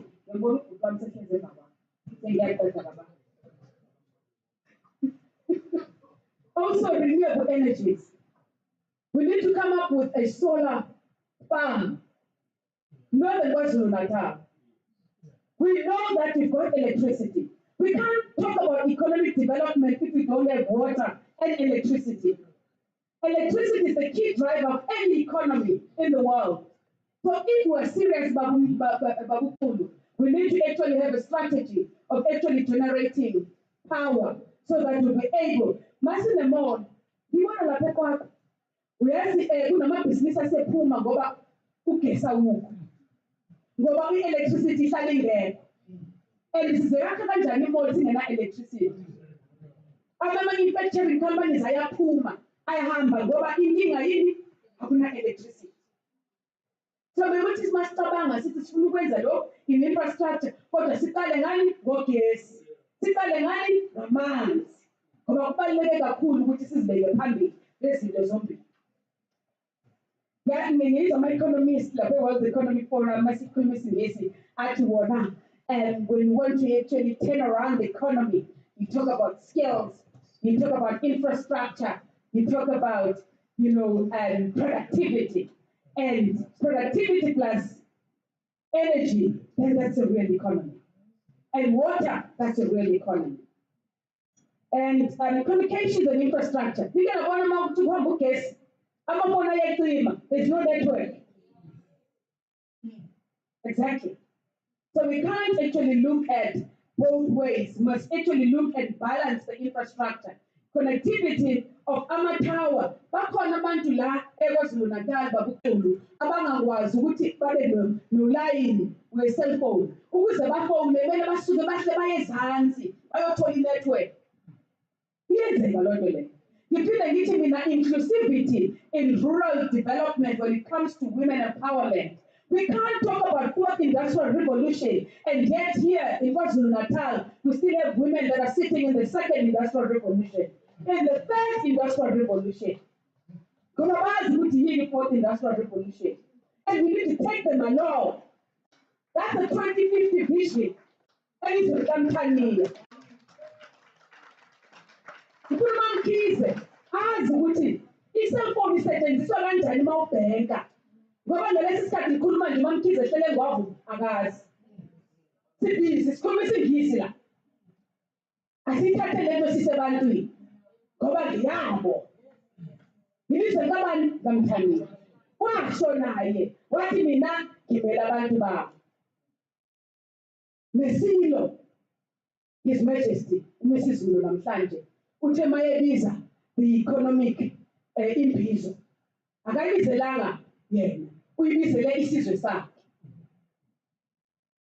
The Zulu nation. Uthi siya kanjani phambili? Now, masisibheka ke the Zulu kingdom being placed in global affairs. Hayi sizongena ngesizulu sethu. Sithola tolika masiye France, Sikhuluma isiZulu. Kube noTolika ozotolika in French. Angeke sikhulume isiLungu. Partnerships and collaborations is the new competition in the ecosystem. Asiye kutwa, yaqeda babo program director. Immediate action plan. Siyasha ke manje. Ukuthi bongani izonaba kahle nokuthi kwalela. The Zulu Kingdom and Trade and Investment Summit in Northern KZN. La ke manje sasibheke ukuthi masikhuluma nge-trade and investment, sikhuluma ngama-trade missions, siya kuphi? Masithi kune-delegation ephuma kwaZulu, eZulu Kingdom, eya e-UAE, eya eLesotho, iyokwenzani? Iyothola amanye osomabhizinisi esingakwazi ukuthi senzeni, sisebenzisane nabo. The Zulu Kingdom Business Forum, the ESG. Kunalento bathi Enterprise Development and Supplier Program. Engayi-understandi namhlanje babuqulu. Ethi yona small business uzonika i-program. But le nkampani seyidicayidile ukuthi izokwenzelani wena ungumuntu omnyama. Why le mali ingathathwa kuze ne-grant facility yokusupporta ne-entrepreneur in terms of small business? Ingabizwa Enterprise and Supplier Development Program. Kube ne fund, a grant facility that is responsible to support small medium enterprise. Uyayenza lapho i-roll-up ramp Bafokeng. Banika ama-5 million imakatho dog. Imagine entrepreneurs. Angeke ngithi SMME because angiyazi mina loo nto ukuthi hlangafana. It's emerging. Uthola ama-5 million from the facility, from the fund eyesilo. Angithi sithi 2050. Ukukhohlisa isizwe samhlanje yakithi. Kumele kube nemali ezokwenza lokho. And iy'nkampani ezigcwele la ezikhiqiza amabhiliyoni aziyikhiphe le mali. Kube ne-fund which is responsible. Nazo. That is the startup grant facility. Zulu Kingdom Trade Missions, Youth Empowerment Initiatives on Digital Skills, Agricultural Initiative, Infinduna Economic Empowerment Forum. Chairperson. Ngoba iqala khona. Qala phezu kuze bayi-understand. Senyuke nayo. Bese ngisithi mina singabashiya uNdlunkulu Nkosi yami. Bakwazi ukubhekela abanye omama esizweni. Sibe ne-Queen's Economic Forum as well. Singabashiya abantwana bemvumo. Princesses Economic Forum. Kwenzela ukuthi sihambe nayo lento. Understand? That's what wealth creation is all about. We're not talking about riches, but we're talking about creating a wealthy Zulu nation. That will not leave anybody behind. That will take along the nation. And the Princess Economic Forum. Take it Palage. But this is a proposed way forward. Elizon Gamtani. This is Okuka. Siye kumbi sithi sicela indlela. Sikwazi ukusebenza. Sikwazi ukuthuthukisa isizwe sakwaZulu. Sikwazi ukukhandlisa ngokuhlakanipha esinako. Jaco is the most intelligent warrior. And I believe the Zulu nation is the most intelligent nation. Strategy and tactics that Chaga had, you still have them today.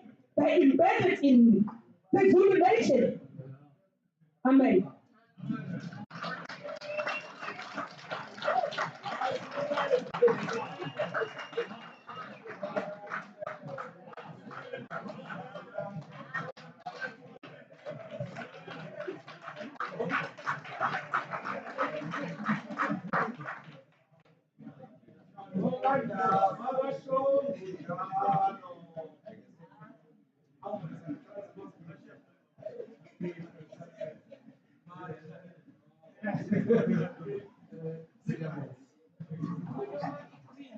in the interest of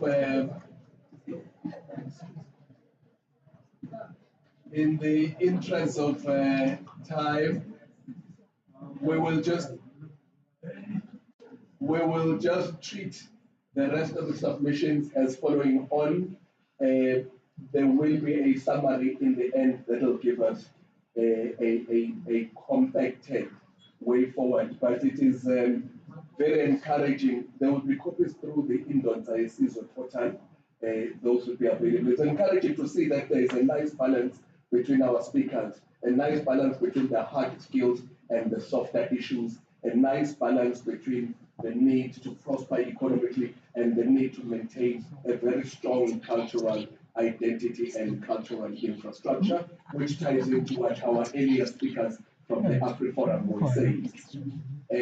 I might just add as part of my advertising 2 minutes that part of the work I do is business development for a consulting engineering entity. So when I see things like infrastructure here, my appetite is kind of going to things of suggest. I don't want to things of suggest. I don't want to things of suggest. Yes, suggest. All these work streams, all these work streams, work stream. Thank you. So we're already salivating, all of us. Now, the next one is also very interesting from the days of Talk, from the days, back in the days, an amazing entrepreneur, always been very inspirational and multi-talented, diverse, truly. A man whose introduction I could never, ever begin to do justice to, purely on the basis of the length of his experience, his stature, his role in the community, the amount of influence he has held in this province, and some of the practical interventions he has made. In fact, when we were having a conversation earlier, he said, "I'm Kulumina yet." And that, I think, sums up the true character of the next mover and shaker. Ladies and gentlemen, allow me to introduce Kenon Musamieni, who's a business director of companies. When I say companies, I'm going to say business director of companies, covering hospitality, property development, in real estate, agriculture, and today to lead us in a discussion on the Zulu Kingdom banking plan and practice. Ladies and gentlemen, shall we?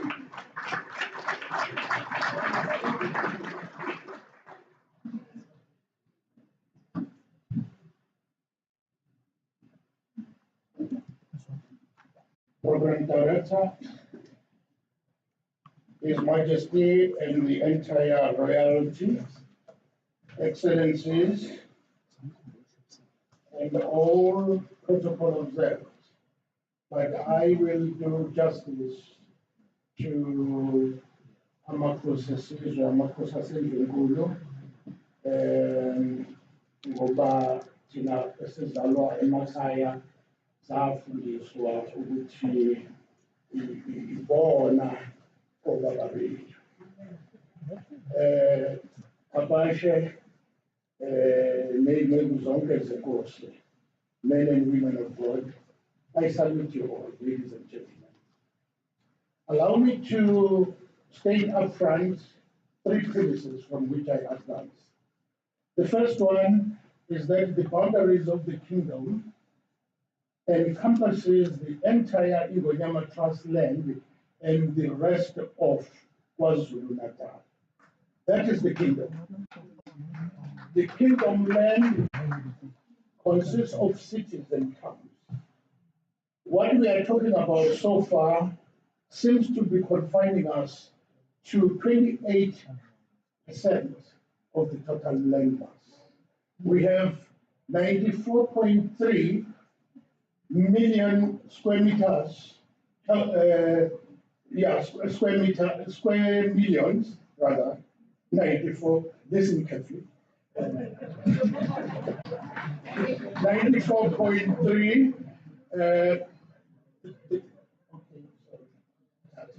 the total land mass of KwaZulu-Natal, of which only 28,000 square kilometers is in Ngonyama Trust land. And that cannot be the kingdom of God. The kingdom of God includes what is in Manchester, Durban, and everywhere else, as long as you are in KwaZulu. We must get that one clear. And that leads me to say, Kabashe and all others, we need to make deliberate efforts to ensure that His Majesty registers his presence in the Highlands, Midlands, in the South Coast, and even have a palace in these areas. Because there is a very dangerous perception and notion that KwaZulu is north of Tsumelari. And when we talk, we seem to be focusing north of there. And that's very wrong. And we must call ourselves to order. The second premise I want to advance from is that poverty is a disease. A dangerous disease which must be confronted frontally, like you would confront cancer, headache, or any other disease. This one is even worse because it steals your integrity and your dignity and your identity. When you are so desperately destitute, you even forget who you are. You don't even care what you do. Now, that is dangerous. We need to fight poverty. That is my second premise. The second premise for those who are of Christian origin and belief, if you believe that Christ will come again, the second advent, He will come as King of Kings, which presupposes that there will be kingdoms. So Indonsa and its comrades, you name them, I can, and others, is on the right path to inculcate in people the culture of kingdom. And if the Abasutu nation also is awakening, and other tribal or national or ethnic groupings are also reviving their kingdoms, they do not understand. Professor Tony, I'm not too presumptuous, you do understand. But you might be used by the divine hand without being aware. Then we are already preparing for the millennium reign of Christ. There will be no political parties in his reign. And if we do accept the three premises, let me advance to the next point. If you have a problem with that, see me after this.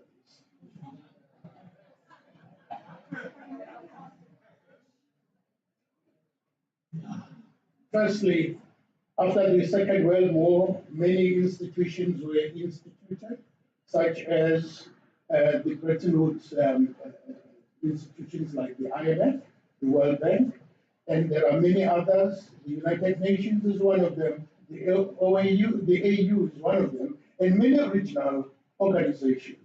And these are human attempts to regulate human relationships.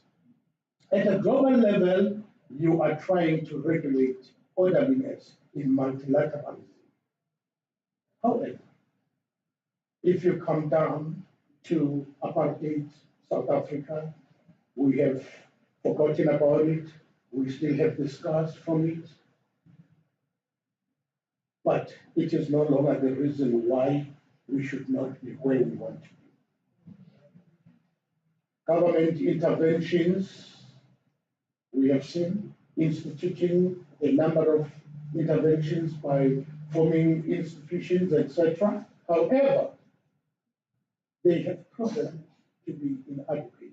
Hence, Indonsa is now saying, we're not opposing government, but we as civil society are developing what we think will make a difference. Therefore, the bank I'm talking about is one of those institutions. For any democracy to function properly, you need strong and robust and sustainable institutions. The judicial system, the political parliament, legislative, all those institutions, financial institutions, and religious institutions. If anyone wants to destroy your nation, he or she will attack the institutions. And the character of the institutions is a reflection of the leadership of society. When your institutions begin to behave in a particular way, it is because it consists of human beings. And those human beings follow the leader. If you take countries like Malaysia, Rwanda, Switzerland, Singapore, they emerged from poverty. In South Korea, within 6 years, they moved from zero export to $5 billion exports within that short period, because the leadership was right.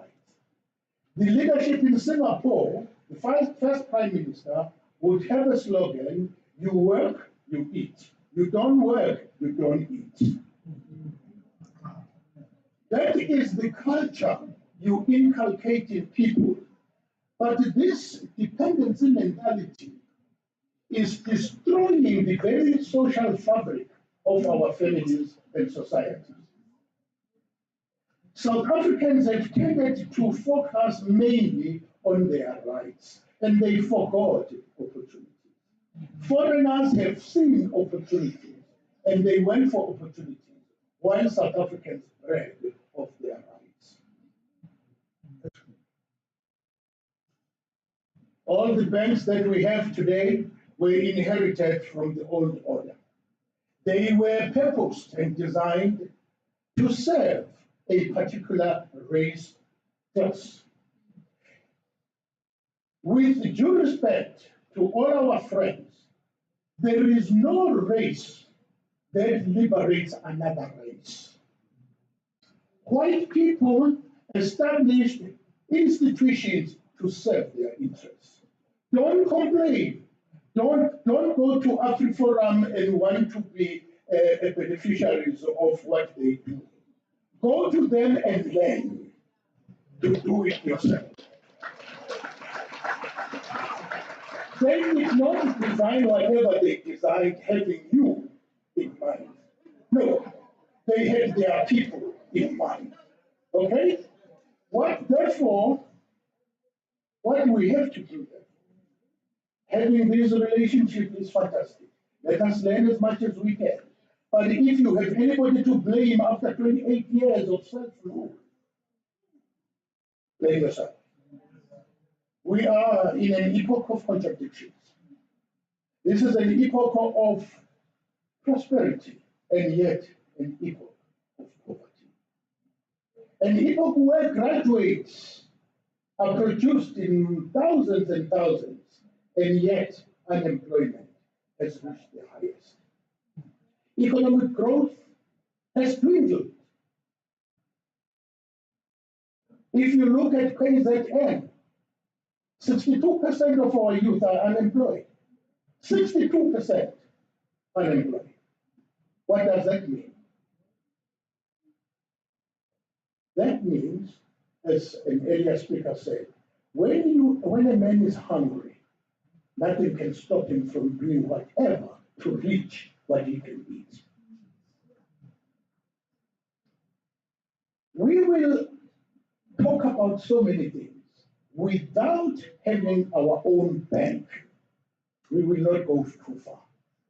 Because all the banks that are here have extra rules that apply to people of color. When you apply for a loan, you have to wait for months and months, and you have to fill in this form and that form. You have to say, where did you go to school? What religion do you believe? Are you married? What type of marriage? And all of that. And you will not get assistance.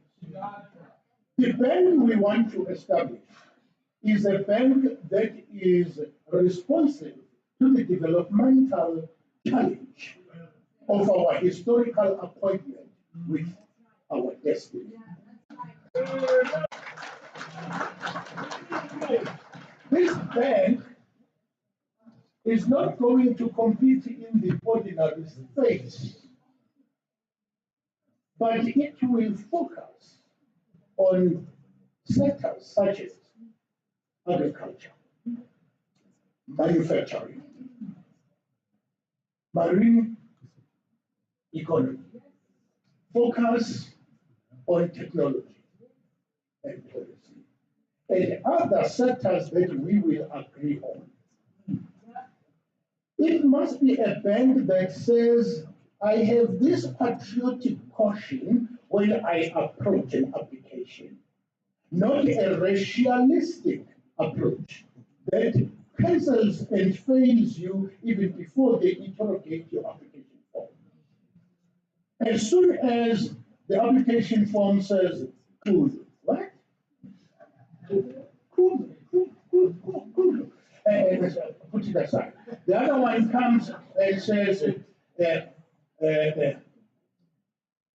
Smith.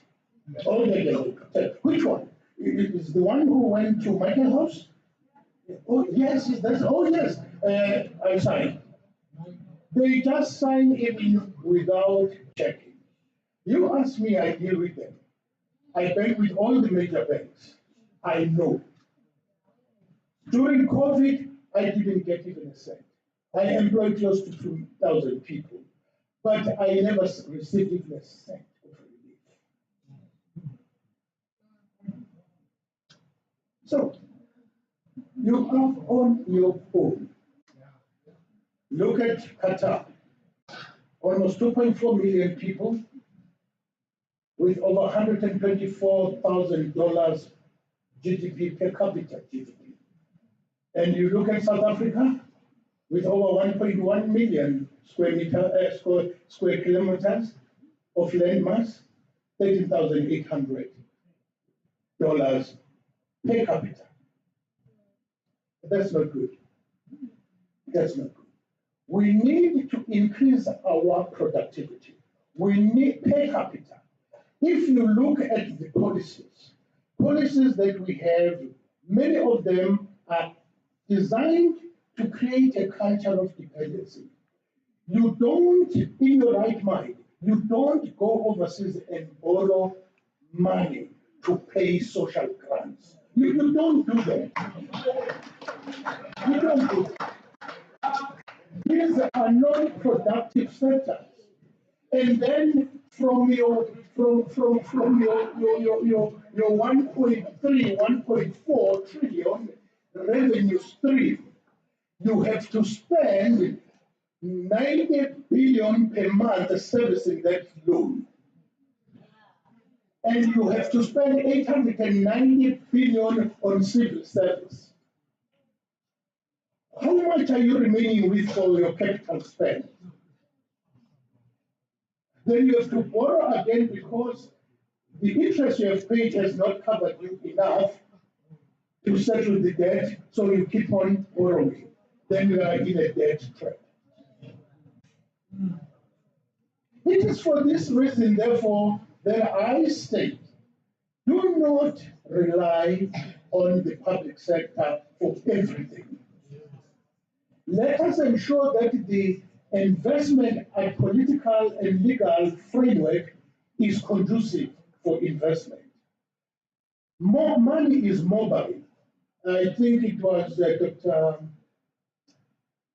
Dr.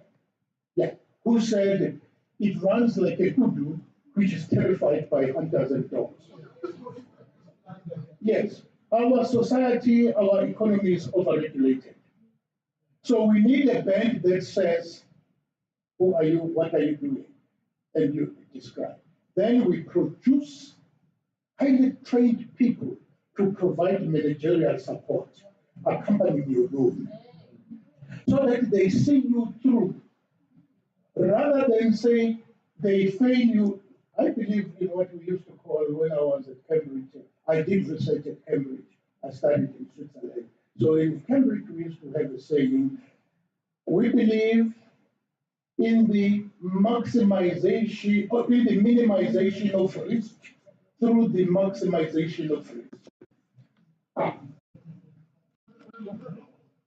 Minimization of risk through maximization of risk. If you want to make sure that Professor Kulu fails, you maximize the risk by underfunding him. But to reduce and minimize the risk, you must maximize the risk by giving him enough to see him through. Are we together? So, minimization of risk through maximization of risk is the norm. The bank is being mooted. The protocol and culture of business restricts me from saying too much about something yet to be done. In business, we don't talk too much about something until it is there. And I thank you.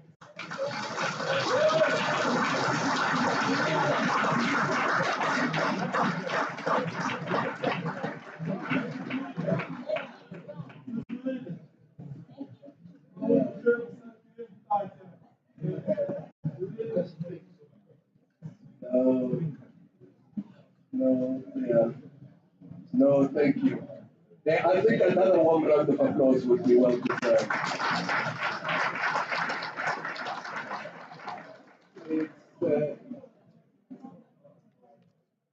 I think that presentation stirred up a lot of spirited comment from amongst the audience. I see there's a lot of people having conversations amongst themselves. And indeed, I can also attest, if I had somebody to talk to, I would have. Having worked in, I used to work for Italy. So that whole credit risk approach that was being spoken of, and that entire, in fact, some of the most devastating effects of underfunding are exactly that good projects suffer because they are badly funded. So thank you, we know. But one of the other ways of managing risk is through collaboration. And this was mooted earlier, the collaborations are definitely the answer. But somebody to tell us a little bit better about collaborations and to represent a summit. I'm going to ask Mr. Bonga Kumete and team yake to take us through a topic that is building the economy of the Zulu Kingdom through partnerships with traditional leaders and traditional communities. They are from South African mini industry development. Ladies and gentlemen, for the next 10 minutes, shall we entertain Mr. Bonga?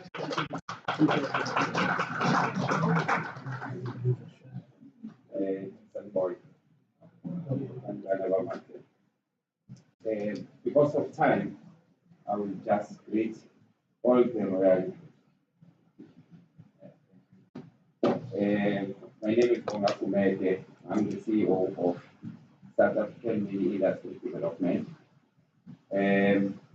It's an organization that was formed through private sector to focus on enterprise and supply development.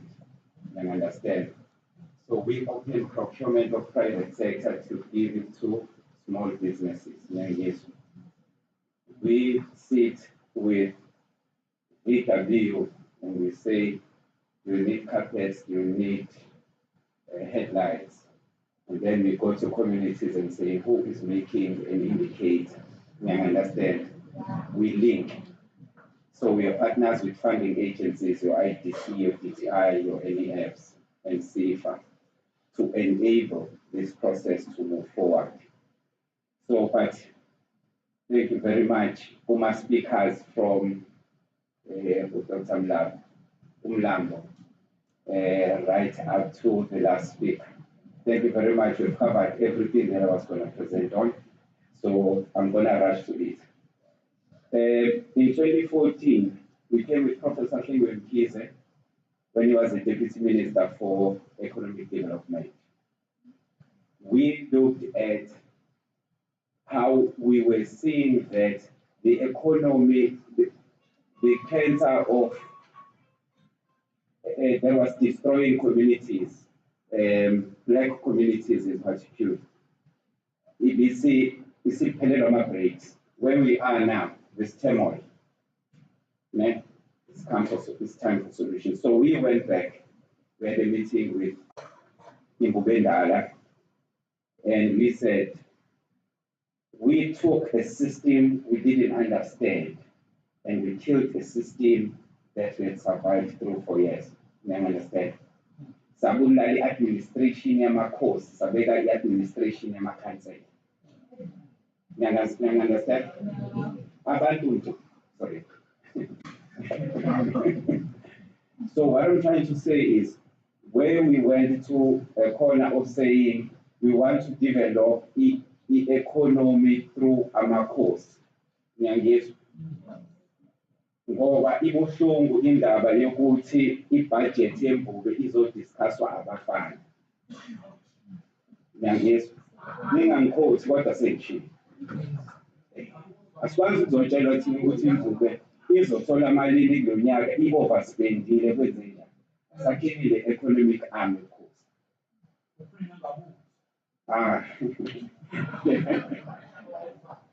So-ke sabe sesakha-ke into esaqala lapho nayo imbuke ebonga manje esihlalweni. Ngiyabonga ngoba khona umholi ndabezitha kwisibuse sokufuthi bekhona. Ngoba sabe sesisakha uhlelo saqala sathi amakhosi sawabizele Riverside Hotel. Esithi imbube-ke angibeke uhlelo olukhuluma nge-economy yakwaZulu. Sasithi qala amakhosi sicela ukuthi nigoduke niye ekhaya niyothi ey'nduneni nisikhiphele induna eyodwa ezobhekela ku-economic development waleso sizwe. Now if you have 270 chiefs, sorry, amakhosi, it's no longer my chiefs, amakhosi.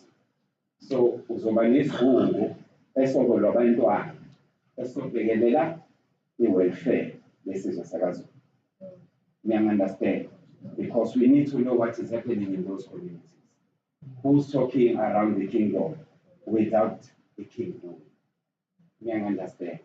So we formed something called Ebukosini Investment, of which we said we are nomntwana of nembuku isizwe kaZulu.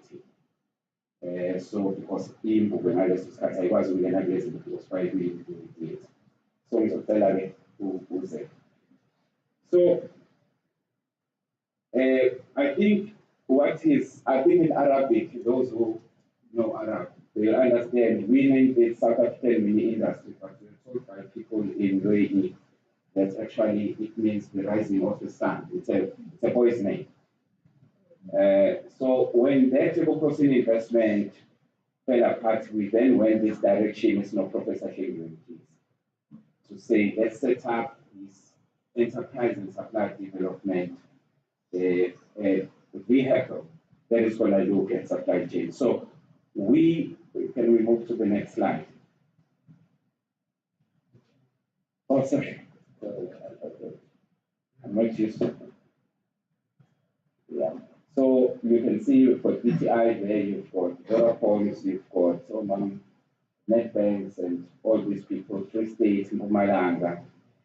So this is one of the programs where informal traders were graduating from different programs. So our mission is to provide the business support service aimed at building black-owned manufacturing businesses. So we are on a black industrialist program, you understand. The problem with the ESD, so the approach is building a viable black-owned manufacturing business which is premised under enterprise and supply development. The problem with enterprise and supply development, you can have them with strategic partners, but you have a cap of 3%. If you get a bill of material, maybe for Evolve, for example, that you can only, once they reach 3%, they give to other white people. May I understand? May I understand? Who supply procurement, the private sector, for them to comply with BEE. Make it 50%. For sure.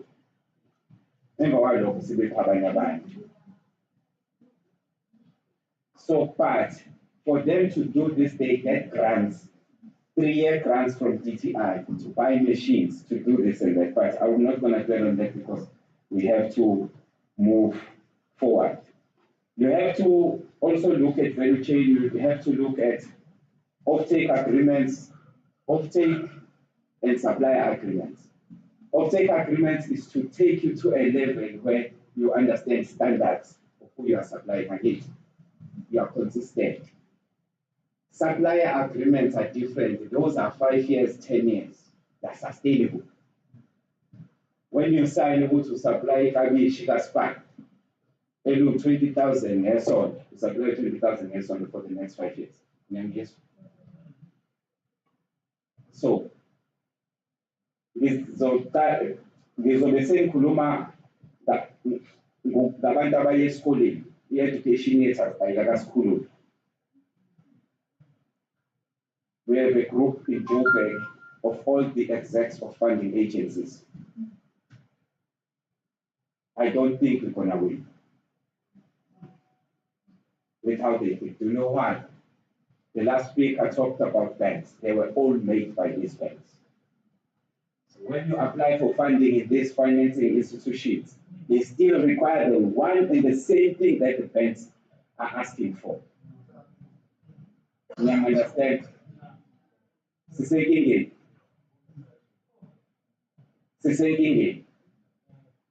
You know, when you see panels or IDC, you get frustrated sometimes. They will talk on the GDP, 40% agriculture, informal traders, 11%. This sector, automotive, he is an automotive expert, Mr. Mkung. What is your GDP? 7%, 6-7%.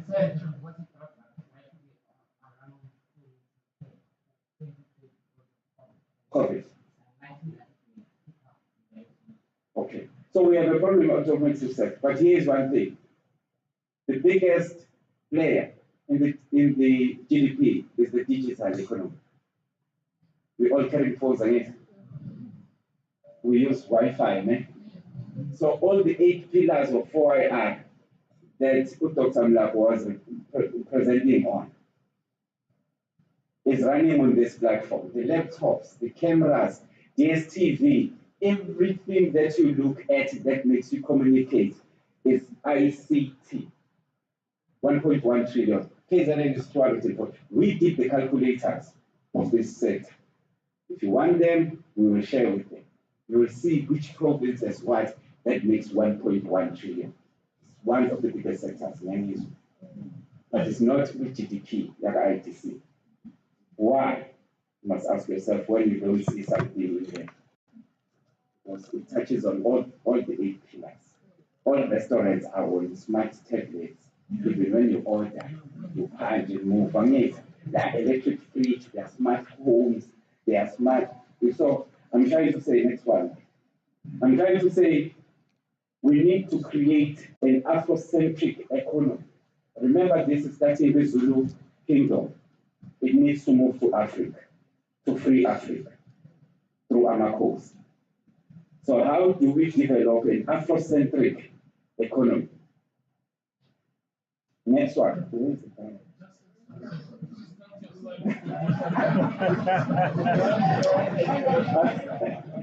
Okay, let me get it.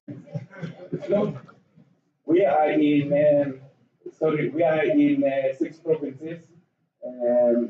Okay, and sorry, so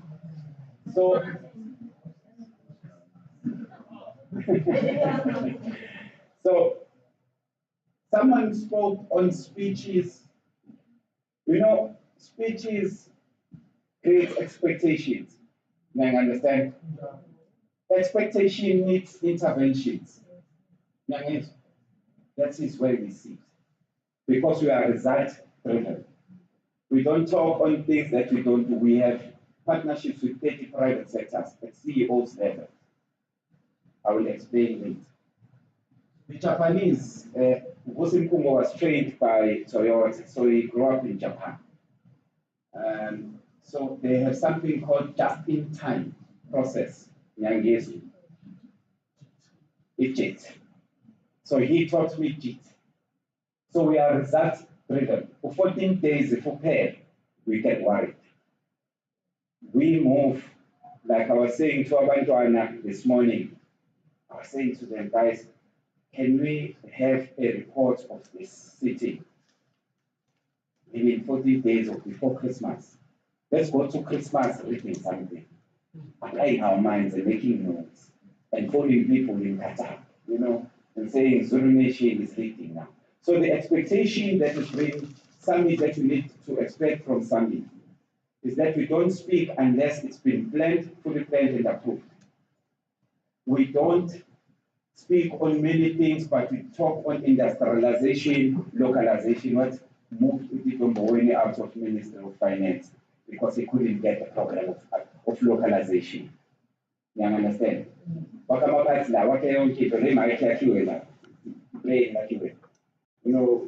amazed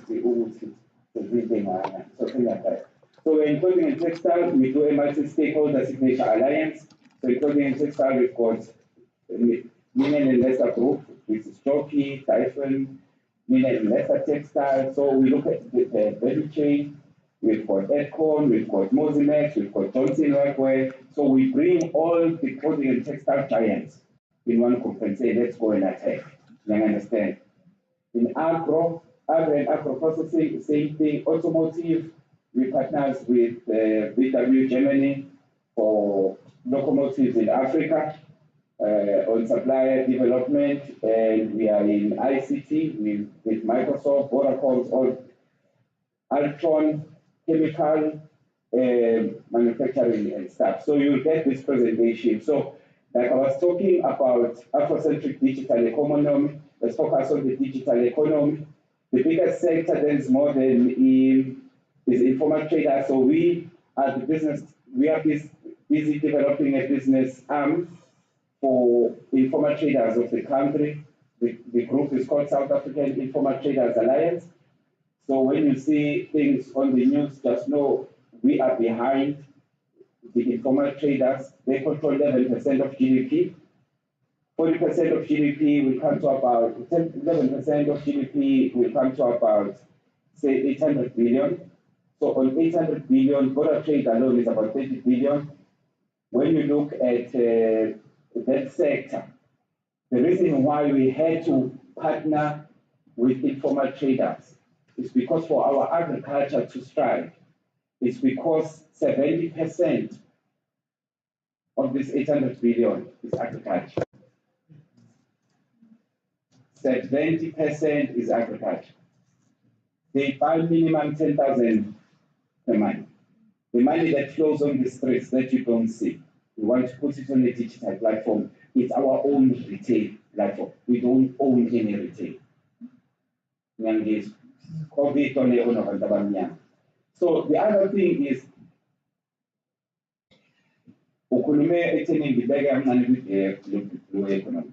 can we as a group just focus on offshore supply? It's 70 billion worth. We have done the start. We did it in 2015. The blue economy, offshore supply, it's in my mind. I express it. Hotel, why is selling there? I guess move like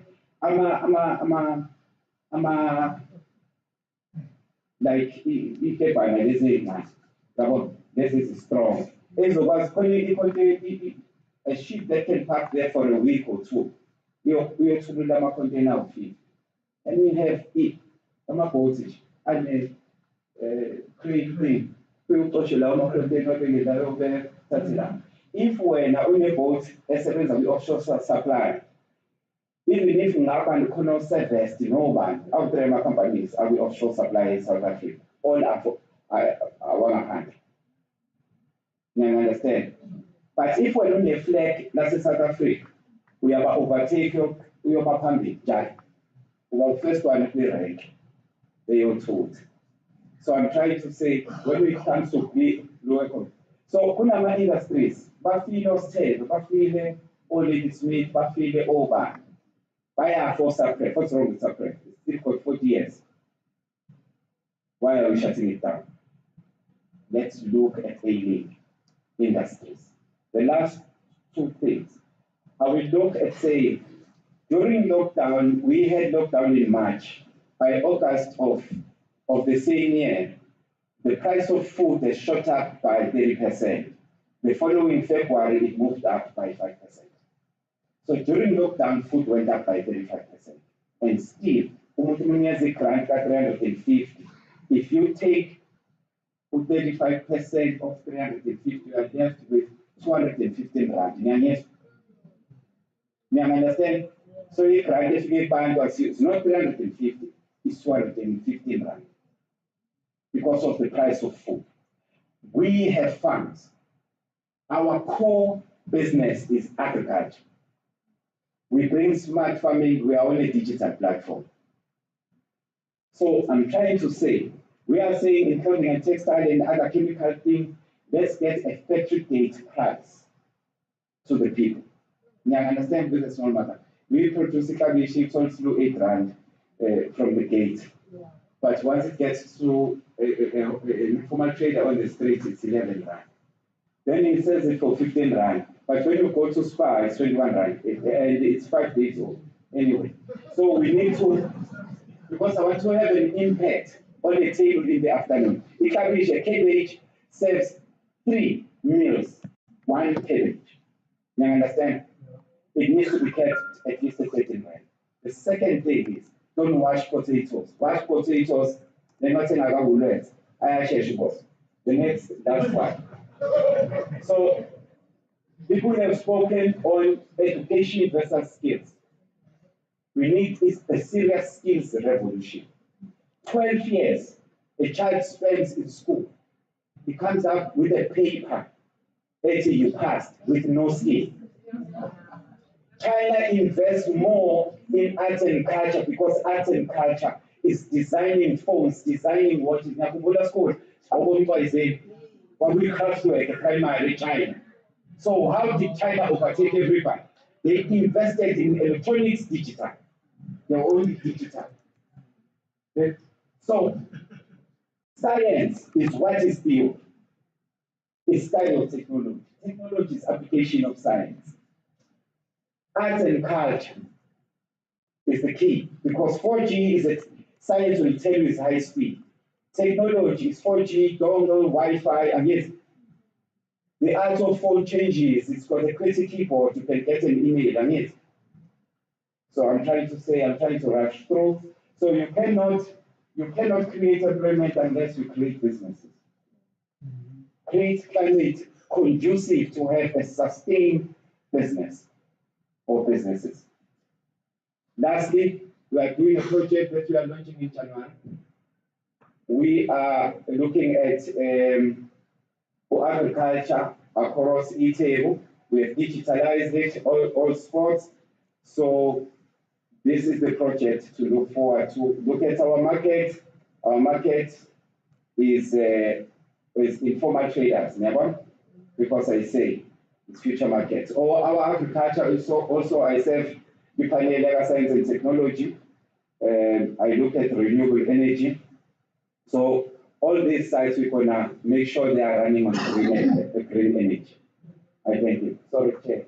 The rest you'll see in the presentations when we move forward. Okay. No, thank you. We did have the privilege at lunchtime to chat, and I was assured that his presentation would be 10 minutes, and hence the audacity I have.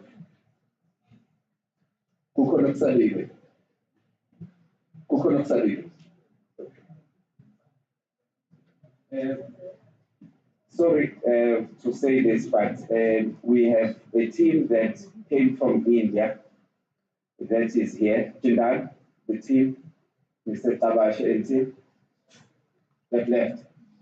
Okay, so we have them. So they are doing the iron ore project. It's 150 years. It's all over and more. Thank you. So they were here. Yeah, so thank you. So, I see this a lot at weddings. Earlier in the wedding, everyone's happy and taking time, and then later, masefika kuphela umshado. Umakoti nomkhwenyana masebephendula baphendula sebekhuluma ney'hlalo. Abantu bengasekho. And I know if we want to avoid a similar situation beyond 4:30, we must make sure that we finish at 4:30. And that is really what I'm trying to manage. I'm trying to manage that we should be done by 4:30. At the latest, we will be 5 or 10 minutes beyond that. I can assure you. So when I stand up to come and sit down here, I'm really just indicating to the speakers what we have a particular time that we're managing. Now, my job is actually very difficult, I must confess. My clients are very strict, and when the speakers are not finishing, the client looks at me. And when I'm introducing, the client looks at me and says, so I'm really apologetic. I hope I'm not offending anyone, because the submissions are all really very worthwhile. And confirm, for those of us who are not on the Indonesian portal, how would we receive the presentations? Because we'd really like to see them. That would be explained, because I have received a few questions around that one, and the answer is that it will be addressed in the end. Right. As we draw towards a close, I have 2 more speakers, and then there's a summary. The first of those speakers is one whom it gives me a very great difficulty to have to say will speak in 10 minutes when she was originally scheduled much earlier to speak for 30 minutes. I shall bite the bullet. Ndabezitha, umntwana Princess Hlobisile Zulu is going to speak to us, giving us a presentation of mining licensing processes and procedures for rural mining in the Zulu Kingdom. Ndabezitha.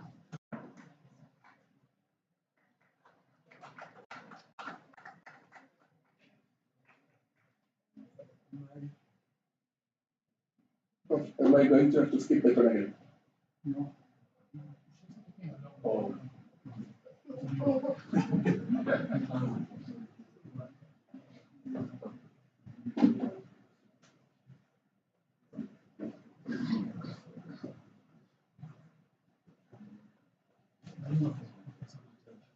Yes.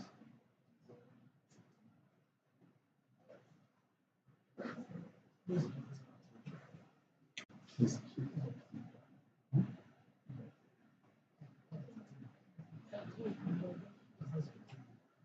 Yeah. I think while she comes, and we do not mean to rush it at all. I just wanted to indicate to it after that, I would like Professor Matenja to get himself ready. We had also had that conversation earlier during that went very politely and indicated my constraints around that.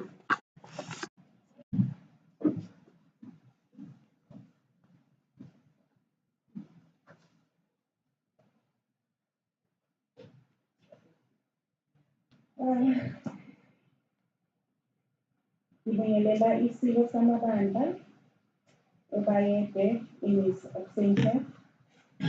Inkosi ubaba uShinga omele isihlalo samakhosi, izinduna zonke zaseNdlunkulu, distinguished guests, officials, and all protocols observed. Umntwana uJama Zulu Makhandonke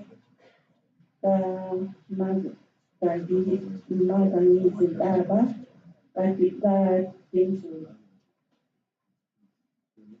Ngiphuma endlini yakwakhonela umlungu esenganoma Osuthu. Mina ngizobe ngenza i-presentation yami on mining njengoba sebeshilo, and the processes. The structure, my presentation structure is as follows. I'll be looking at the history of mining in South Africa. Okay. Okay. Minerals included MFA, but I can just go through them. Okay, mandates, minerals included types of licenses, opportunities in mining. It was going to be very interesting to also look at that history, but maybe I can just touch on mining so that everyone has a background on it. So with regards to the history of mining, the history of mining is that mining, as we all know, started a long time ago, and I think the first mine was in Kimberley in 1852. What is the important or the gist that I have to go through the history is that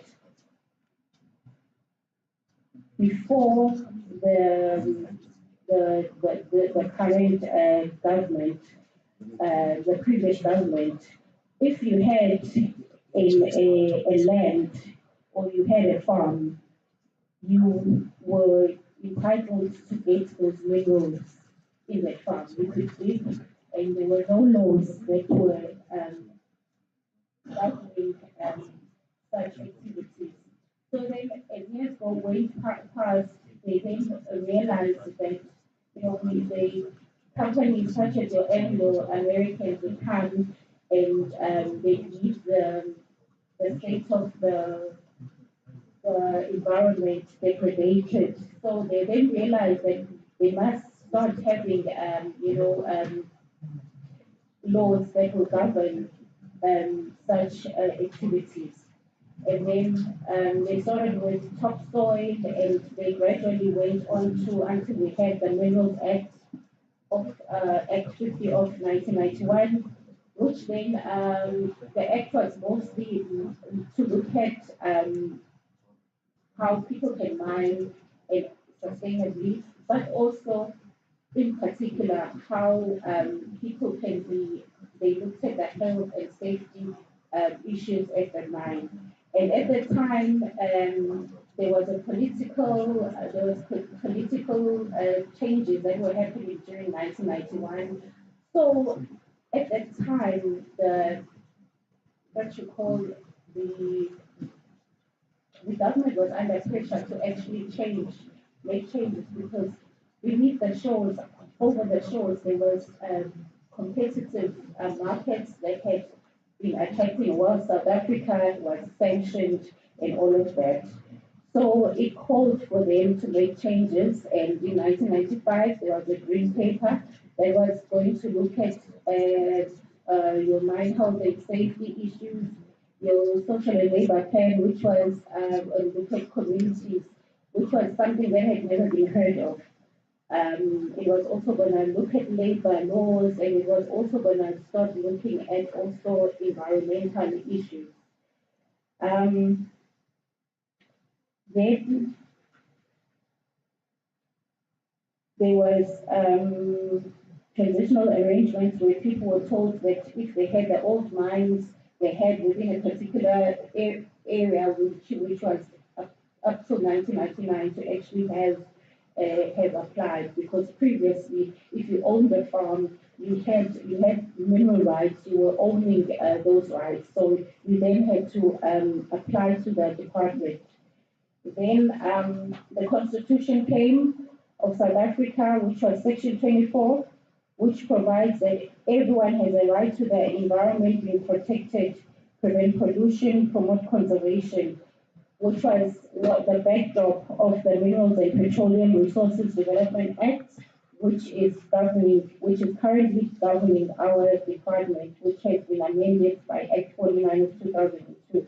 The aim of this act was to actually distinguish the custodian of the minerals. The minerals from being the land, the minerals then were vested to the state. So that means that you could own a farm, but you didn't own the mineral rights underneath the surface. You were the surface right owner, which means you were just the land owner, but not the mineral rights. The reason why that happened was because the government or this act was seek to actually bring about transformation, actually give equitable access to historically disadvantaged people to enter into the mining sphere, and then have the government be the custodian so that everyone can have equitable access to the nation's minerals. This also, one of the objectives was that Section 2D substantially and meaningfully expand opportunities for historically disadvantaged persons, including women communities, to enter and participate in the mineral petroleum industries. Section 2.8 talks about the constitution and the ecologically sustainable manner, like I just alluded. Section 2I read with Regulation 41C ensure holders of mining and production rights contribute towards social economic development of the areas in which they operate in. So, okay. I'm not going to go to the mandate of the department, or it's to ensure transformation, economic growth, safety, sustainability, minerals in the mining sector. Our role is to actually promote, license, regulate, and monitor the mining industry. Okay, minerals. Okay, as we're looking at this map, we can just see it's a map of South Africa. But actually, if you look at it, if you look at the map, I think here, if we go around here, this is mostly KZN, and this is what we have is mostly coal. We're not rich in minerals as KZN, but we do have coal, and we do have one gold mine in Pongola, and we do have heavy minerals here in the outskirts of the Indian Ocean. Of course, heavy minerals, the minerals that we have in KZN are heavy minerals that coal, marble, dimension stone, aggregate, shell, and building sand. Mineral with potential and uncertain economic potential. Kaolin is within heavy minerals that is used to make makeup. Lithium ore, we have it in a south coast in Umzombe that's used for batteries, and it's actually a booming investment. So most people, I believe it's only found there, but it's used for this electric cars that are being planned, or that are being planned to be made. We also have mineral fluxes, dolomites. Uncertain is gold, because we only have one gold mine in Pongola. Zululand potential, we do have coal, that's for sure. There is one gold mine that's been there from 1956, aggregates, and possible alluvial diamonds. So I'm just going to go through. In our department, we have strategic minerals and non-strategic minerals. Strategic minerals are ones that contribute to the economy, which are your gold, diamonds, and non-strategic minerals are your sand. Type of licenses, we have small scale in terms of Section 16, which is the mining rights. We have a prospecting right. I mean, it's in mining permits in terms of Section 27. We have a prospecting right in terms of Section 16. The prospecting right, I must just pause and say that this is where you actually do your exploration. You're not mining there. You're just trying to find how much reserves you have. so that you can make an informed decision as to whether you do have prospects of actually having a life mine. And then when you get to the mining rights, it's in terms of Section 22. Both prospecting and mining rights, we don't, our requirements, you can mine from here to end because we understand that if you mine in coal, like we have coal in KZN, the terrain and the topography of the area, so we won't limit you to the area. We give you for a mining right for that production stage for up to 60 years and it's renewable for another 50 years. I'll just move because now the type of licenses process. All of this application, you must also include an environmental authorization. That never used to happen before, but our principals decided to have a one-stop shop because what was happening before was that someone would give them a license and then we'd say at the bottom, comply with go to water affairs, go to environmental affairs. So then our principals just decided that we must have everything together. And so that you must also have financial provision. Social and labor plan. SLP benefits communities unless you're a share does not benefit, it benefits communities but it does not benefit landowners unless you're a shareholder or an employee. Corporate social investment projects are not regulated by DMRE. Landowners under SLP get surface rights. There's other departments that you have to, within our department, that you have to comply with mine economics, mine health and safety, opportunities in the mining, Section 100 talks about the broad-based socio-economic development charter. It's a framework, it's a tool that is used to actually bring about transformation in the mining industry, economic growth, socio-economic development, competitiveness in the mining industry.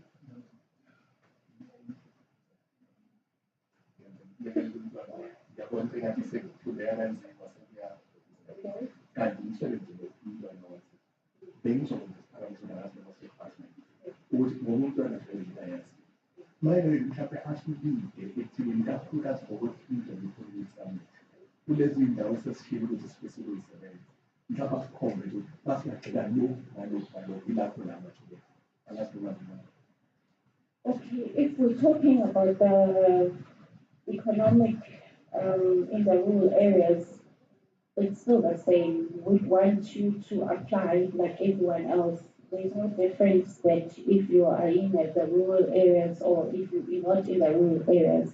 You will still have to come to us with the area that you want and you would then put up an application. But if we're talking about the gist, if the intention for us here is to have mining rights or hold mineral rights, then you apply. But there's also other benefits that you can get in terms of with the companies, the mining companies. If you are a landowner in the rural areas, which would be maybe the ITB in Wanyama Trust, they would have to have a surface lease agreement. Then it would be their benefits that they would get from mining companies. Of course, we don't get involved as the department. It's negotiated between the mine and the land and the landowner, which would be if we're looking at Zululand, which would be ITB. You also, there is a slide of this. You also can get ownership. We talked about ownership, where you negotiate also with the company. DMRE doesn't get involved. So if you're the landowner, you can say, you can talk to the mining company and say, I would like ownership. And you discuss that. There's other opportunities like in procurement for the communities. then it would be like your tender is your local economic development that actually zoom into the communities where if they need certain skills or if they need machinery, for example, your yellow machines, they would then have to maybe get someone from the community to actually have them. But most of the times, like our historically disadvantaged people don't have yellow machines. So it's another thing that in our 2050 vision, it's something that we can look at and actually maybe even put as females, because most females don't even do blasting. They don't even know how to run a mining company from A to Z. You know, those are some of the things that we can try and skill, if we're looking at our 2050 vision, try and skill, especially youth females, to actually enter into the space where they would have been trained and do explosives. That's in terms of your mind health and safety, and then have yellow machines. And then after that, know how to run a mine from A to Z. And then when they know how to do that, have prospects in actually in creating a value chain where they will actually have a know-how to do exports and all of that. There were elements to the mining charter. There were percentages, but mining charter was taken to court and we lost. So some of the elements there are not, in terms of targets, are not as what you see here because they still be reviewed. Yeah, I think that's it. Consultation was done, and then just this was just a slide that I just wanted to share with you when I was doing the history. That most of our gold is in UK, and there's a gold bank. That's where our gold sits there. Just something to share. Yeah, mining companies, and there's the mine, the Kimberley, the first mine that was done down there. There was a sustainable project. Thank you.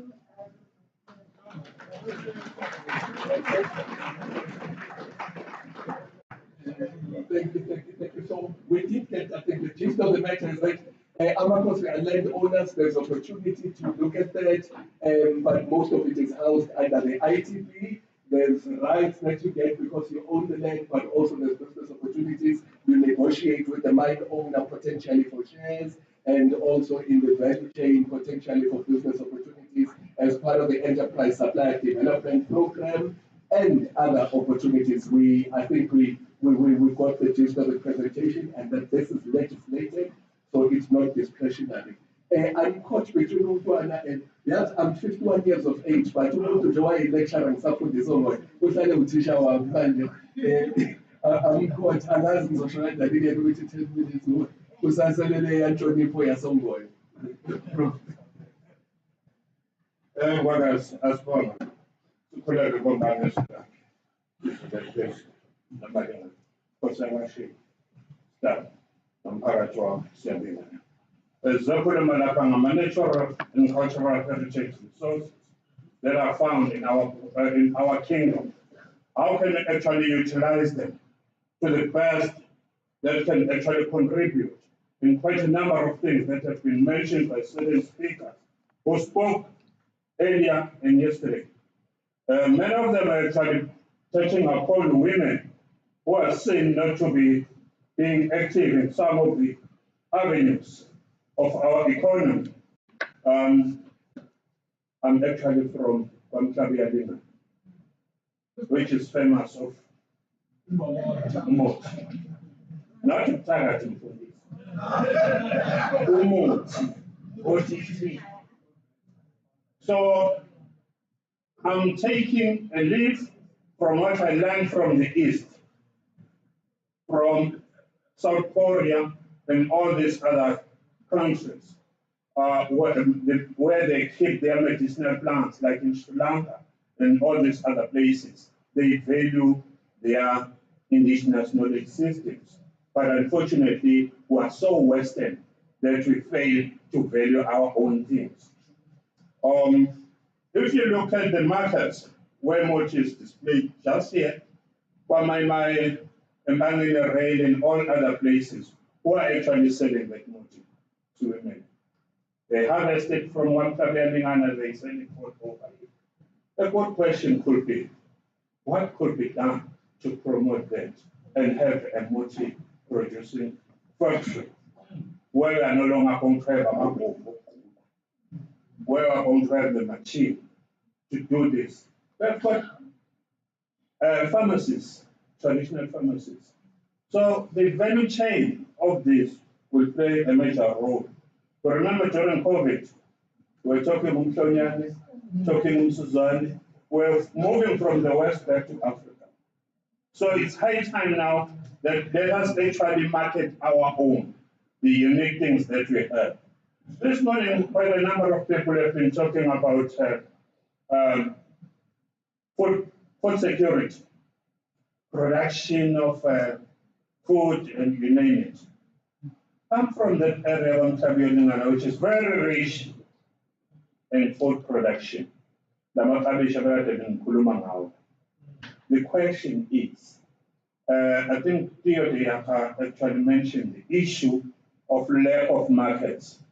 Those people are producing that over there, and the village that you find here in Durban is from that side. To the markets in Johannesburg is from that side. How are they going to be helped to have a processing plant that will process those things, package them over there, and send them to bigger markets? That is a challenge. It's a practical thing. We don't have to go to funders outside of the country to do that. And most of those people taking are women and youth. At Makatini Flats and at Ndumo, they've got the advantage of the water system that we have at Josini Dam, and they are producing quite a number. And that area was identified as the food basket of South Africa. With proper planning, proper funding, that place can produce a lot. I think my friend they have mentioned that earlier on. The other thing, I've mentioned two factories right now. It's a multi-factory, fruit and vegetable factory. As much as the king was Shima, is celebrating Umkhosi Wamakani. And Inkosi Tele is also celebrating Umchai Umkhosi Wamakani. It has actually developed a lot of interest for tourists who visit that area during that session.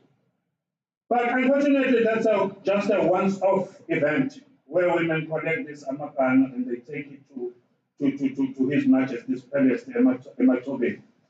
The question is, when are we going to have a facility that is going to process those Amakanu together with the mango that is already on the market from that area, and the pineapples and fruit, together with the product of vegetables, where we are going to have juices, where we are going to have acha, which is branded acha from Ndumo, which is actually we are selling our own and we are eating our own, fresh as it is. And we supply our local markets, and we supply our chain stores. We change this mentality of the pick and pays, who say they want to buy from so and so without actually tapping into our own. And looking at the artwork, yeah, I'm just dealing with the natural resources. I'm looking at the beadwork. I'm looking at the wood carving that is from that area. Somebody mentioned the issue of Wastele, that those factories have actually closed down. If I can tell you, 90% of the people who are working there are from Bayede. And if you can look at the plantations along the coast and say, okay, what do we do with that woodwork that is produced, they supply to Empang in Richards Bay, and they produce desks that are sold back to those people back there. Why don't you have factories who are going to produce our own furniture? Question.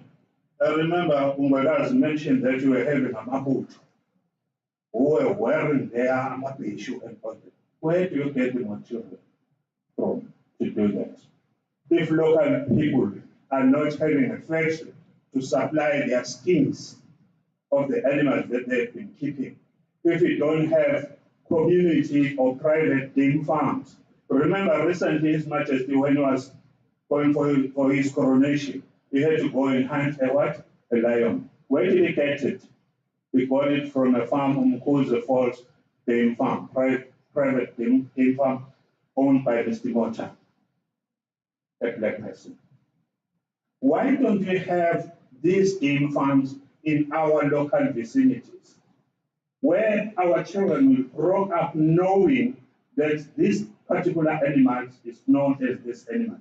And then when we want to do some rituals, we just go to those places. And then when we look for the skins for making our imvunulo, we tap into it. Instead of buying imvunulo, paying a fortune, and we have these people who are dealing with this in our respective areas. Because imvunulo is not similar when it comes to that.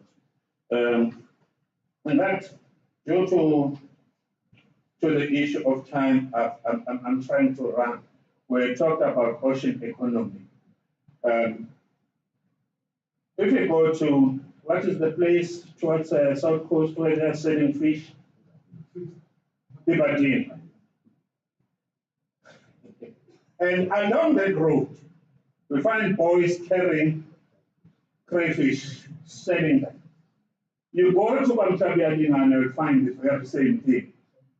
Who actually ever thought of starting a value chain where these people are going to have their catch prepared, processed, and sold? Because if you go to these restaurants, Mozambican prawns, the Mozambican prawns, they are as big as this. And they are from that ocean, Indian Ocean. And they are sold along the place. So why don't we have our Mozambican right here? I suspected in my port. There is a big fish retail. They get this fish from Mozambique. Why don't we actually have our own in our areas in Constitutional, right across this rich coast that we have? And then we process all this, and then we say, we package it, and we sell it to big retail shops. I think by so doing, we are trying to be practical as possible. This needs practicality, proper planning, then funding. It's just a matter of looking at how big that funding could be. We can start small and develop. That's how we're going to create jobs for our young generation. If you go to Makatini Flats, you go to Ndomo, people are running those farms are the young boys and girls.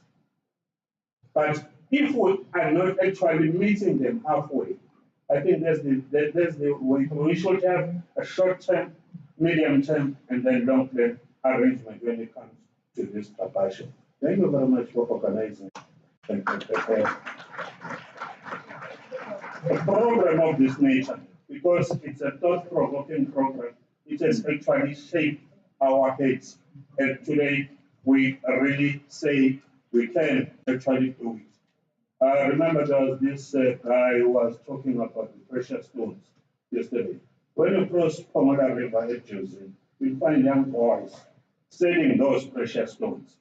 Those are the first people we should work with as cooperatives who are dealing with this and develop them so that we can have parts that is actually mined by those young boys and developed and processed into something tangible, rather than taking raw material and send it to Joburg and send it to big factories to process. Let us start from home.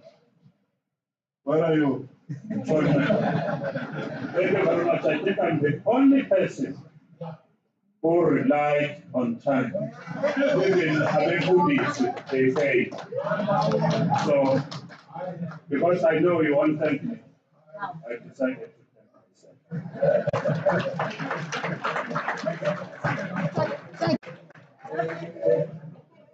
I do, as we go towards a close. On that note, I do have to say, ladies and gentlemen, I'm a professional speaker. I am a professional speaker. I get paid to speak. So I respect speakers and I respect the amount of work that goes into preparing when you're going to present like this. In fact, the quality of what we have received says to me, even a 2-day conference would have done justice, where the speakers would have had ample time to unpack, because all of them were so brilliant. So I do want to apologize again for having been hard on you. I must say my client was very hard on me as well. So in terms of time, so we did need to manage time. So in that regard, I do want to profusely apologize to the speakers and just acknowledge the quality of their inputs, and that it was by no means a desecration of their quality inputs. I think that we are going to have more time to unpack a lot of this. With that, I'm going to ask therefore,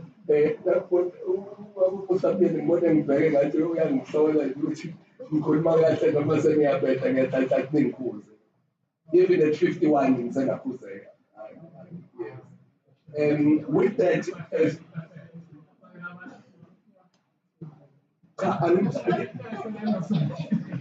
no, I'm saying I'm 51, but I'm still Kuzege. Yes, I think that was my statement initially. Then that in terms of Professor Matendo, meeting over why Professor Nsafu even number 51 gained or Danilo Moons called a Pelu Professor one. Now, as we talk, got a presentation of draft conference outcomes, structures and organizations to rebuild the economy of the Zulu Kingdom and to inform the Zulu Kingdom Economic Vision 2050. With Dr. Bongani Mabizela and Dr. Delani Mtebu, they will then come up and summarize, including inputs from the floor. Ladies and gentlemen, shall we give them a warm round of applause? Very much shortly over to what we are going to witness is an accurate summary. I guess they have the most difficult job to do, where the summarize brilliantly into the direction of the plan.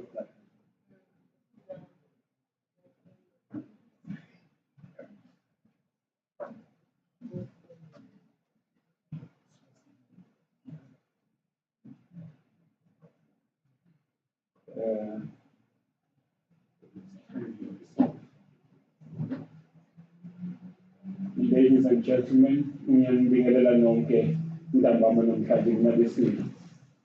Ngitshela ukuthi sisekhona sonke.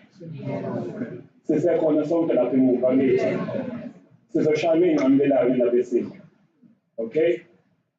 Isikhathi sesihambe kakhulu. And we are supposed to have wrapped up already by now on our way to wherever. Okay? But without any further ado, ngibingelele umhanyazwe lakhe engekho nabantwana bonke baseNdlunkulu, ngibingelele namakhosi wonke akhona la, ngibingelele ngokukhethekileyo kubafundisi bonke abaqalele nomsebenzi omkhulu kangaka lokuthi qale kusukela ekuseni. Ngibingelele nje ubaba u-Reverend Professor uXoli Sonkophe, siyabonga kakhulu umsebenzi omuhle mfowethu owenzile. Sihamba nawe ibanga elide, sisuka la sisuka khona size sifika la. Siyabonga ukuthi uNkulunkulu usigcinile nokuthi nevision oyibekile kuthina sonke sakwazi ukuthi sihabule sila namhlanje ingenxa yalo mbono. Ake simshayele izandla. Ngibingelela kakhulu kunina nonke ngoba niyenze yaphumelela le ngqungquthela yanamhlanje. The conference wouldn't be a success without you all participating and being here. Ngicela nishaye ishona. Ophambi kwenu ubongani wakwamabizela umfana waseHammersdale akude kakhulu umusuka la nje ekhaya 54 kilometers. Kodwa uma ufuna-ke ikhaya la ngalusa khona esemnambithi endaweni yasemanzimane eduzane kwasebandleni asebeyibiza ngokuthi ifandleni-ke manje thina sikhule siyibiza ngevandleni. Okay, ilamdabuka khona la ngalusa khona sithi sevandleni eduzane kwangakini eResmith. Yeah, right. Now I'm a businessman, I'm an entrepreneur with many skills. Originally a civil engineer, and I cut across many fields. And we're going to zoom in straight to our presentation today. So we share no baba udokotela la udelana umthembu esinikezwe nayo le task. Sizoyivala kanjena le conference yethu namhlanje. Ngicela ukuthi nisinikeze ithuba nje lokuthi in the less than 15 minutes sizobe siqedile ngiyanithembisa ngoba nami ngiqheshwa isikhathi khona lapha ngiphuthume khona. I will run through our slides as well quickly. One of the things that is very important, kubalulekile ukuthi mase siqede wonke lo msebenzi fanele siyobikela isilo ukuthi yini kahle kade siyenza namhlanje. Of course with leadership ne-direction nokuholwa ubaba uqulu sizokwazi ukuthi sikwenza lo ngaphansi kwendonsa yesizwe la sikhona. Ngiyajabula uma ngibona nobaba uprofessor Kubisa bakhona ubaba umnyeni bakhona abaningi nje esinabo lapha kule nhlanganiselo yethu yendoda. Ngiyabonga kakhulu bafowethu. I-presentation yethu ngicela ukuthi niyibheke ithi Zulu Kingdom Investment Conference. Of course, we are going to be discussing quickly about the business forum. Now, this is where the tar hits the road. Angisho lokho. Okay? Sesiya-implementa manje. Mina, I'm in business and I'm an entrepreneur, and all I want to see is my results. Okay? Indaba zeyinkulumo kakhulu ngibuye ngingayithandi. Ngiyathanda ukuthi sishaye ngokuthini iy'nkulumo zethu akube ukwenza. Ake sikhiqize, ake siproduce manje. Okay? So sizodiscussa lokho amongst other things quickly, and then bese siyabeka. So how are we going to do it? For instance, okay, those are my contact details. I've been tasked to lead indaba ye-business forum. So it will help you if you are interested in joining us with business forum ukuthi wathatha ama-details ami ngoba azokusiza, especially my email. Ukwazi ukuthi sicommunicate sixhumane ngokuhamba kwesikhathi uzofona ukuthi kubalulekile lokho. Siyacebisana-ke kwezamabhizinisi. You can Google my name and check what I've done and where I've done it and what awards one has received in what categories, whatever. It's very important that you work with people that knows the path in business. Okay? Thina sesiwashayile sesinamava kumabhizinisi kodwa sisafunda futhi namhlanje. But we served our school fees. At least wena ongakafiki or ongakadluli la sisidlule khona osafuna ukufunda sizokwazi ukuthi sikuncedise. Our presentation quickly, ubaba umthembu lo ngicela ukuthi naye bekuthi ngiyakwazi niwathatha ama-details akhe ngoba naye nizomdinga futhi siyasebenzisana kakhulu nomfowethu. Okay? Thank you very much. And then of course we'll make this presentation also available, Prof, ukuze abantu bayithole bakwazi ukuthi babe nawo. Sorry ma. Back, naye back. All right? Thank you very much. Get it from there. Can I move on? Now I'm going to move in quite at speed. Yeah? Okay, I'm a fast driver by nature.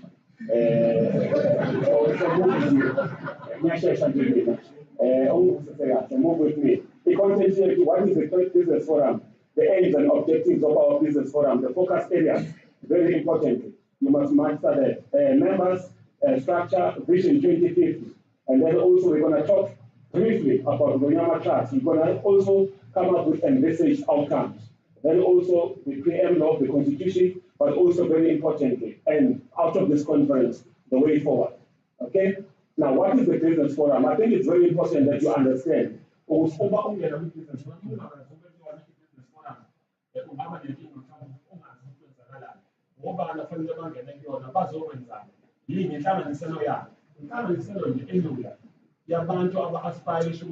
Businessmen and women. Okay, it cuts across. Sizoshare ama-ideas, sizodevelopana, sizobonisana, sizoshare ulwazi esinalo, esisilu-acquire-ishile ngendlela ezahlukene emkhakheni ahlukahlukene. So that is the most important thing. That's the gist of it. In summary, that's what the business forum is all about. So it's a collaboration of all of them. Okay? Then the aims and objectives. What are we aiming to achieve? That is very important. Okay? Also to look into. right, is to provide opportunities to entrepreneurs, business tycoon CEOs, of top corporates, and of course, and thought leaders. Now, very important, Jogas is also my business under the business forum. Whether you are aspiring, you are also in business, and you've grown to a certain extent, or you are still growing, this is your platform. This is where you must join hands with us in making sure that your business, thank you very much, my dear sister, your business, all right, we can assist you so that we can position your business the best we can together. Now, one of the things that is very key, let's Zulu include international kingdom. Sorry about that. International, I don't know where it's come from. But anyway, the Zulu nation is international. And I guess in China is international. Okay?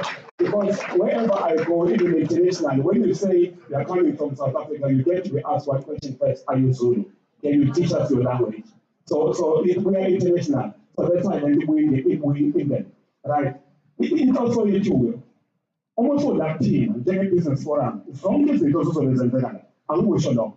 This is where where economic development, economic opportunities is going to be faced. It doesn't matter which business are you in. No matter how they go from capital, one in capital, but it's not only limited to the capital mentioned. So, which activities now, okay, was benefit. Focus areas. We're looking at the Zulu cultural heritage, tourism, and cultural economy. Very important. We've got a very rich history as Zulu, as a nation. By the way, we are the only nation in South Africa. Okay, the others are tribes. Remember? Okay, so we are the nation. All right. I'm sorry to say that. I know some others will contest me. Please contest me outside the door. Okay, I will tell you why I'm saying what I'm saying. Not because I'm Zulu, all right? Not because I'm Zulu. Okay, we have to say our political crisis. All right. The next one is agriculture, land, and rural economic development. Right? This is very important. This is key. Okay,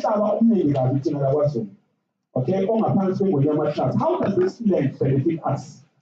Okay, how do we turn this land into wealth? Except this talent, the one and the because we start with the outside the man. Which thing is the shelter open? That's all. But the most important thing and key is how do we develop, how do we grow, how do we create wealth out of this land? That is very important. Mining and logistic economy. Like one of the things that we are blessed with is non-stable minerals underneath water. And how do we make sure that it benefits us as a nation? It has been benefiting certain people. To what extent can we also enter into that space to benefit to also my business? Technology and the fourth industrial revolution. I cannot mention more. It's the way to go. The fourth industrial revolution is here and is here to stay. Okay? So that is very important. The moment you grapple with that quickly, you grasp that you won't have a headache. Because technology is the way. Everything is going to be now very technologically driven. Maritime economy. We've got the Indian Ocean right in front of us. That's why I'm saying our location as KwaZulu Natal is the Zulu Kingdom province. It's very strategic. It's entirety. Okay? It renders a number of different opportunities. And how do we take advantage of those opportunities as also my business? The last but not least is the green economy.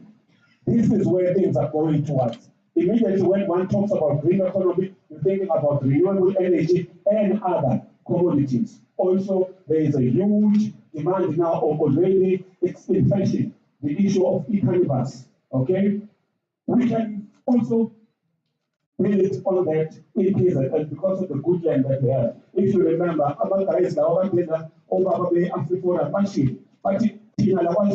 we can always grow anything. So it's up to us where that's for men. It can be just for men. It's a very dry land. You can't just plant anything that you want to because you were limited because of the weather you come. But once you come to KZN, look at how nice and green it is. Okay, and the soil is so good. So there are many opportunities that comes with our land. Just to show you in pictures, Zulu heritage and land.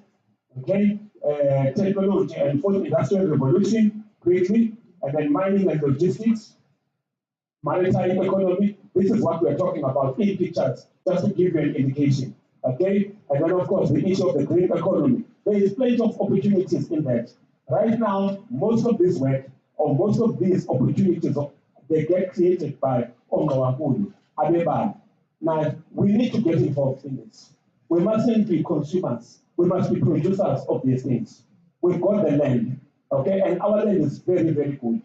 Okay, so we can create our own solar power energy plants here in KZN and also look at packaging as well. You can also create packaging opportunities or produce in that area so that you can supply to different companies for that. Right? Now, who becomes members of the business forum? This is typically what we're looking at. Business people, entrepreneurs, corporates, professionals, academics. Partnerships are going to be very important and key. Just like we have the After Forum here. That's what the expertise of Babalan. They are miles away from us when it comes to farming. I first looked at it, I asked one. I asked to move forward to travel to some to Western. Asked me to find out tested and travel and after which it is an open plant and Ireland and Obolena is strong.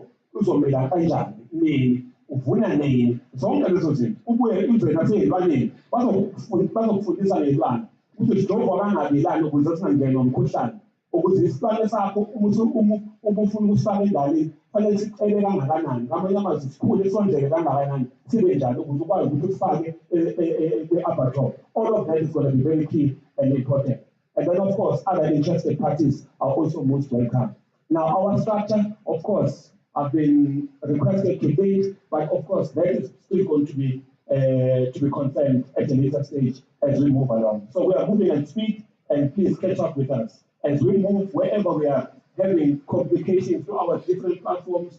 Our creative, catch up with us and make sure we are in line and in tune with what we are doing. And then of course there is what we call Vision 2050. What is Vision 2050? We are looking at the long-term vision, because beyond our life, our kids, the generations behind us, they must benefit out of our thinking and our doing. Okay? This is the also for this Proverbs, a wise man leaves good inheritance for his children. So what are we leaving as good inheritance for our children? Are we leaving it like this to our children? Do we think that is something that will make us proud that we are giving to our children? So me and my children, I want them to ask me, in fact, I don't even want them to ask me what I'm leaving for them. They must see what I'm leaving for them behind. And that's what I've been working on ever since I'm in business. So that is very important. So we're going to be also providing expert business advice and engagements and give opinions on this document called 2050 Vision. That is very important. And you and me and all of us are going to participate in making sure that that is the case. Quickly, on Ingodama Trust and the Zulu Nation, just to give you an indication, this was established around about 1994 to manage land owned by the government of KwaZulu and is currently responsible for managing some 2.8 million hectares. Of course, the number I've statistically researched and found out that's the number, but it can vary whether upwards or downwards. That is 2.5 million hectares of land. That's in KwaZulu-Natal. Basically, it almost covers the entire province. As what is the whole of KwaZulu-Natal belongs to Ingonyama Trust, irrespective of how you look at it. Because of our colonial masters, they've put that mentality somehow that some of the land doesn't belong to the king or to the Zulus. The land rests in Ingonyama Trust as trustee to be administered on behalf of the specific community, which is us, our communities. All this land is belonging to us, but of course, the trustee today is our king. So that is very important.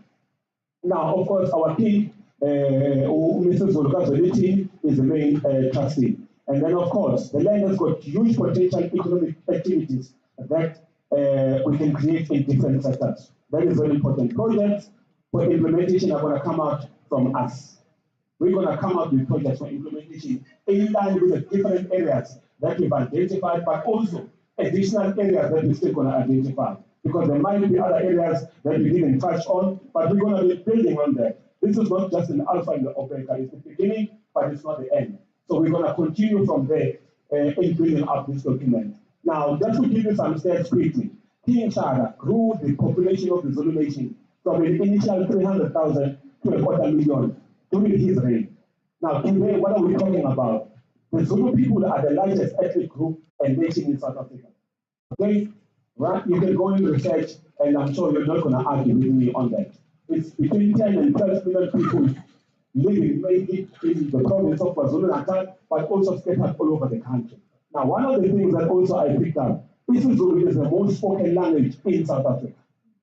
Okay? It's the most spoken language. Mina ngentatha ngisebenza kuwo wonke ama-province because I'm national. Right? Umuya emaXhoseni bayasikhuluma lesiZulu. Umuya beSuthu abaTswana bayasikhuluma. Abakamshweshe uzofika usithole. Okay? Uzoya kubaVenda uzofika usithole. Xitsonga uzofika ubathole futhi abakhuluma lesiZulu. So all over, Ndebele, Swati, all over. So that is the power that you have. Amongst other things as well, Ukhozi FM, probably some of you didn't know, is the biggest single radio station in the world. Not in South Africa, not in Africa, but in the world. You go to history or you go to your research and you will find out this information. Alright? So at this point, I'm going to give over quickly to my brother, Ubaba Ubtembo, to continue and take it back. Thank you very much.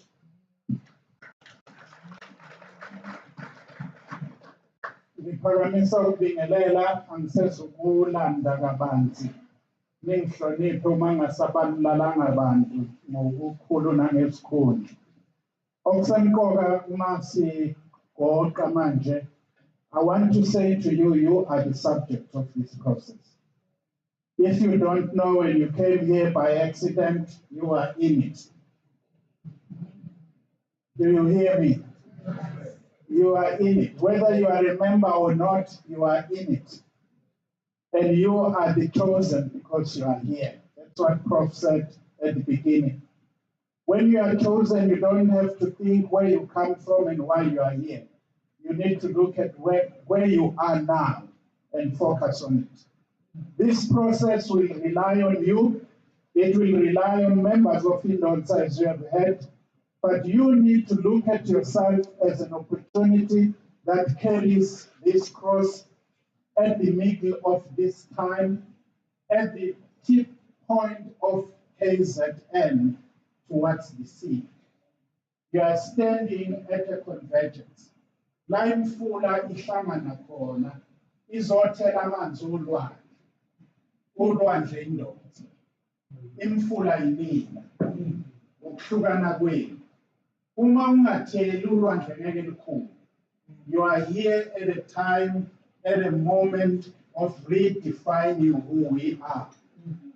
And when you redefine, you need to get rid of who you have been before.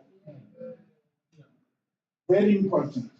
Because if you carry all the debt you have carried before that has divided us as we are, we will not be the seed that we are and will not generate what God has given to us. And that is why in all of us, leadership is about us, is about people at all levels. We are being a service to the people. We are being an expression of a constitution. I know that many of us look at this constitution with question marks. That is why we don't go forward, because we question what we don't know. We question even what we haven't read. My constitution talks about what Indonsa is about. It talks about culture. It talks about all religions.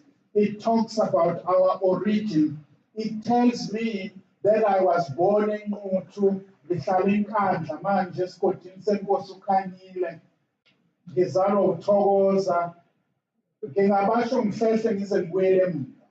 If you don't know these things, you don't know who you are. And the Constitution will not live in our lives to heal our divisions, to establish non-racial society if you don't start where you are and who you are. It will not promote equality and human rights and responsibilities and make us work if we haven't identified the gifts we have. It will not promote I cohesion. don't know who you are. It will not And the promote Constitution will not diversity and lead inclusion. in our Indonza may be lives. about the Zulu Our kingdom, traditions. but Indonza To is about establish making racial a new society trajectory in of Indonza the way. kingdoms in Africa. In Africa. We are the largest in Africa and the most proudest. No other kings fought the British armies and conquered them. And we sit here with our knees wobbling, not knowing who we are. And the British people come here as tourists to look at the graves of their own forefathers who remained in the wars that the Zulus waged. And they go back with money. The Zulus remain with grants. We can't. The articles of culture in Africa express the vision of Indonesians. And I'm not going to read, you'll get it. But I'm just trying to connect what we are doing with history, with vision of South Africa and of an African nation. And I'm saying we are doing what we should have done long time ago. It can't be done by politics. It can only be done by human souls, not politics. Therefore, my brothers have explained that we've got task teams around Indonesian, and I lead a task team that looks into establishing a development trust. And I want to state that it's not a development trust that you are familiar with, because we must create a development trust that is different, that complements the bank that Ubaba Umieni was talking about, that is not handing over resources, but that creates stimulus for people at a lower level to meet the people at a higher level, because there will always be people who may not be bankable, as they say. And those are the people that a development trust must hold them up, develop them, journey with them, make them ready to become fundable. You can't go around with funds and say, apply. Apply from where? People from Ouattazagazi don't know how to get online and apply for a fund. They need you to nurture them, work with them, develop their business cases, come up with business plans, submit them, journey with them through mentoring and training so that they become empowered in their own businesses. That's the kind of a development plan, a development trust we are talking about. And lastly, I want to say, when an egg is broken from outside, life dies. But when an egg is broken from in, by itself, at its own time, in its own ways, life begins.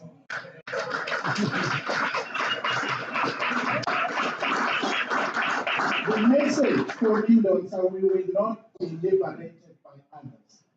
We must break our own eggs from within and move on.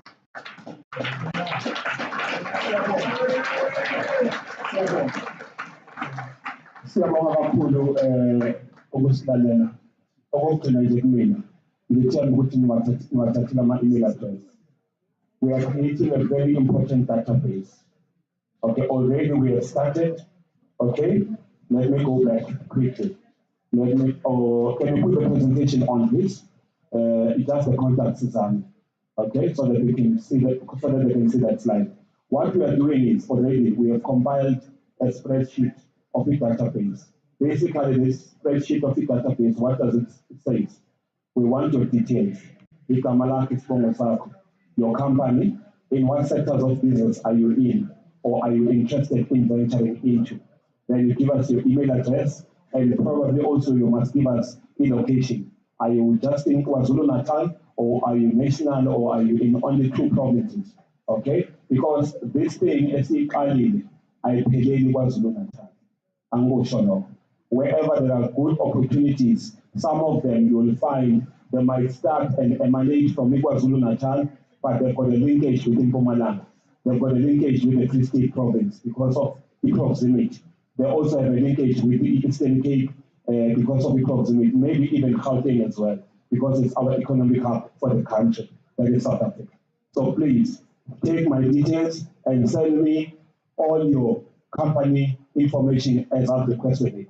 Then once we've put together that spreadsheet, we will circulate it to everyone as well, just to make sure that it's correctly recorded insofar as your information is concerned. And then of course, so that's why the committee present committees are fanele, and then also, before we even venture into some of the opportunities that we're going to create, already there are opportunities we know because we are in business. So you might find that we need your expertise in some of the sectors already that we are working on. Thank you very much.